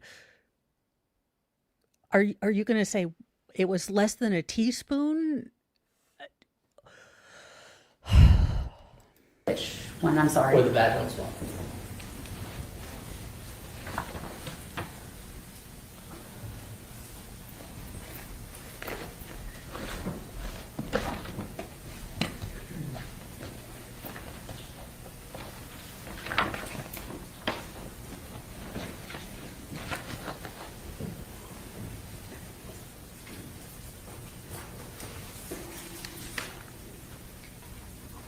For which fraction?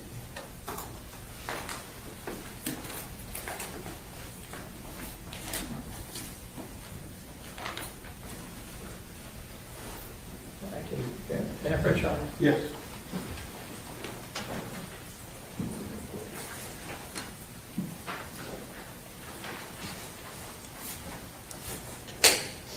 It's very small. I'm not going to see if you make those, but I was relying on that calculation. I believe it's the first two we're talking about. Correct. So it's yes. Okay. You can hold on to that for a second. Okay. Okay, so we're talking about roughly 1 nanogram of DNA material. So in the quantification step, we look at how much total human DNA is within the sample as well as how much male DNA is within the sample. In the sperm cell fraction, or fraction 2 of the vaginal swab, the total autosomal amount of DNA within that sample was 4.46 nanograms per microliter. And then the epithelial cell fraction, or fraction 1, it was 117 nanograms per microliter of total DNA. Okay, so the DNA in a single sperm cell is roughly 0.0035 nanograms. I don't know the exact number. Okay. And so No one measures it. No one goes to town and says, I need to score me a dime bag of jizz. What the fuck are we doing measuring this? I am sorry for the cursing, but where in the hell are we going? Are we going to use that you only found a very little bit, therefore, it's not so bad? You shouldn't find any. Again, y'all, if you have any idea where the expert is going, or the defense, because but we can take your numbers divided by that, and we'd have some idea of how many, if they were actually sperm cells, how many sperm cells would be present. I guess theoretically you can, but I can't say what it's from or that it's sperm at all. No. I'm just saying, if we assumed it was all from sperm cells, we're talking, for 1 nanogram, we'd be talking 285. If it's 4, we're talking 4 times that, 1,000. I would need to calculate. I'm glad we're doing sperm algebra. What in the... First of all, this man's search history is worse than mine, so hallelujah, praise Jesus, I finally win one. Second of all, what in the porkies? I mean, why are we measuring? Y'all, I don't even know what to... I literally just typed to Sal, the defense is asking for the measurement of sperm found in a 7-year-old.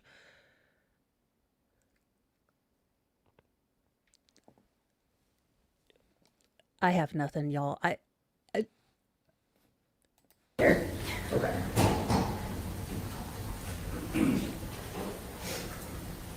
Now, you are not, obviously not involved in actually collecting those swabs, correct?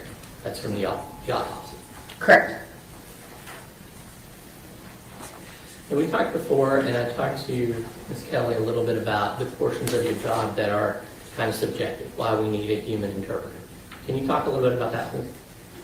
The interpretation itself can be subjective. I am, based on your training and your experience, you are looking at these profiles and looking at a lot of different factors within each location that we look at and the entirety of the profile to determine how many individuals we believe are contributing to that profile.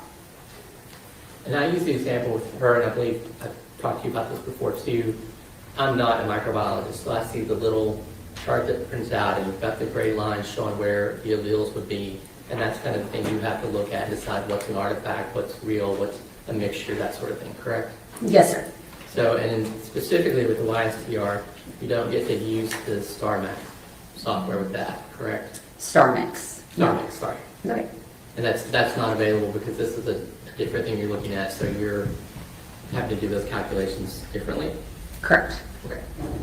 And then that's kind of where your interpretation comes in, and then you get others to help you review it. Correct. Each one is technically reviewed by another qualified analyst and then administratively reviewed. Now, also in your lab, it noted that the information you came in was submitted to CODIS. Which, I'm sorry, can you tell me which report? Should be 302. I'm sorry, I just have the state exhibit number. Okay. That would be the Hold on. September 15th, 2025 sexual assault kit one. That's none of these. Which one? I think it was the September 2025 sexual assault kit one. It may have been on the other one, last one. But for the vaginal swabs on that report? Yes. Okay. So what is CODIS?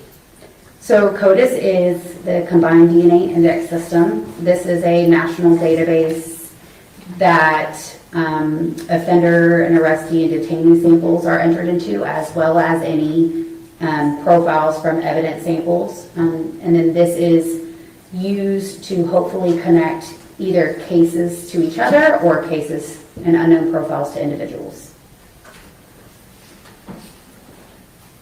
And to your knowledge, there were no hits, there were no connections made from that entry? Not that I'm aware of. Pass the witness, Your Honor. Please, correct. No further questions, Your Honor. May this witness be excused? Yes, sir. Thank you, ma'am. Do you want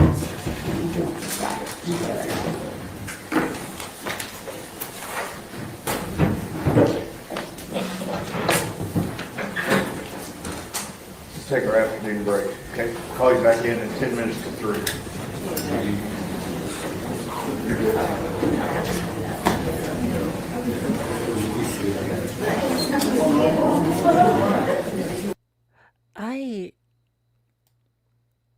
So we're back.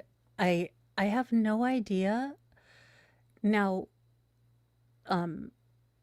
it will be interesting to see if in intervening years with more additions and sophistication with CODIS, if he is not linked to any other cases.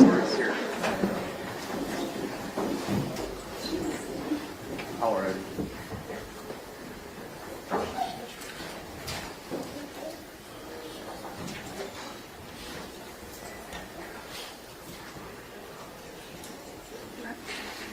Maitland, M-A-I-T-L-Y-N.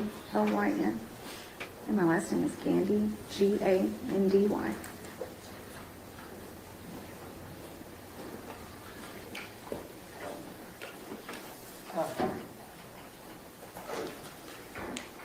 Put one in the restroom, so.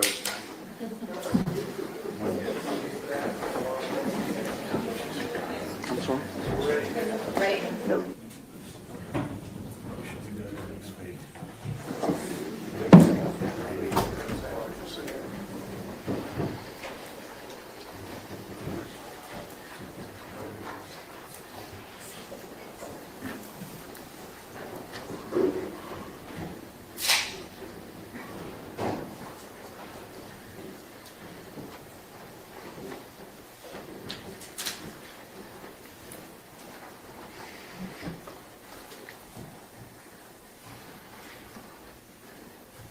Everyone may be seated.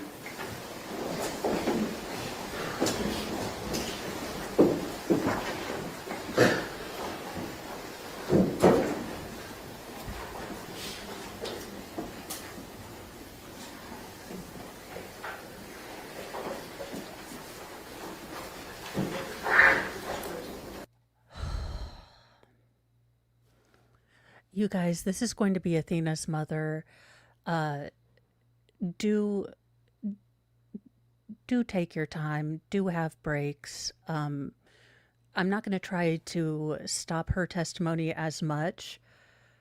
But obviously, if we need a break, we'll take one. But be very mindful of yourself. This is obviously going to be just as heartbreaking as, listening to the stepmom talk about, her being a little feral princess. So be very careful of your own, heart and souls.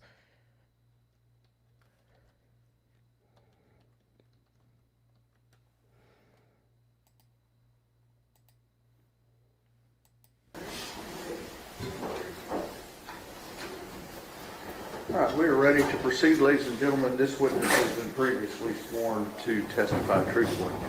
Mr. Statement. Thank you, Judge. Ma'am, we've seen you sitting here in court since this case started. Would you introduce yourself to the jury? My name is Maitland Gandy. I'm better known as the mother of Athena Presley Monroe Strand. And I'm going to show you something that's been admitted already in the evidence. Would you please? Yes.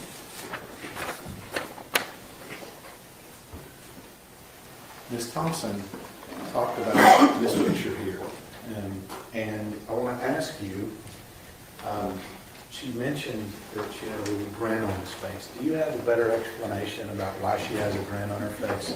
I do. So this was taken about a month before she was murdered, and we were at a Mexican restaurant in our hometown, and I wanted to get a picture of her and her baby sister, my baby sister, all together, and she stole an orange from my drink, and she had it in her mouth to look like she looked like a little monkey. And I took the original picture, not noticing the orange in her mouth, and then of course, being the mom that I am, I said Athena Presley, and she immediately closed her lips around that orange so she could hide the orange and take the picture that I wanted.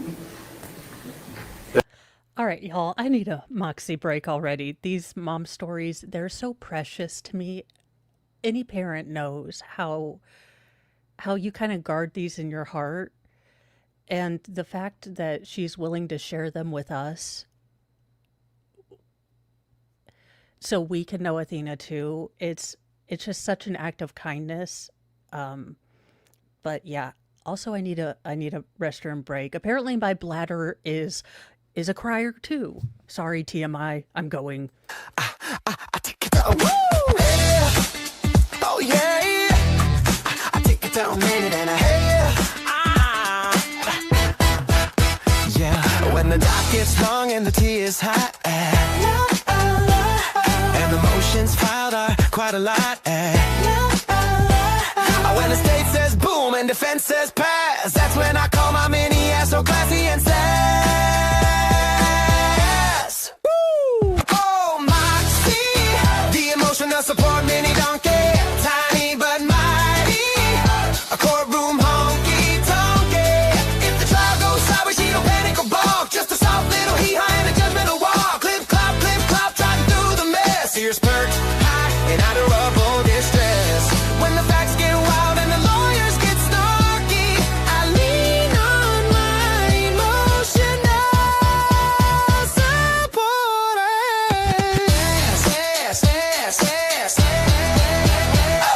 If a witness says I can't recall, she side-eyes gently from the stall. If the sidebar lasts all afternoon, she hums a bray that's slightly off tune. She's pocket-sized but bold of heart, a fluffy illegal work of art. From board down woes to verdict day, she snacks on hay and leads the way. Oh, Moxie, queen of the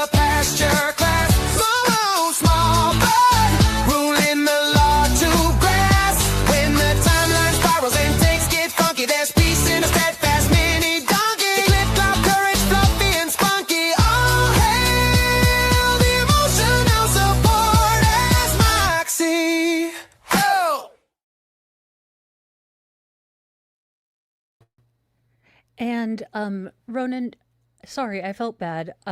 Usually I give you a little heads up. This is an incredibly rough case. In 2022, on November 30th, Athena Strand was abducted from her home, like her front yard, by a FedEx subcontractor, Tanner Horner.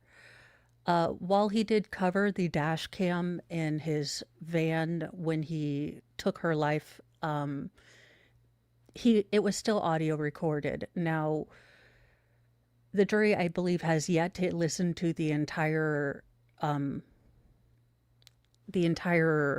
course of that hour-long video.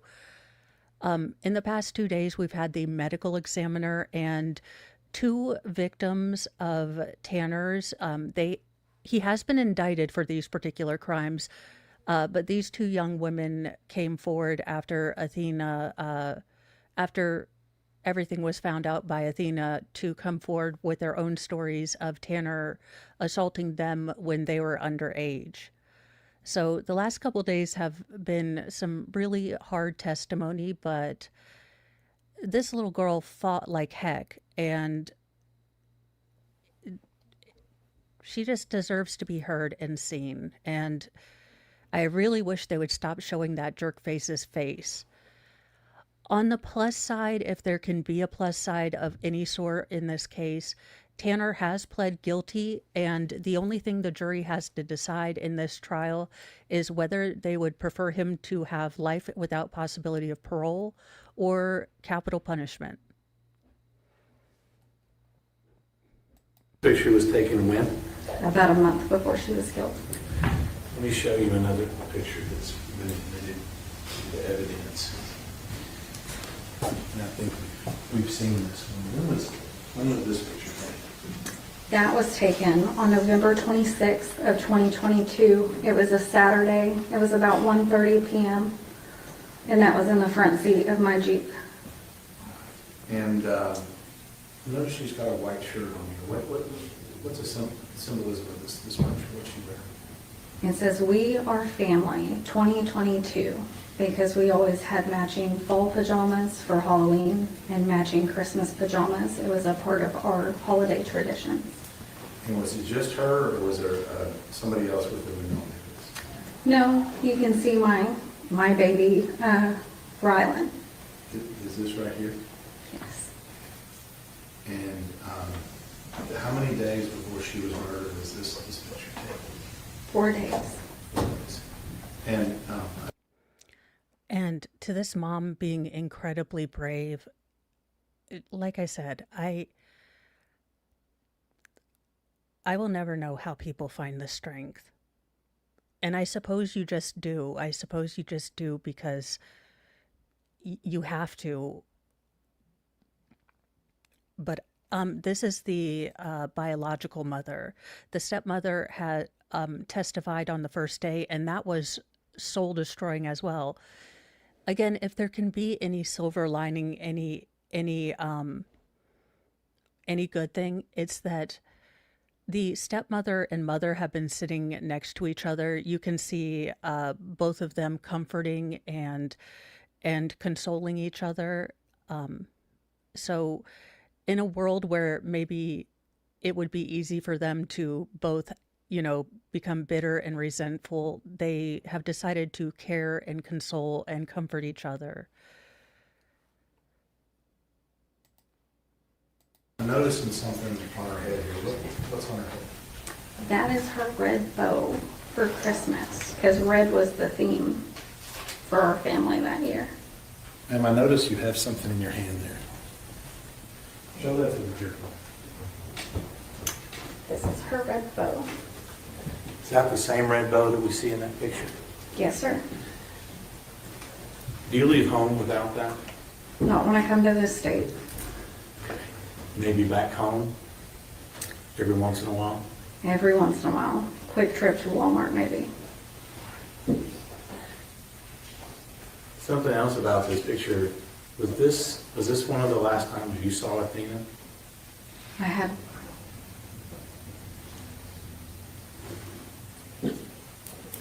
had a little bit more than 24 hours left with her. I just Hey, Vale, yeah, no, totally get it. Generally not aesthetically great, but this is the mother of Athena Strand, and Athena's favorite color was pink. She was 7 years old when monster Tanner Horner abducted her from the front yard of her house, and within hours took her life. So, yeah,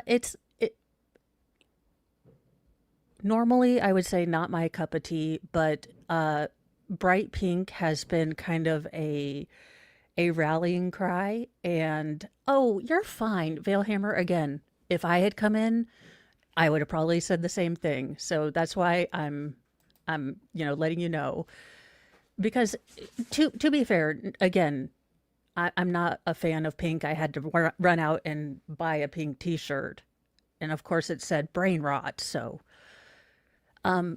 that being said, it looks like we are probably winding down on the state's case. So it's been pretty god-awful testimony, but both the judge and the state have been incredibly respectful,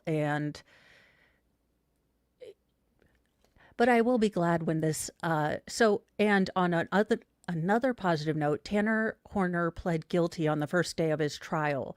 So the only thing the jury is going to have to decide is whether he gets life without parole or the death penalty. just didn't know it at the time. And we heard from Ms. Thompson that Athena was living here for a little while.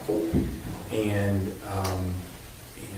I guess that little more time is the time it took you to get from where you were in Oklahoma to the meeting spot with Jacob, is that right? Yes. Okay.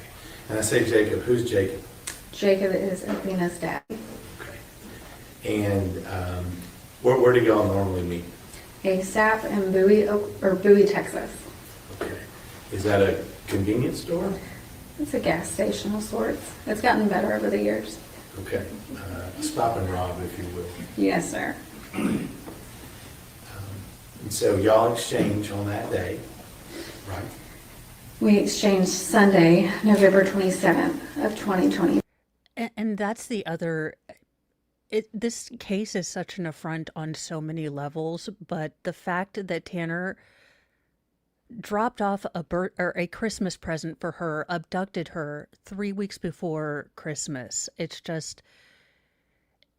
so monstrous. The really saving grace has been how much care the state and the judge and the people in the community have put into keeping Athena's memory alive and making sure this monster never hurts anyone else. Too.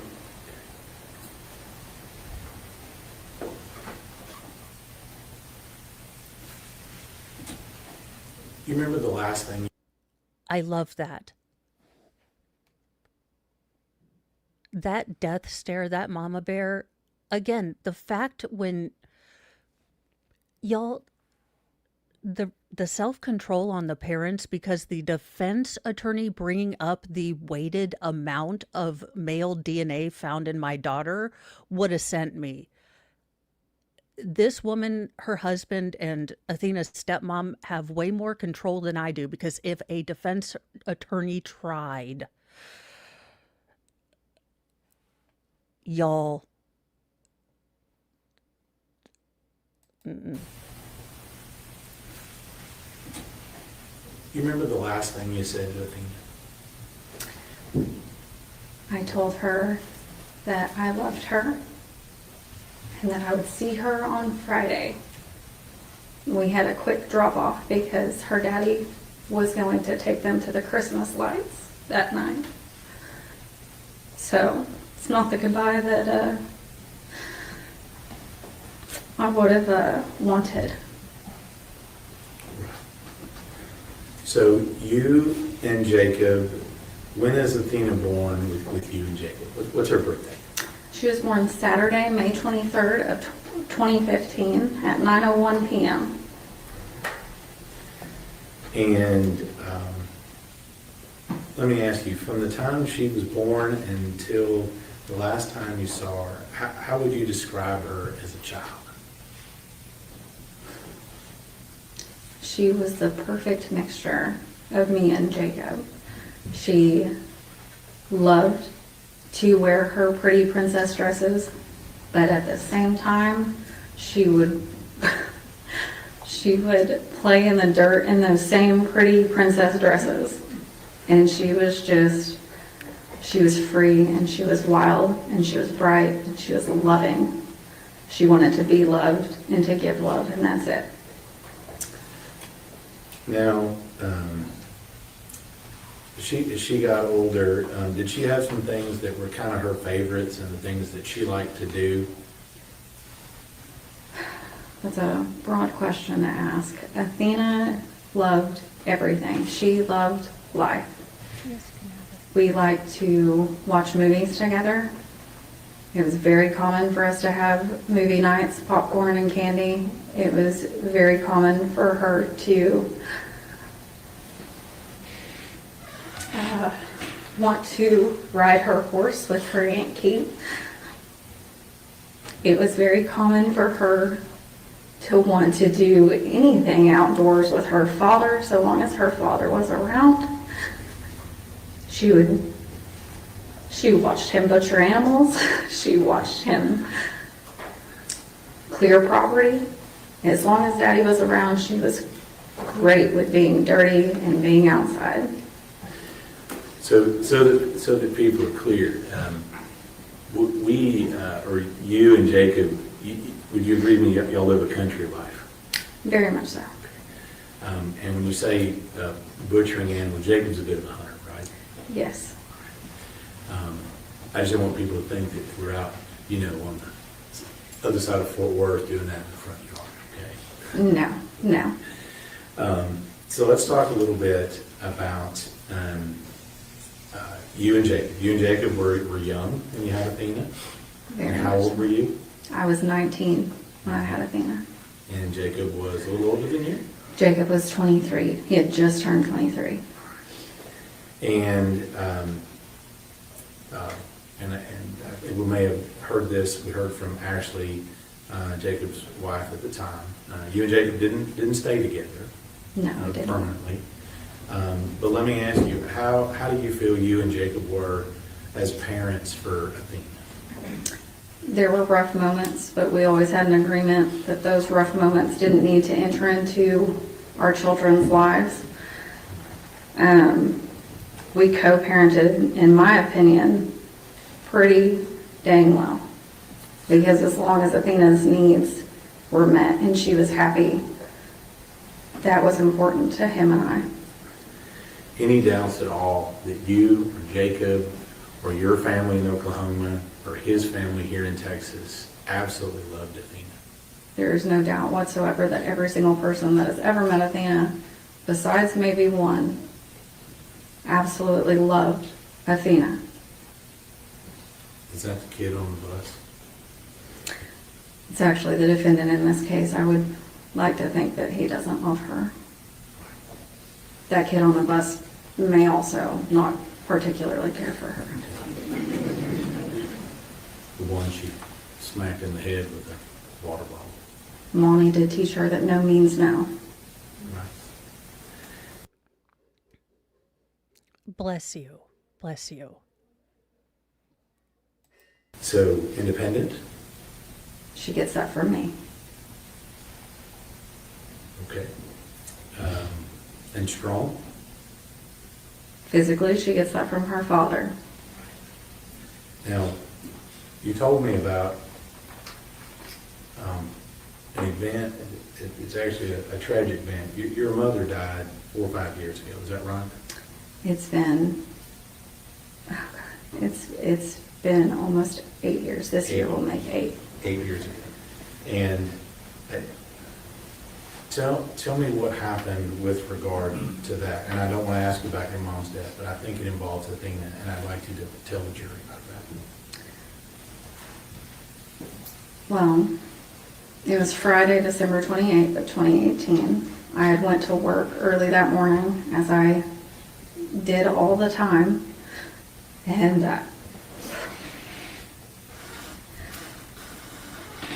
my mom wasn't supposed to die. She was just fine, but she used to keep Athena for me whenever I went to work.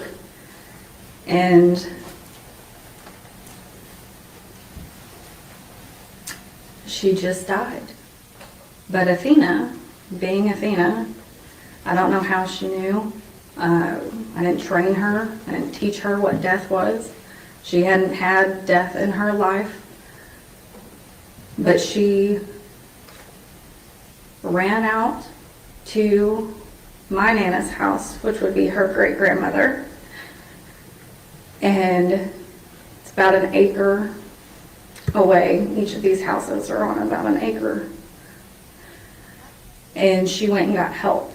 And the only reason we know that is because there's a Ring camera outside of the house. And she just kept telling my Nana, Grammy's dead. My Nana, being my Nana, didn't grab her phone before she left the house and couldn't get into my mom's phone because it had a code on it. So she sent Athena another acre away in the opposite direction to get more help. She was only 3.5. So at 3.5 years old, she's toddling herself all over the place to try to help your mom. Yes. Next to me, pretty positive my mom loved her more than anyone else in this world did.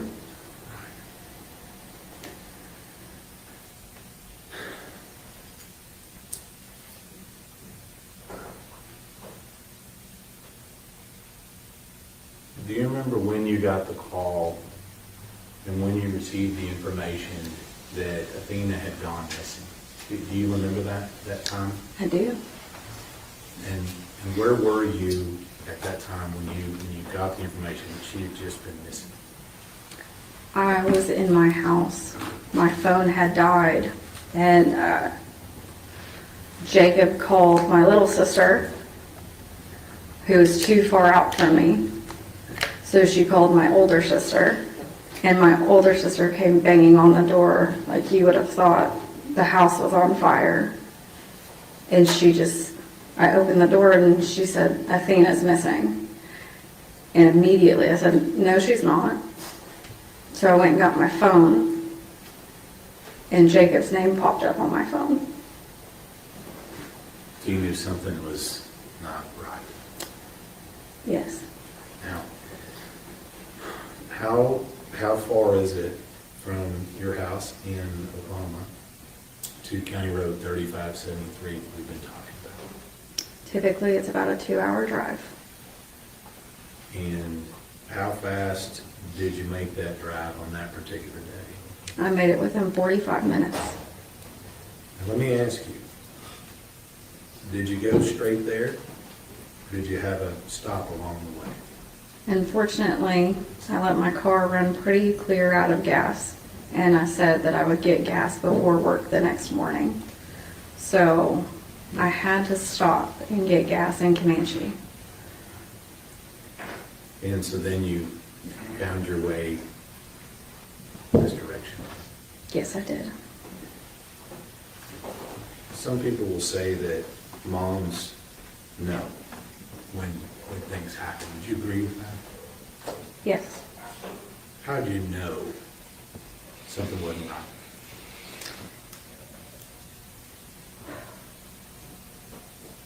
On my way down to Jacob's house, I stayed on the phone with him pretty well most of the way until I got to about Ryan, Oklahoma. And then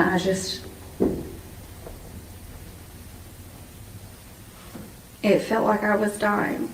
I couldn't breathe, but I knew I had to keep going. I almost tapped the brakes because I thought I was having a heart attack. But I just told myself that if I kept going, it would be okay and I would find her. So long as Mama can get there, it's going to be okay. Yeah. You get there, Athena's still missing. Yeah. What what do you do in that time period between when she's missing and when we, and then we find out what happened? What do you do during that time period?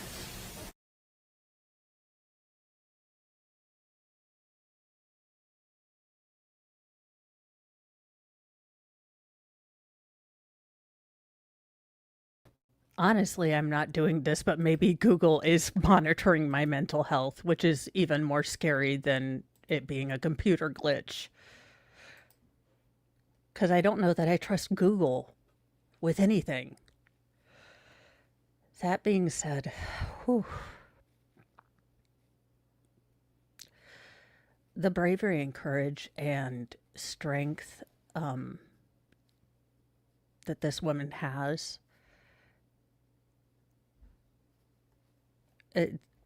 I can't say more than just what an amazing example she is. And I know it's not easy. And I know this is probably going to break her.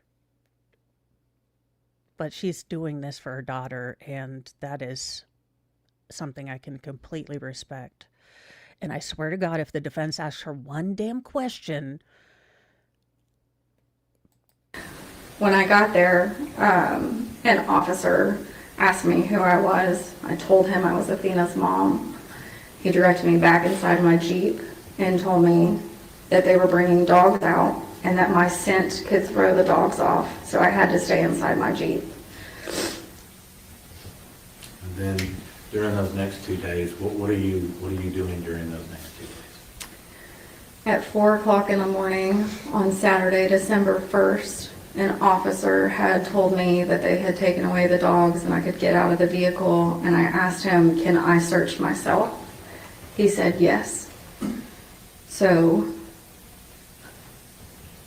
Ashley's dad, Jacob's dad, my uncle, and Jacob and I went out and searched all of Jacob's property and the surrounding properties, even though all of those people were probably sound asleep in their own beds, and we didn't ask permission.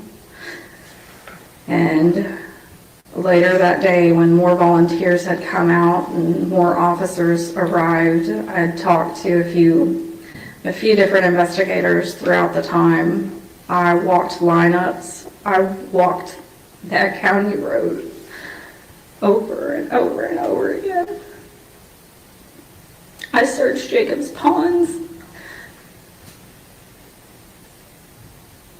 but she wasn't there.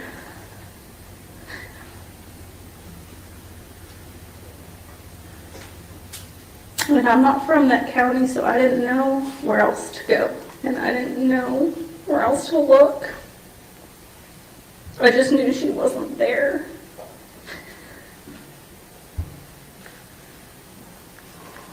Heard from Sheriff Aiken that he had a meeting with you and Jacob, actually, and some of your family members at a church in Cottonville. Do you remember that meeting? Yes, I do. And I know this may be tough, but I think it's important when you're told that Athena is no longer with us. What's your first reaction? I wanted to tell Sheriff Aiken that he didn't know what he was talking about. I asked him if I could confirm that that was my daughter, and he told me no, because she looks too bad. And I went. We're taking a puppy kitten break, because that's the part that would have broke me. You let me see my baby. You let me see my baby, and you let me say goodbye. And the fact that, nope, we are taking... When the world feels like a dumpster dive and humans forget how to thrive, take a break, just you and me, with a puppy and kitten, wild and free. Paws and purrs, let's drift away to a land where tails wag and play. No more noise, just gentle muse in our furry four-legged cruise.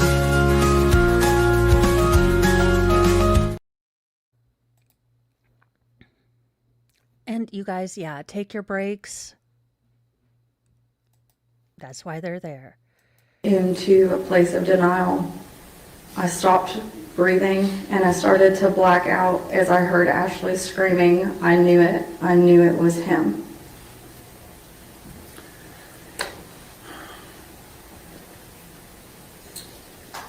At some point, you gotta be a mom again. Don't you? Yes, sir. At some point, you gotta plan a funeral. Don't you? Yes, sir. At some point, you've gotta see Athena for yourself. Is that right? Yes. Did that happen? Yes. On Tuesday, December 6th of 2022, I was allowed to see Athena for the first time. I went in about an hour before I'd actually told Jacob to show up because I didn't know what she would look like and I didn't know how bad it would be. And I didn't want him to see our daughter like that. So I went in around 8 in the morning with just my dad.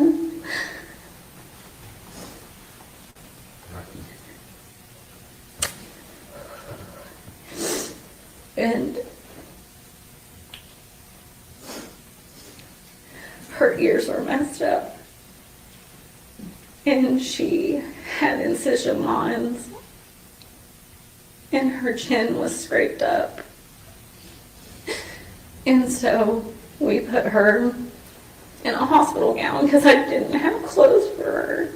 And she was naked. And I searched her body looking for any reason that that wasn't my baby. And then we did her makeup so Jacob wouldn't have to see the discoloration and how bad it was.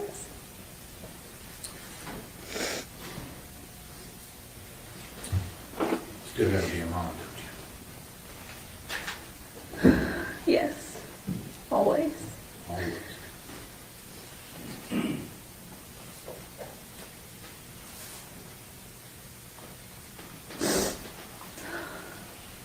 I'm gonna make a guess that Athena didn't stay in that little gown very long, did she? No, she did not. It wasn't pretty enough. Tell me what mom does to go fix that. Well, I wasn't from Wise County. I didn't know where to go or what to do, and I couldn't sleep. So I wandered around Walmart until I found a few dresses to pick from, and I wanted to make sure that she was just, when I got to her, she was so cold, and she didn't like the cold. So I wanted to make sure that she was. You're always going to be a mom. You can't turn it off. You can't let your babies be cold and naked. Dressed. So I picked out clothes. I picked out socks and panties and shoes and leggings and dresses. And I wanted to make sure she had one of her bows. So I got her some bows. It was a pretty consistent theme with her with the bow, wasn't it?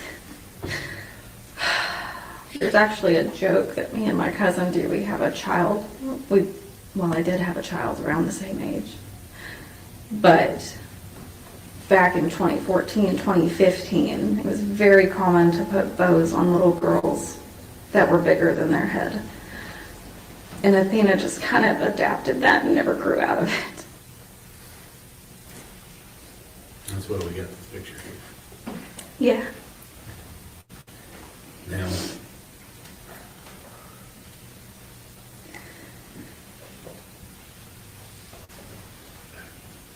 another daughter? I do.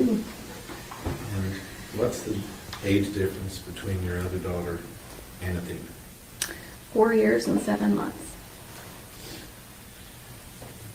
Now, I've asked 4 of witnesses to describe for me their favorite picture of your younger daughter and Athena.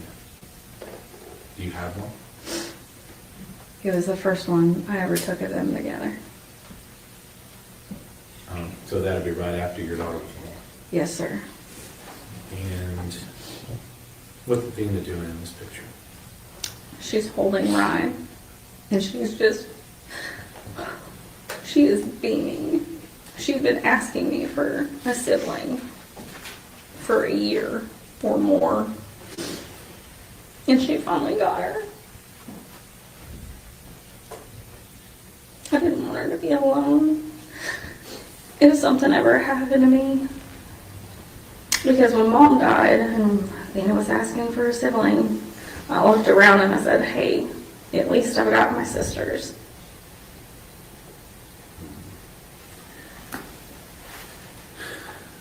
Let me ask you about your daughter. How old was your second daughter? Athena was your first. Yes, she was. She also Jacob's first too. Yes, she was. And how old was your second daughter, Rylan, when Athena was born? When Athena was born, I want to get this exact. When Ryan was born, Yeah, when Rylan was born, how old was Athena? Athena was 4.5. And then when Athena was killed, how old was Rylan?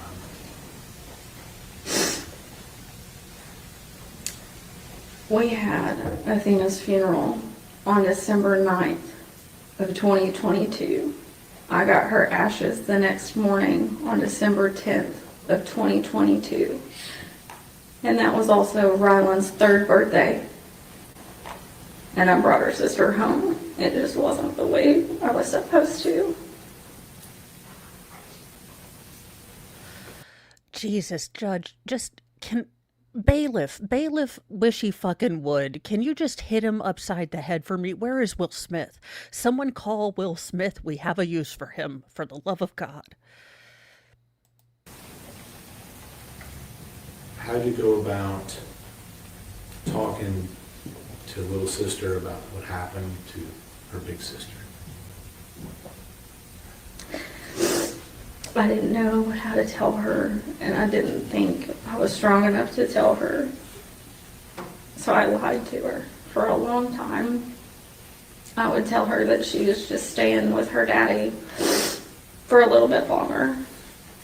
And when she asked to FaceTime her or to call her, I would tell her that she was at school, or she was sleeping, or she was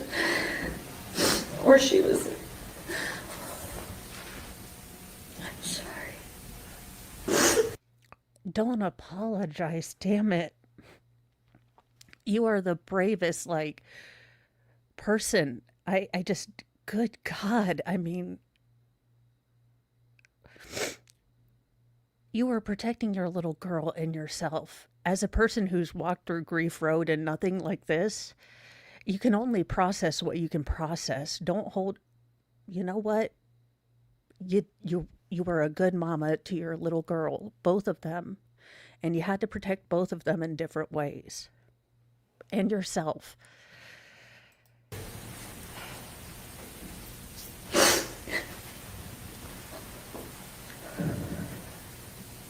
I would lie to her. Until about a year ago, she didn't know the whole truth. And, but I didn't tell her that Athena was dead and that she had been killed until Athena's, or what should have been Athena's 8th birthday.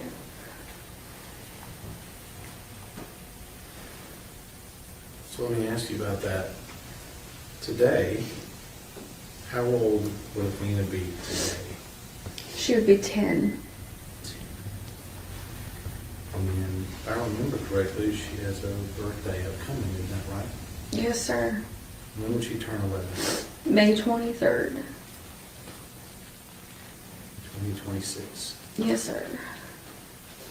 She'll be a fourth grader, is that right? She would be a fourth grader.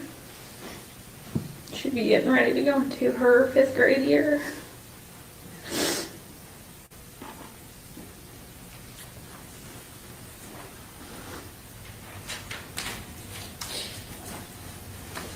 During the course of this case, have you ever missed a hearing? One. And why do you make your point to be at every hearing that we've had in this case? I refuse to show that man.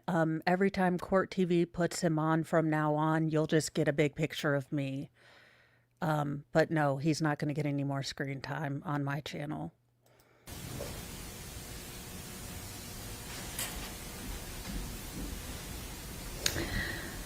Because I had to cover up handprint bruises around my daughter's neck. And because she no longer has a voice. And I want people to know that she's not just some story. She's not just some number. She's not just some picture you see in a headline. She was loved. She is loved. And she is missed. And she was real. And she had a life. And she wanted to live. And no one can take that from her. Not a single person can take that from her. And I will be her face, and I will be her voice, and I will make sure that every person in this world knows that she was loved and that she wanted to live. And we want her in our lives.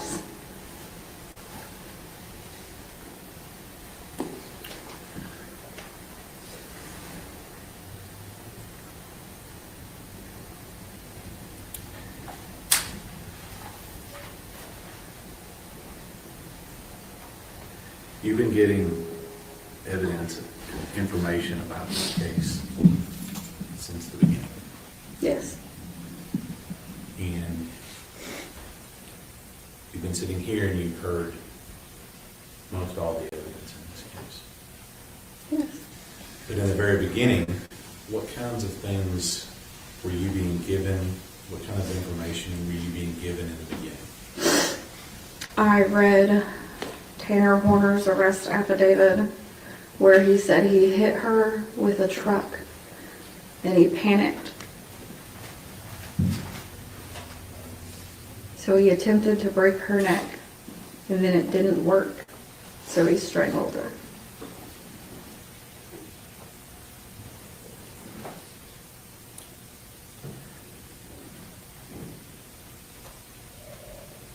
Do you have a chance to look at the autopsy or anything else in this case? When it came out,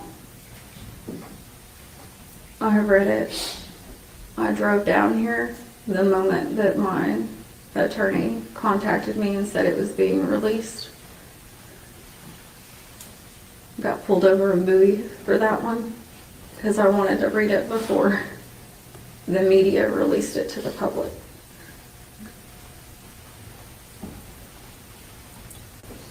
Now, if I remember correctly, you've got a little bit of medical training and knowledge, don't you? Yes, sir. What stood out to you when you read that information?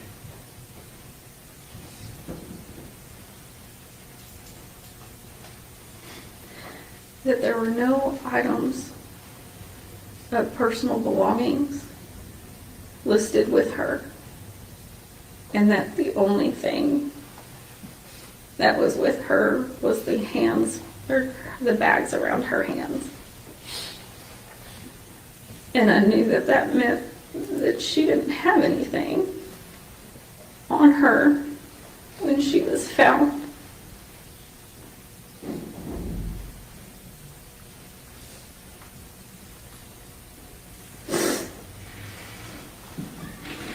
And how far along into this process was that? That was in the summer of 2023.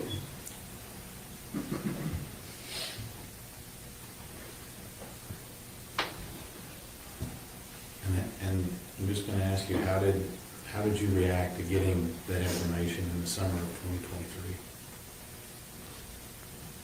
I didn't want to believe it. I told myself that I was wrong. I told myself that y'all just do stuff different down here in Texas. And, because I'd rather be wrong about that than be right.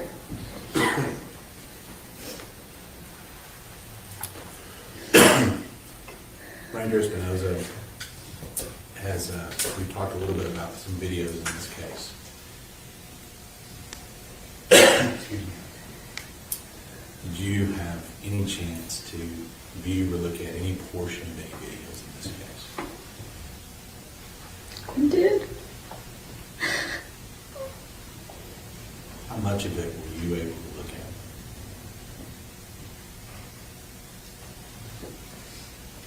Maybe a minute, maybe two.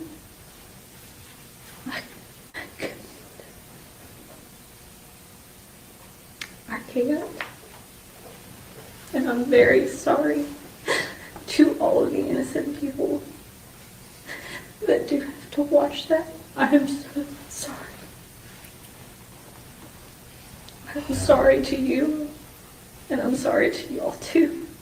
Because none of us, not Athena, not me, not anyone in this room besides Tanner Horner, asked for what's on that video.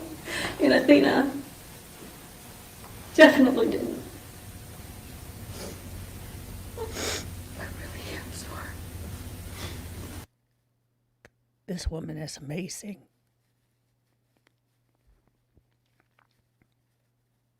I couldn't listen. It's not in me. It's not in me to sit there and listen and not be able to do anything. And that's the part that as a parent, as a mama, you just can't. You can't. I mean, because y'all are in grocery stores. If you hear a baby crying, every woman in the daggone grocery store will start swaying because we remember that cry and rocking our babies.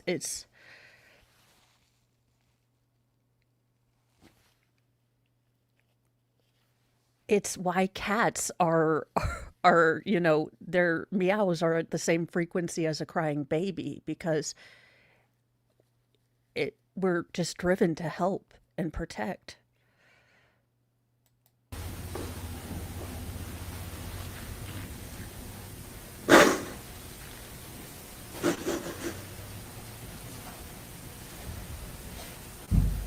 We've been here a little over a week and a half.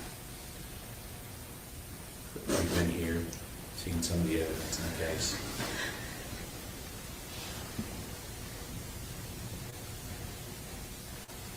What is it that sticks out to you? What do you want to know? I know it sounds stupid, and I know it sounds selfish. I know he will never tell the truth. But I want to know where my daughter's shirt is. I want to know everything, but he won't tell me that. And I highly doubt that he cared enough to pay attention to when my daughter took her last breath. Because I brought her into this world, James. And I know when she took her first, I was there for that. I was there when she took her first steps and said her first word. But I wasn't there when she took her last. So I want to know where her shirt is. Because maybe he could give me that much grace. Got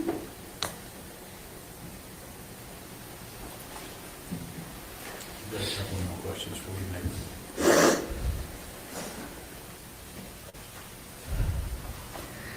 Athena stood in your life, didn't she? Athena is in my life every day. Every day. Every day.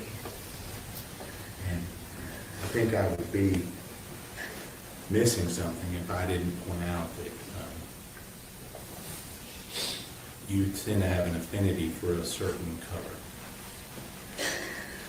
Would that be right? For her, yes, sir. And is that Athena's color too? This is her favorite color, yes. Not Mom's favorite color? No, sir.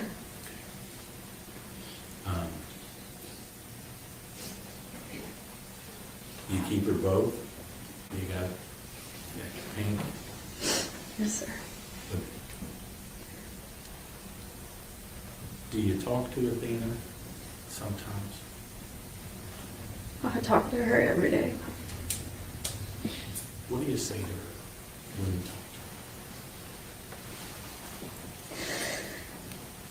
to her? I tell her that I'm sorry. That I wasn't there to protect her and to stop him. I tell her that I love her. And I talk to her about Rye and what she's doing in life and how much she loves and misses her. And I tell her about you and about Pat and about Michelle and about my attorneys and how y'all are working really hard to make sure that she's not forgotten and that she didn't just die and that we'll get justice for her.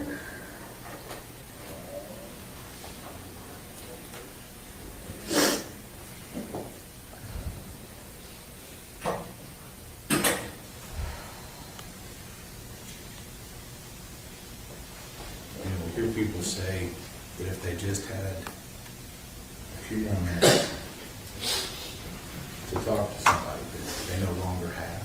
You heard that before? I've thought about it a lot. Let me ask you. You had those few minutes to talk with Athena right now, today, sitting in this room. What would you tell her? I'd tell her I'm sorry. And I would tell her how much she means to me and her daddy and to her sisters.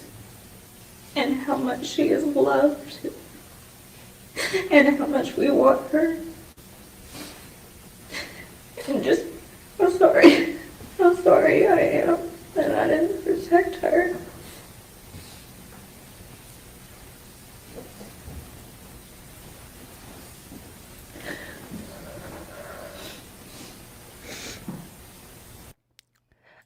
Ronan, I am taking Court TV off the screen when they are focusing in on Tanner Horner. They were trying to get him tearing up, and I'll be damned.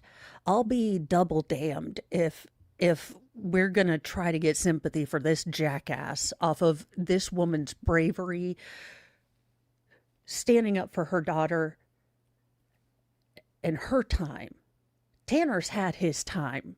This is the mom's time to talk, and I'll be damned if Tanner gets any airtime on my channel when this woman's speaking.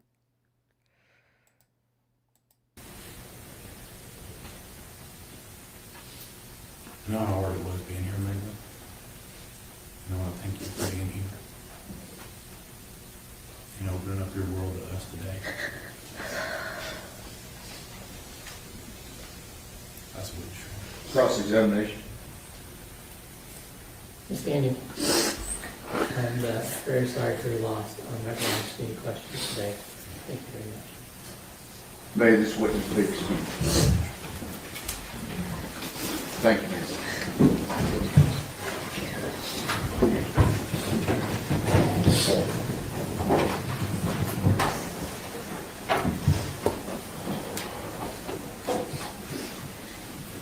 Okay, we're done for the day. We'll start back up at 9 o'clock. Okay, see you tomorrow.